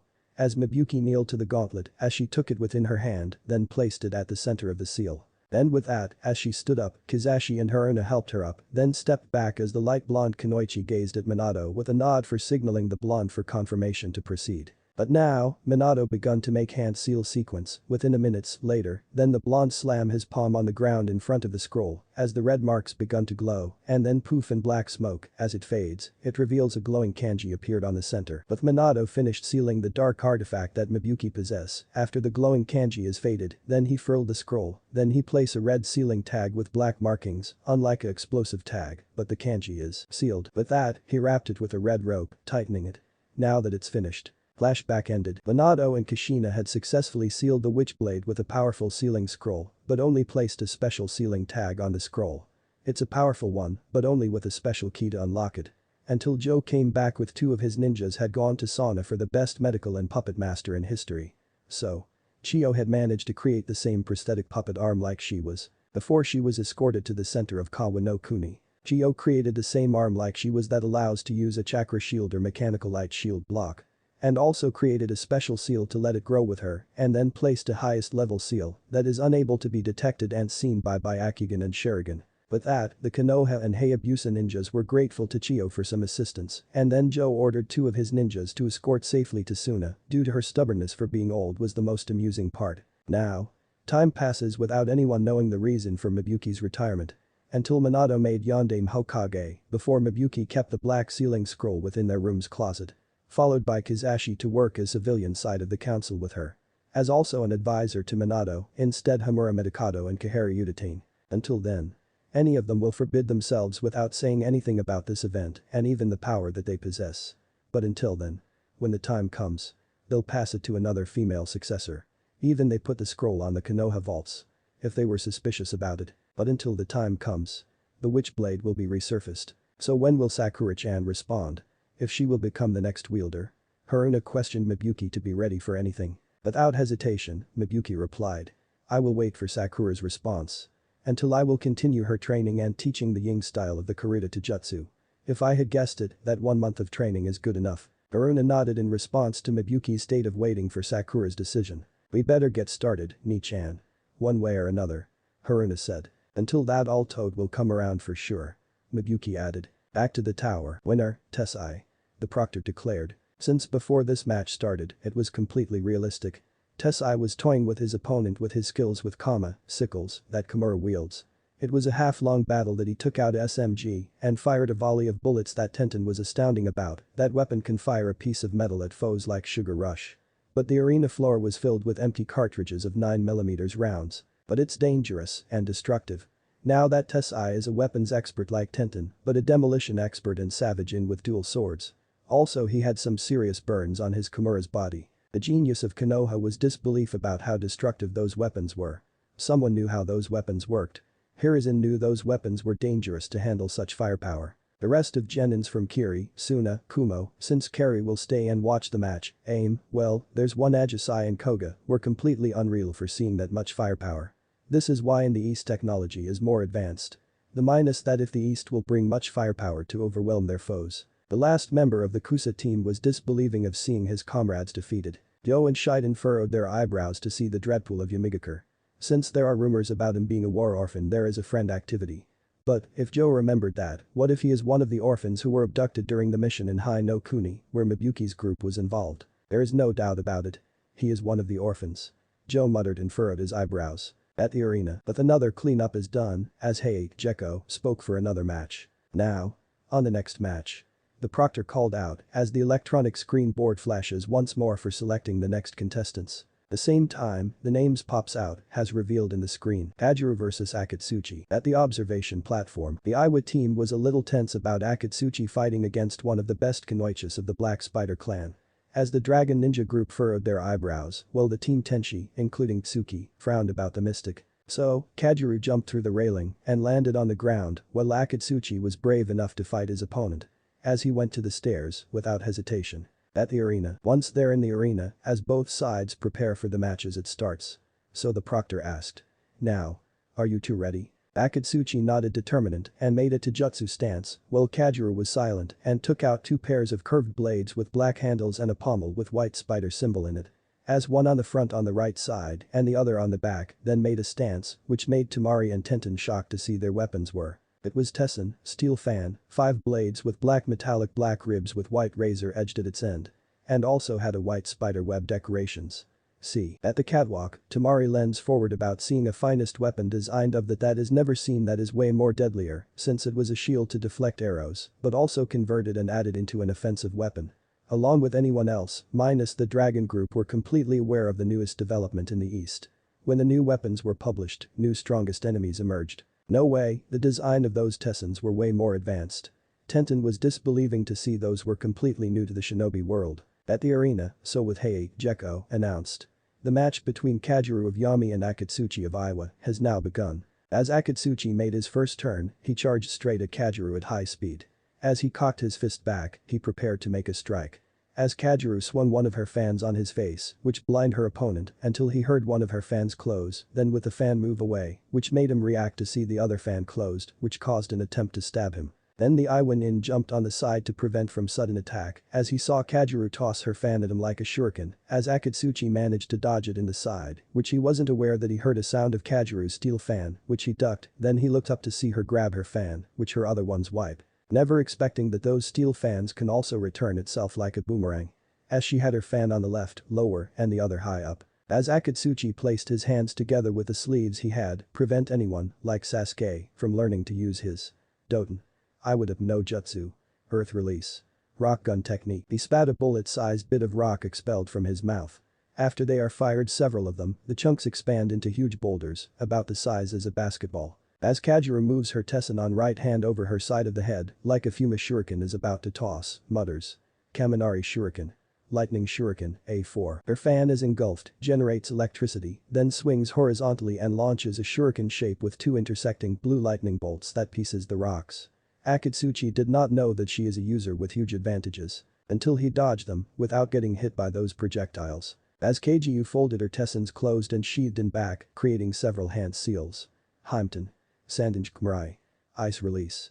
Shotgun ice, A5. Then her hand is covered in ice, which she thrust with an open palm, which creates a barrage of ice shards at Akatsuchi. At the observation platform, the Heimton user, just like Haku. Naruto muttered, and he stated, I see. It doesn't matter if anyone has to create a sub-element. You're right Naruto. Ayan said. But anyone had the right element to combine it. While the rest knew that the sub-elements of the bloodline meant nothing. It takes intense training to learn to combine them. Sasuke was still irritated that someone had a sub-element. The Heian. I thought Haku-sen used it during Nami. Hinata exclaimed, as until Sakura heard it, the Rosette turned to her fellow genin. It does. She said it's true about Heian only Haku and or her clan uses it, including the shinobi from Yuki no Kuni can do, which made the rest of the Rookie 9 turn to her. But it's something else. What did you mean about Sakura? Ino wondering about that. As Sakura answered, while some new elements are said to be bloodlines, it still takes 2 or more particular chakras and others to use them. For example, the Senju family was born with water and earth chakra and anyone with those 2 elements could be capable of performing them. Except it would take an enormous amount of time and concentration. Which made anyone register that information in shock and disbelief, while Sasuke clenched his fist for someone to use a powerful element to combine into a sub-element. Since he had fire nature ninjutsu, but he needs more training to be stronger. Sakura's right. Kakashi said. As Asuma added. Depends if anyone had a natural manipulation to perform. Ino was confused, asked. Asuma-sensei. I've never heard of nature manipulation before. What is it exactly? Most of the genin of the Rookie 9 were still gobsmacked at the match they had witnessed, but they still had enough common sense to stare at her with their flattest expressions. Even if very few of them knew how to use elemental, they had at least heard about it or witnessed it from their senses. It was Kurenai who answered her this time. Ino. Every member of the genin team uses nature manipulation, and you still don't know what it is. She received a shake of the head from the platinum-haired genin. Kurenai sighed. What has her senseis really taught her? Nature manipulation is the ability to mold and define one's chakra into a specific element. There are 5 main elements: fire, wind, lightning, earth, and water. Every person has at least one innate element. This is called an elemental affinity. Kurenai explained. Though elemental training is usually reserved for when shinobi become or just one of those instructors from the Yamagakure teaching them. Kurenai thought to herself. She had always taken it easy on her genin, some would even say that she mothered them. Perhaps why they had not grown much since they left the academy. Maybe that's why they aren't participating in this tournament. Was she wrong with how to train her team? Oh, that's why Sasuke-kun can use those elements. I thought that was something that had to do with the clan that they came from. Ino said as if she finally realized something. The rest of the Rookie 9, plus Guy and Daichi, and minus I, thought it best not to make any comments or questions to avoid a lecture from their sensei. None of them could match up to the Uzumaki Namikaze siblings, and yet 2 members of Team 11 had just trounced them. As for me, I had 3 elements. Sakura spoke up to inform them, which made the turn to her. As Asuma asked curiously. What kind? The chain smoker asked. Water, earth, and wind. The pink-haired responded, which made Kurenai and Kakashi was shocked for how rare Sakura was, being also a female prodigy, and Kunoichi of the year was very skillful. Have you tried leaf-cutting exercises? Asuma asked. I did, but I was taught by him. Sakura replied, before pointing her thumb at the blonde dragon nin, which made the fire guardian more shocked about a certain Ryu nin, dragon ninja, instructing her. As until he took out a piece of paper and handed it to her, which made Sakura knew it already, and her eyes rolled to him for his expression, meaning that see if it's true, as she pumped her chakra, that made his eyes blink, along with Kurenai turned to see the Rosette's results. Well, Guy was admitted about her development. It's true. Asuma muttered, awed, and could not believe that Sakura had 3, it's completely rare for someone to have those elements. Ha-san taught me a few things while I was a Taijutsu user, being a medical nin. Since I need time to learn ninjutsu while Kakashi-sensei was busy. So I had my reasons, too. Sakura replied, explaining this statement. Asuma, Kurenai and Guy knew about Mibuyuki's reputation. At the arena, Akatsuchi had managed to dodge the volley of ice shards until he got hit on his leg. As until Kajiru charged straight at him by drawing her Kodachi's on her back and slashes at him, which he wasn't able to dodge, he jumped backward while he got his leg injured. As he landed, which made him winch for he got his leg, enduring it until Kajiru still continued charging straight at him. Come on, Akatsuchi. Kuretsuchi cheered. Until Akatsuchi made a concealed hand seal sequence without anyone looking at it. Oten. Gremu no Jutsu. Earth release. Golem technique, Akatsuchi exclaimed as he created a large humanoid creature composed of rock that formed from a pre-existing source of earth that served the arena, serving purpose, as he routed. But that, he commanded his golem to raise a giant fist and then punch towards Kajiru, which the Jigumo Kunoichi dodged, backflipped, then within the distance, and formed a single hand seal. John. Lightning release. False darkness, she emits lightning in the shape of a spear from her mouth, which of course, hits his head. Until Akatsuchi managed to jump out on his golem, which the lightning hit, causing it to collapse. Without looking, Kajiru smirked, then created another hand seal, quicker. Hympton. Toshimo Dabe, ice release. Frost Diver, A6. She creates a stream of frigid ice from the ground at Akatsuchi before he was about to land. Turns out that Akatsuchi did not have time to dodge, now that Akatsuchi was unable to continue. As Kajiru turned to Hei, Jekko, and called. Call it out, he was unable to move on. Kajiru said, which made the proctor nod. Winner, Kajiru. He announced, which made her smirk victorious as she went to the catwalk with her team, as her eyes rolled, gazed at a certain pink-haired girl besides the Dragon Ninja group and Team 7. At the observation platform, that was clever. Kurenai comment. What did you mean, Kurenai-sensei? Ino asked. Sakura gives her an answer. She means that Akatsuchi-san had gotten off the golem until he was about to land, until she used her ninjutsu to freeze him immobilized. The Yuki nins just froze their foes. But its victims will remain frozen at the amount of time it will cause frostbite or freezing to death. Sakura explained, which made Ino shiver her spine if it's possible. Since she did do the homework at home, after all. She used Kage Bunshin to do the trick. Which made Naruto his group proud for Sakura being a better Kunoichi. Ino was completely shocked for now that Sakura was the smartest and strongest kunoichi in the generation of Rookie 9. Now. This is why she is so mature and a true ninja. Shikamaru was in disbelief for she did not know about Sakura due to the fact of her deception without anyone suspicious.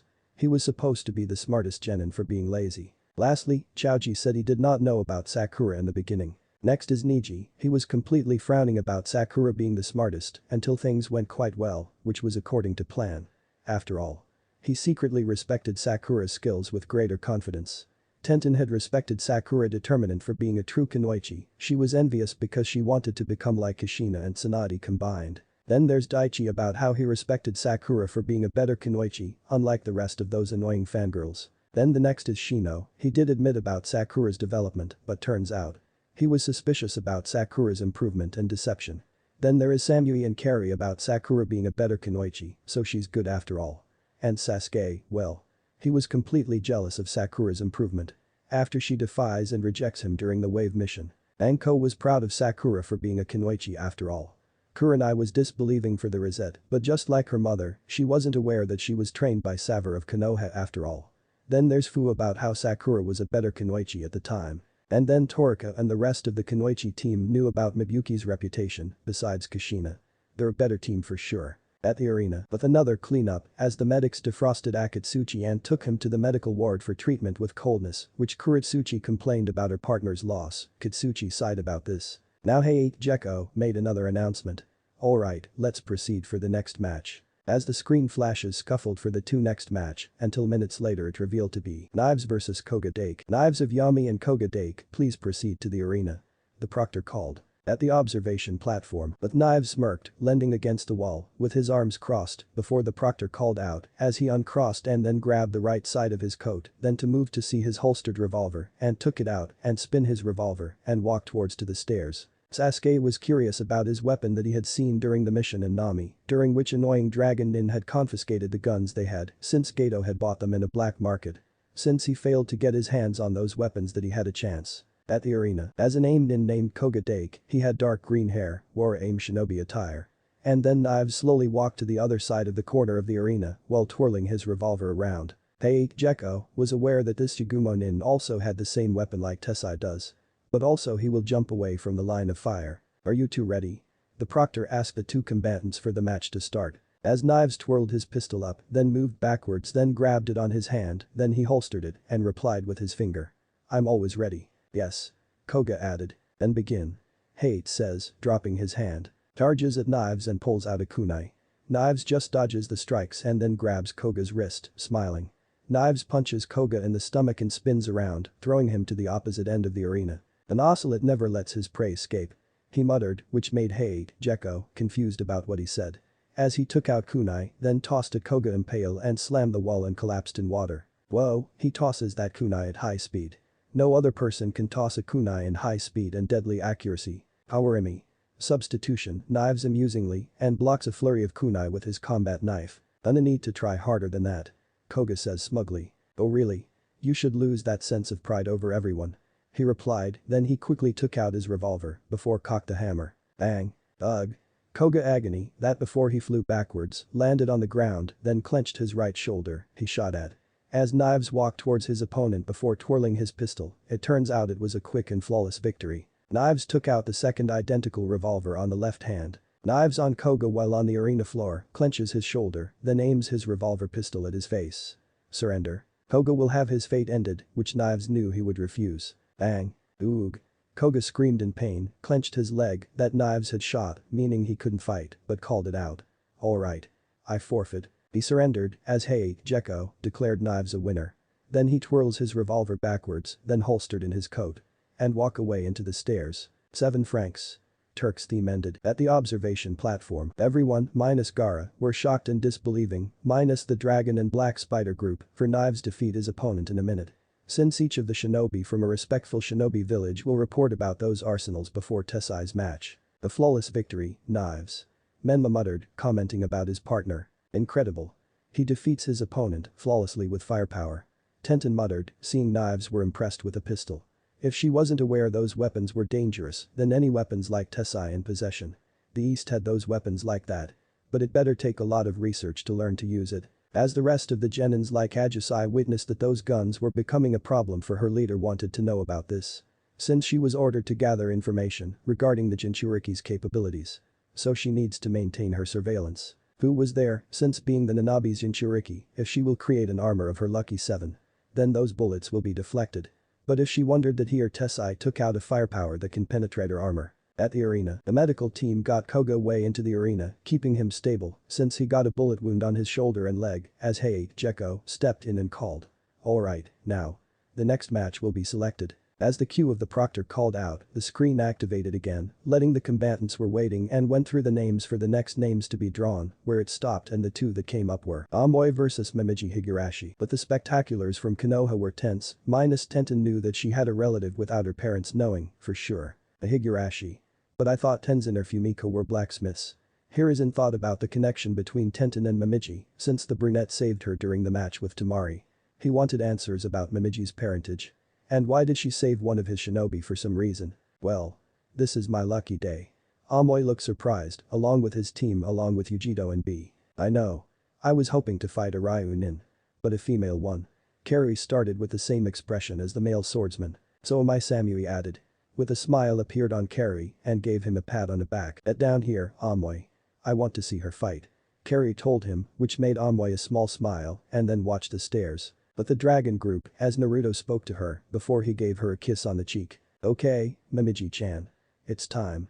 The blonde dragon said. Thanks, Naruto-kun. Momiji replied, then with a cue, and she got a kiss on the cheek from Naruto. Ojetum. He cheered her up as Momiji backflipped through the railing and then landed on the ground by kneeling down, then turned to see Amoy was on the other side of the corner. Now they're down at the arena, so Amoy first spoke to Momiji, admitted. I guess I kinda. Well. Honor to fight you, as a Ryu-kun, Momiji-san, right? Momiji smirked and replied. Yes, I would honor the challenge. As she bowed to him, then the dark-skinned Kumonin replied, so hey, Jekko, called.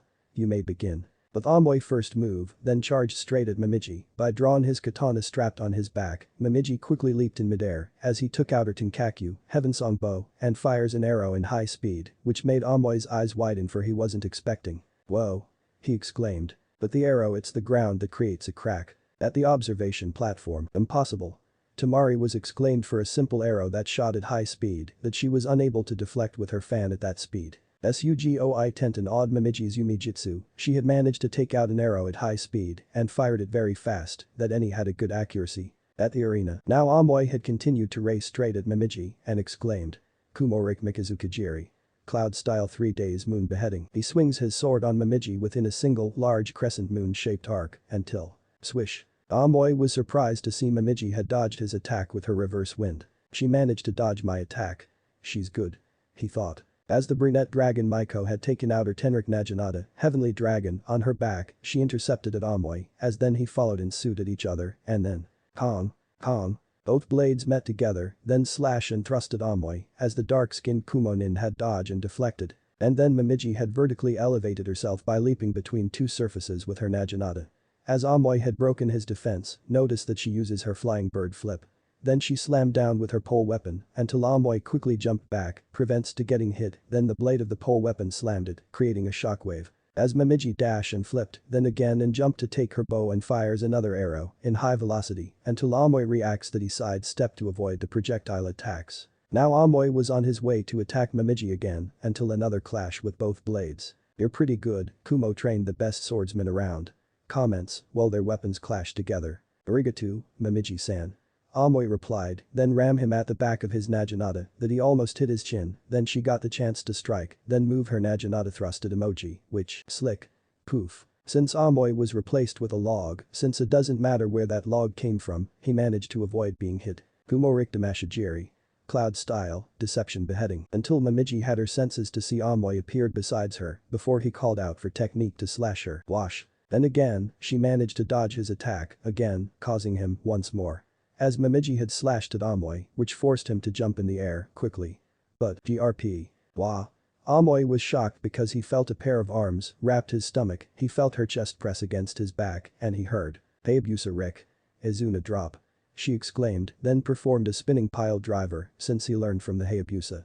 Then she lifts him up and then turns backwards and spins. Roar. Slam. Slammed him into the ground, but instead she almost broke his head. Now he jumped away after the crash until Amoy's leg slumped down forward, then made it so that he was knocked out cold. "Good match," Momiji said. "Ugh."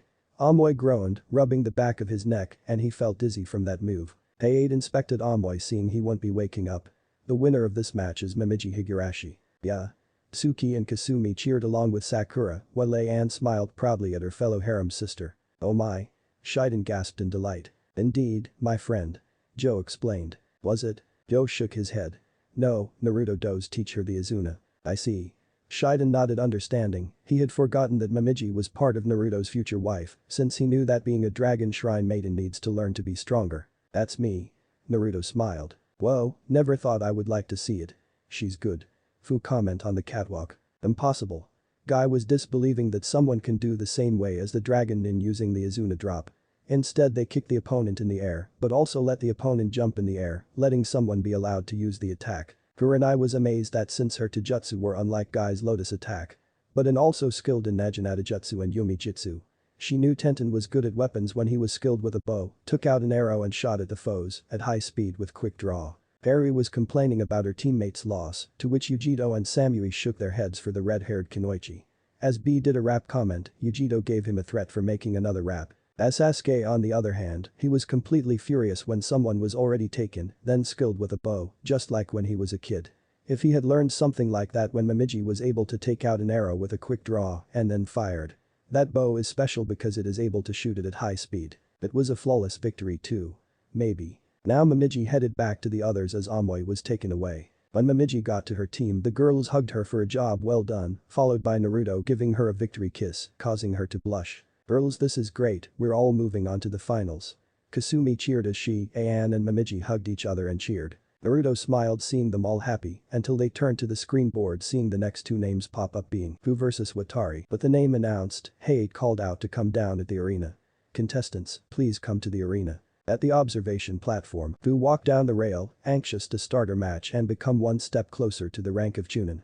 As one of Kirin Watari, he is a swordsman with a lighter shade of brown. At the arena, once she had arrived at the center of the arena, she glanced up towards Naruto for her gaze to see him grinning towards her. "Good luck, Fu." Naruto shouted, encouraging the green-haired genin to give it her best. Fu responded with a small smile that could be seen on her face. She was glad that someone truly believed in her abilities as a kunoichi. Now, the match between Fu of Taki, former Taki, Fu mentally added, and Watari of Kiri, begin. As soon as those words left Heiei's mouth, Watari first charged straight at Fu by drawing his sword and prepared to slash her. Fu remained prepared to counter, then Watari slashed his sword vertically, which Fu flipped backwards and slammed her right palm to the ground.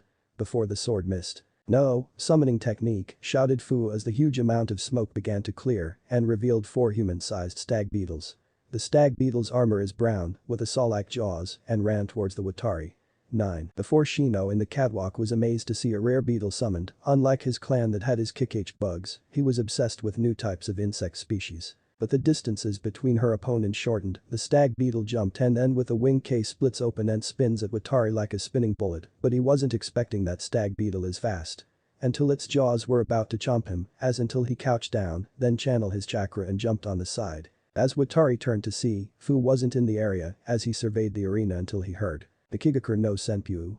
Hidden waterfall hurricane, which Watari react to look up to see Fu dive down, with her fist direct to him, then until the Kirin dodged again, but until her first land on the ground, that creates a whirlwind-like force around them, as the swordsman cover himself with his sword into a defensive stance. Without notice, until he saw the same stag beetle that somehow rides the whirlwind, and then creates at high speed that tackles Watari, which result sends him backwards, that slams against a wall, along with his sword that had pierced the ground. But Heiei, Gekko, checking on him, to see if he was able to continue, he stood and declared. "Winner, Fu." As the declaring, which Naruto gave her applause for Fu's victory, the dragon group turned to him while he was clapping at the Taki Kunoichi. At the arena, Fu went back to the catwalk until the medical team took Watari away to the ward. As she walked over towards the approaching Naruto, with a grin on her face over having proven herself triumphant over her 2 opponents. "That was some awesome you showed there." Naruto said in amazement once Fu was standing right across from him. He truly was astonished at how the female kunoichi had performed remarkably in her battle against Watari. To immobile and distracted her opponent in such a short period of time was no easy accomplishment for any genin. "Heh. Thank you, Naruto. It means a lot. I have many more." Can we catch up some time before the third exam so we can talk more about this thing? Fu asked nervously, hoping to become better acquainted with her fellow. Surprisingly, a small part of her was afraid of hearing a rejection coming from the blonde's mouth in response to her request. Sure. I will come find you when I am able to. Naruto said immediately after Fu's request. He smiled in content at befriending the female. However, their conversation didn't continue long after Naruto's statement due to an interruption by Kakashi, calling him back. I gotta go, but see you soon Fu. Glad to have made a friend. Naruto happily said. He let the word friend last a little longer on his lips. In response, Fu released a big smile as she bid farewell to her first friend. If Naruto had only stayed a while longer, then he would have noticed the effect it had on Fun afterwards. She was overjoyed at the fact that she had made her first true friend in Naruto. Now Fu knew that she no longer had to face the terrible abyss of the world's darkness alone. As Gecko eyed at the remaining combatants of 7 that had Tsuki and Ryu, last 2 members of Akuma, and last members of each teams were Sai, Yuragi, Ouiji, Chojuru and Shizuka, each will be select of 2 matches for one-on-one battle, and last 3 will be 3-way for sure. And the proctor made an announcement. Now since there are 7 contestants left, 3 remain in a 3-way match. With the last match within 2 left for the reach of the finals. Now, on to the next match. As Hayate snapped his fingers, as the signals the screen once again lit up and began to go through the remaining 7 names, after about 30 seconds, until it stopped at Tsuki Uzumaki Namikaze vs Sai. As usual Sai with his fake smile, does his ink ninjutsu to summon the ink beast to attack Tsuki. Before the match started, he made a comment about being flat-chested with fake boobs. Too bad he had a death wish. Uses several shurikens and win by using her mother Akarashi, which causes Hiruzen and Hei to recognize that sword, since Kushina passed her sword to her daughter after all. And it causes Sai Ink Beast to be destroyed so fast. Sai kept using his ink jutsu. Which made Tsuki only shake her head while saying, seriously, you do not have another beside that uncool ink beast. I suppose I will end it now. Suryuiden no jutsu. Water release.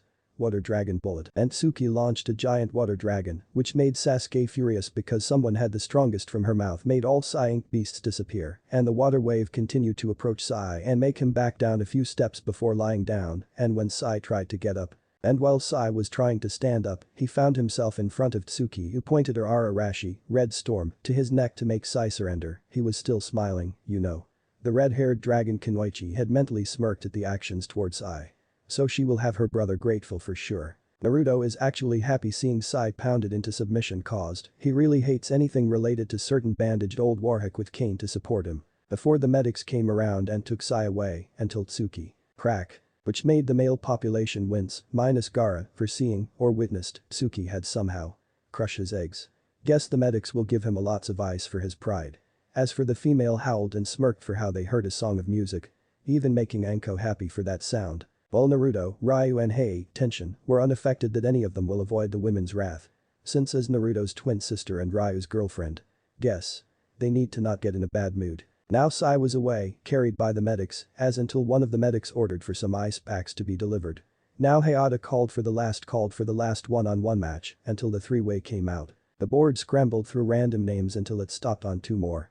Oh. Yuragi vs Ouiji. But the sadistic smirk on his face, now it's his turn for now. As Yuragi jumped through the railing into the arena. As he walked towards the other side of the corner of the arena, as he had his claws. As turned to him, until his opponent arrived, and his appearance to be had short brown hair and dark eyes. As Ouiji made a stance by drawing 2 pairs, he was aware of fighting a Jigumo-nin, as Yuragi drew his sword, and formed his stance with a claw and sword. But Joe in the catwalk, had his eyes furrowed at the stance. Genshin must have taught his boy with his arts. In the arena, as the match was about to start, Hate spoke out. Are you 2 ready? You bet. Ouiji replied. Yuragi was silent as he drew his sword on his backside on the left. As he cocked his right claws backward and his sword on the left in reverse gripped. Then begin. The proctor called. As Ouiji charged at him, he first tossed his kunai at Yuragi. Then the Jigumo-nin intercepted him, deflecting the kunai, then ran towards him. As until within reach, then Ouiji slashed kunai in also reverse grip. Yuragi blocked it with his sword until he slashed him with his sword as Ouiji reacted, then he quickly jumped back and tossed several of shurikens at him. As Yuragi remained standing, then deflected the shurikens and then he said to him. You bored me. Which made Ouiji frowned and then created several hand seals. Mizutama no Jutsu. Water ball technique. He spats at a ball of water at Yuragi, which he has remained standing as he moves his sword on his left hand on the side as until. Swish. Hiragi cut the water ball in half on both sides. As the half of Ouiji's was splashing down like normal water. With his sword still on above his head. So with the Jigumon lowered down his sword in his left hand while the claws on the right cocked back. And he said to Ouiji. My turn. As he moves his sword on the right side and… What? Squish. Ouiji's eyes widened with his mouth open, quivered, that the blood spurts out on his chest with a large slash mark across until seeing Hiragi appeared in front of him. Until seeing Ouiji had flown backwards in slow mode, that's how fast he was. At the observation platform, hey Fast Guy and the rest of the Jonins were shocked because someone was faster than the Taijutsu user and his protege. As Sasuke was shocked, for someone as fast as anyone can be challenged. Even he tried everything he could to become stronger. At the arena, DHUD, Ouiji collapsed on the ground and the slash mark on his chest wasn't deep.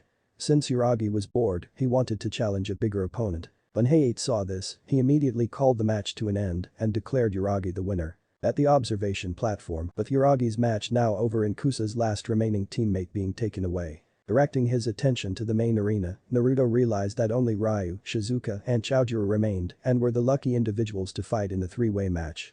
Naruto watched as Hayate called all three contestants to the stage in order to announce the final match of the preliminaries. As Ryu shunshin at the arena, while two more Chojuro and Shizuka went onto the arena floor. At the arena, now they are in the arena, the three contestants distanced themselves even more and now stood in a triangle formation. Quickly, Ryu looked at the sound shinobi before shifting her gaze to the genin she knew as Shizuka. Shizuka was awed by seeing Ryu that she felt that it was strong, equal to Naruto when he fought Takeshi, as her thoughts in her mind for comment.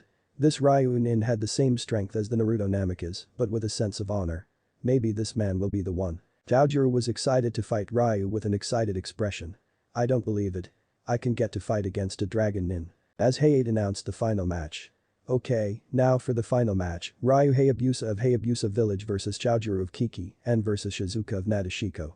Are the contestants ready? Getting a nod from Ryu, as his hand moves towards his Jinyuken and followed by a half-hand seal, is like the famous Valley of the End that has two gigantic statues of Hashirama Senju and Madara Uchiha. Then Chojuro nodded as well, as he flexed his fingers.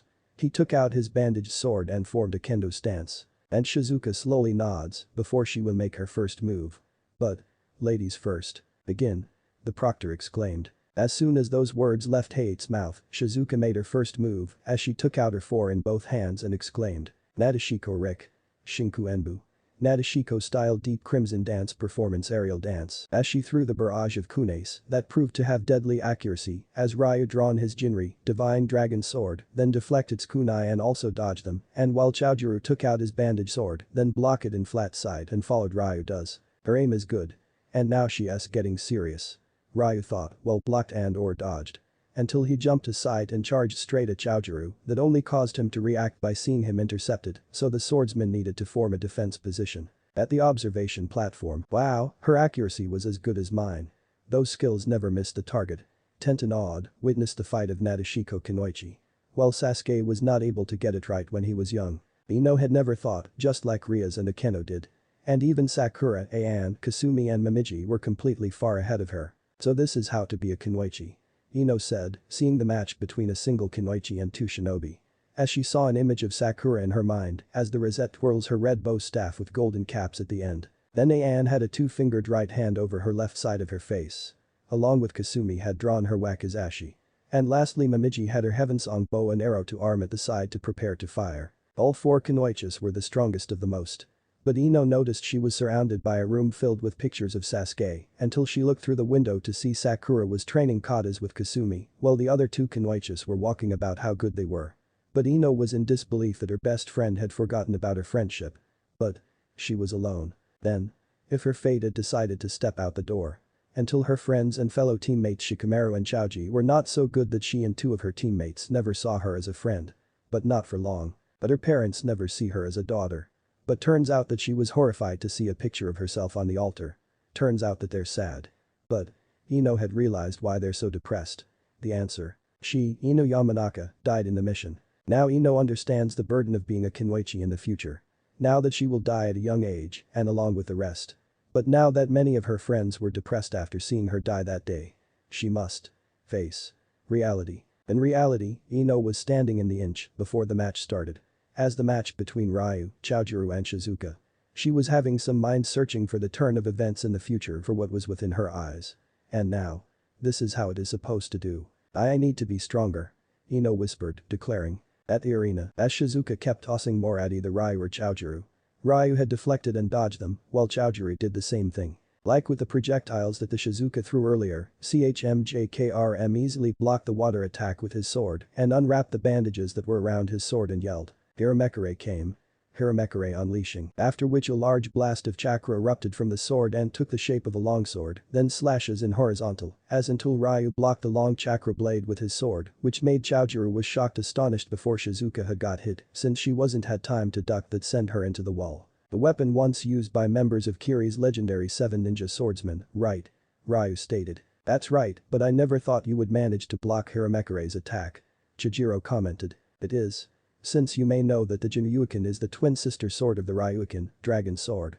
Ryu replied, which made the blue-haired swordsman's eyes widen. The twin sister sword of the legendary Ryuuken.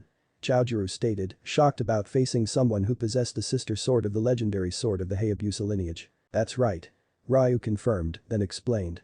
Since the Ryuuken that my friend possesses is curved off the bones of the Ryujin, now it's been passed down to Naruto, and also this one is being curved off the bones of the Tsuki no Ryujin, dragon god of the moon. Since just like their fellow dragon gods. Choujuru was astounded by the sword's capabilities. Just like the Ryuuken itself. As until Ryu jumped in the air and with a powerful thrust his hips and muscles which Choujuru wasn't expecting there was a blue that he had managed in time to clash. Managed to block Ryu's flying swallow attack. Which made the young dragon nin admitted. I was impressed that someone was able to block my attack. He said. You would say that. The Kiri swordsman replied until the boys were distracted until a certain kunoichi jumped in the air and took out a single kunai and folded it like a folding fan. Nai no Dan. Dance performance. Second step spinning waltz. Shizuka spins around at high speeds, appearing like a small twister, and launches a large barrage of kunai to either Choujuru or Ryu, like a top launching needles all around. Which again, that both dual swordsmen block them, then while fighting. Since this is battle royal for God's sake. As if Ryu or Choujuru will use one of Shizuka's at either of their opponents. Without a doubt she is planning to have them exhausted from their fight. As minutes keep dodging, striking their opponents each other to knock off guard, and while Shizuka keeps tossing more. At the observation platform, like Kami, how many of those she had carried? Ino wondered. Since it's 50 or more like shurikens. Since the Nadeshiko Kunoichis always carry many when using their ninja arts. The Nadeshiko Kunoichis always carries many tools or depends, just like I used a basic to store weapons when I had needed many of those weapons. Tenten explained. Ino had forgotten about her match with Temari. That would make sense, after all, Tenten is a prodigy and masterful with basic shinobi tools to the utmost abilities in her current level allowed. It was only because she lacked an experienced Joun in strength and speed as to why she was only considered above average in regards to her weapons ability. She was also fairly proficient in close combat weapons, but excelled in long range. So, she needs a long time to become a better kunoichi and also share the same dream as Sakura, who surpasses Kushina, Naruto and Tsuki's mother, and Tsunade Senju, the granddaughter of the founder of Konoha. At the arena, many of them were laying around the arena floor, while Heiei, Gekko, had cleared away from the crossfire. As until Choujuru was panting for he had burned his stamina and chakra that he uses his sword's ability, he was aware of its effects. While Ryu was still standing, due to the training and hard sparring that he and Naruto had. Stamina freaks. Shizuka was amazed that someone could do it without exhaustion. He is still standing. Shizuka thinks seeing the dragon nin has good endurance. Before she landed on the floor. As she took out another 3 on hand. Ryu clenches his Jinyuuken. As Choujuru cannot take another, since he began to collapse, backwards on the ground, the two combatants did not get distracted. As Heiei, Gekko, notices that he looks exhausted. Now. With Choujuru on the other hand, he couldn't continue, so he raised his left hand and called out.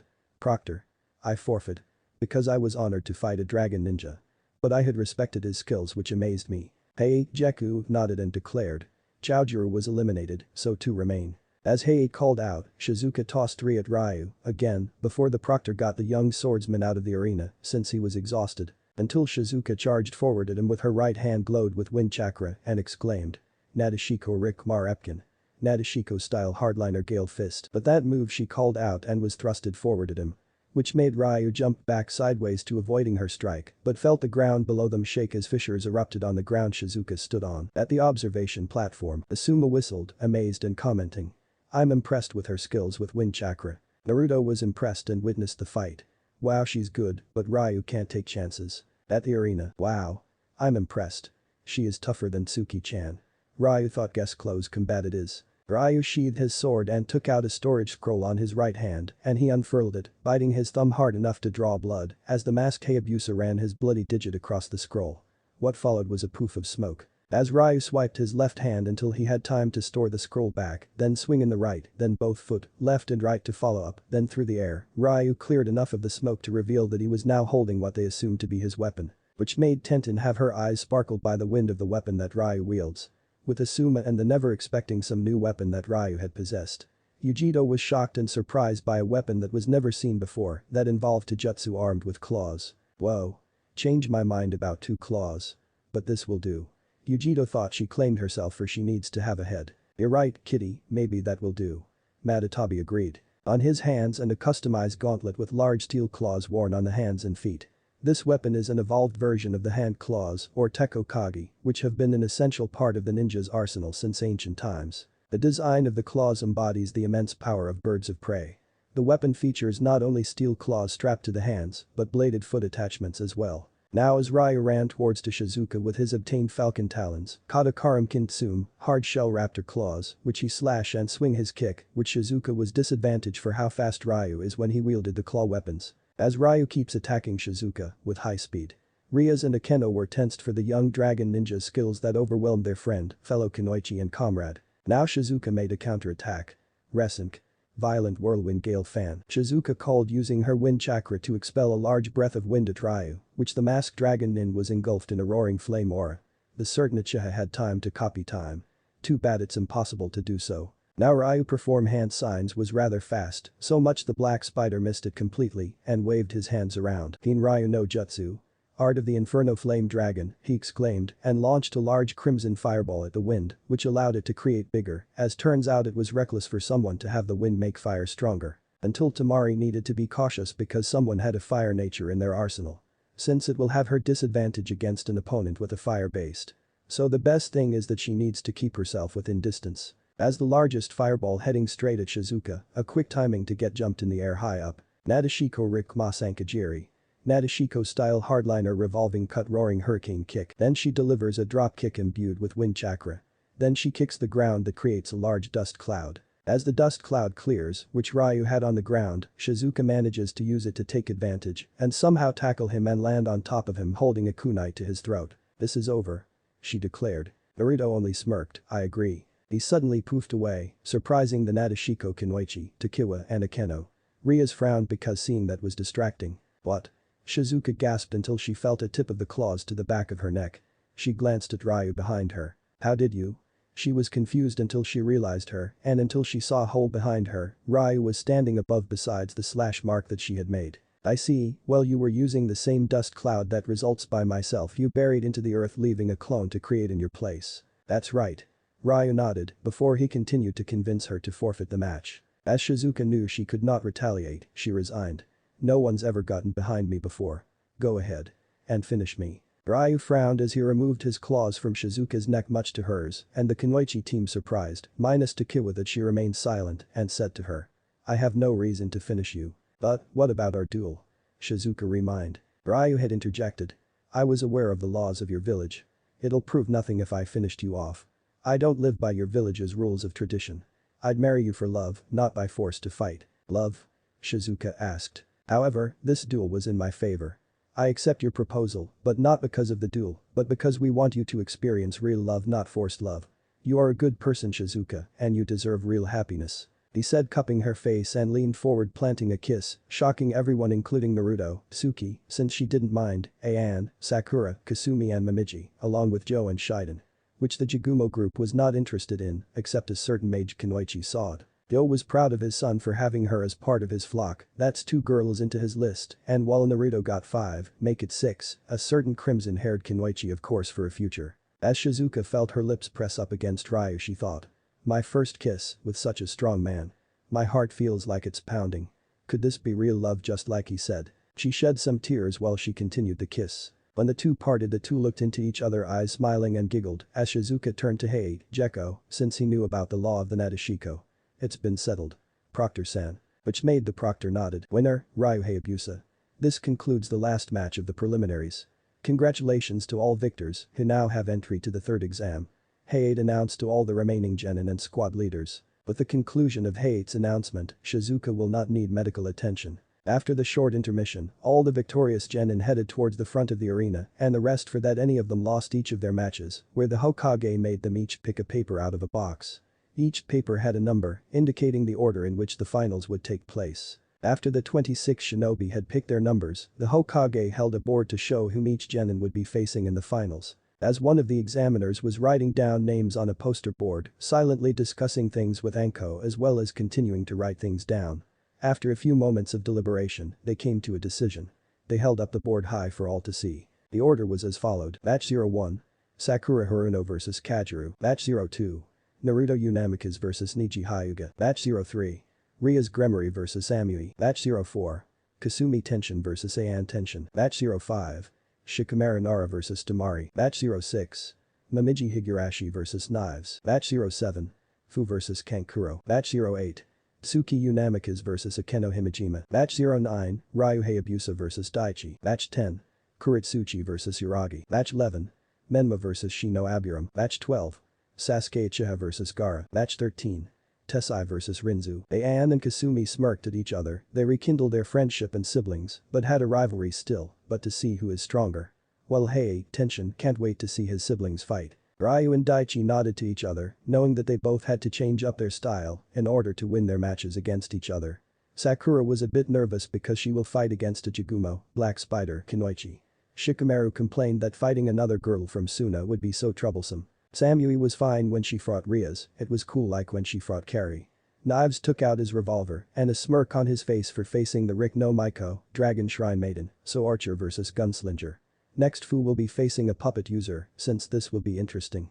So she will train solo without a sensei. SI frowned because he wanted to fight against his opponent since picking a Kirin in, so no matter, since he will be facing, if it's his teammate Menma, or the Aburam, or the Uchiha, or the Tsunejin Churiki. Tsuki and Akeno will be facing each other with a better Kunoichi.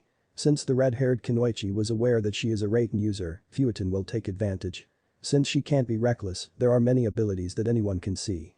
And Uragi will be facing Tsuchikage's granddaughter, so this will be interesting. Sasuke got his opportunity to fight against a strong opponent. Gaara had a wicked smile that he wanted his blood like a predator would give its prey. And there Shino felt a little nervous if someone was facing Menma of the Black Spider clan. Since he felt the same thing as Gaara. Interesting. Menma thought. Very, very interesting. It would seem I can get to face Ryu Hayabusa. Uragi thought. Lastly, Naruto had got his opponent just as according to plan before he heard Niji's voice. Naruto-san. If you face me. You know it must be done. Now that the order was announced to all the genin, the third Hokage began to explain that despite losing their match, participants could still become A. He notified them that there would be examiners scoring each participant on qualities they should possess and portray in battle. But that said, they were all dismissed and sent to train. It was pointed out that all the genin now had a general background on each of their opponent's skills and abilities. Thus, the purpose of the month's training was to prepare and hone their skills for their upcoming battles with their opponents at the tournament. You all have exactly 1 month to train for the finals held at the Chunin Exam Stadium. Good luck to all of you. Sarutobi finished dismissing them. With that, all genins filed out of the room to meet their Jounin sensei and their teammates. Thanks for listening. I do hope you enjoy it. If you want the next part of this video, turn on that bell notification. Like, subscribe and comment down below. And also check out the others videos I have created and enjoyed it. See you guys next video.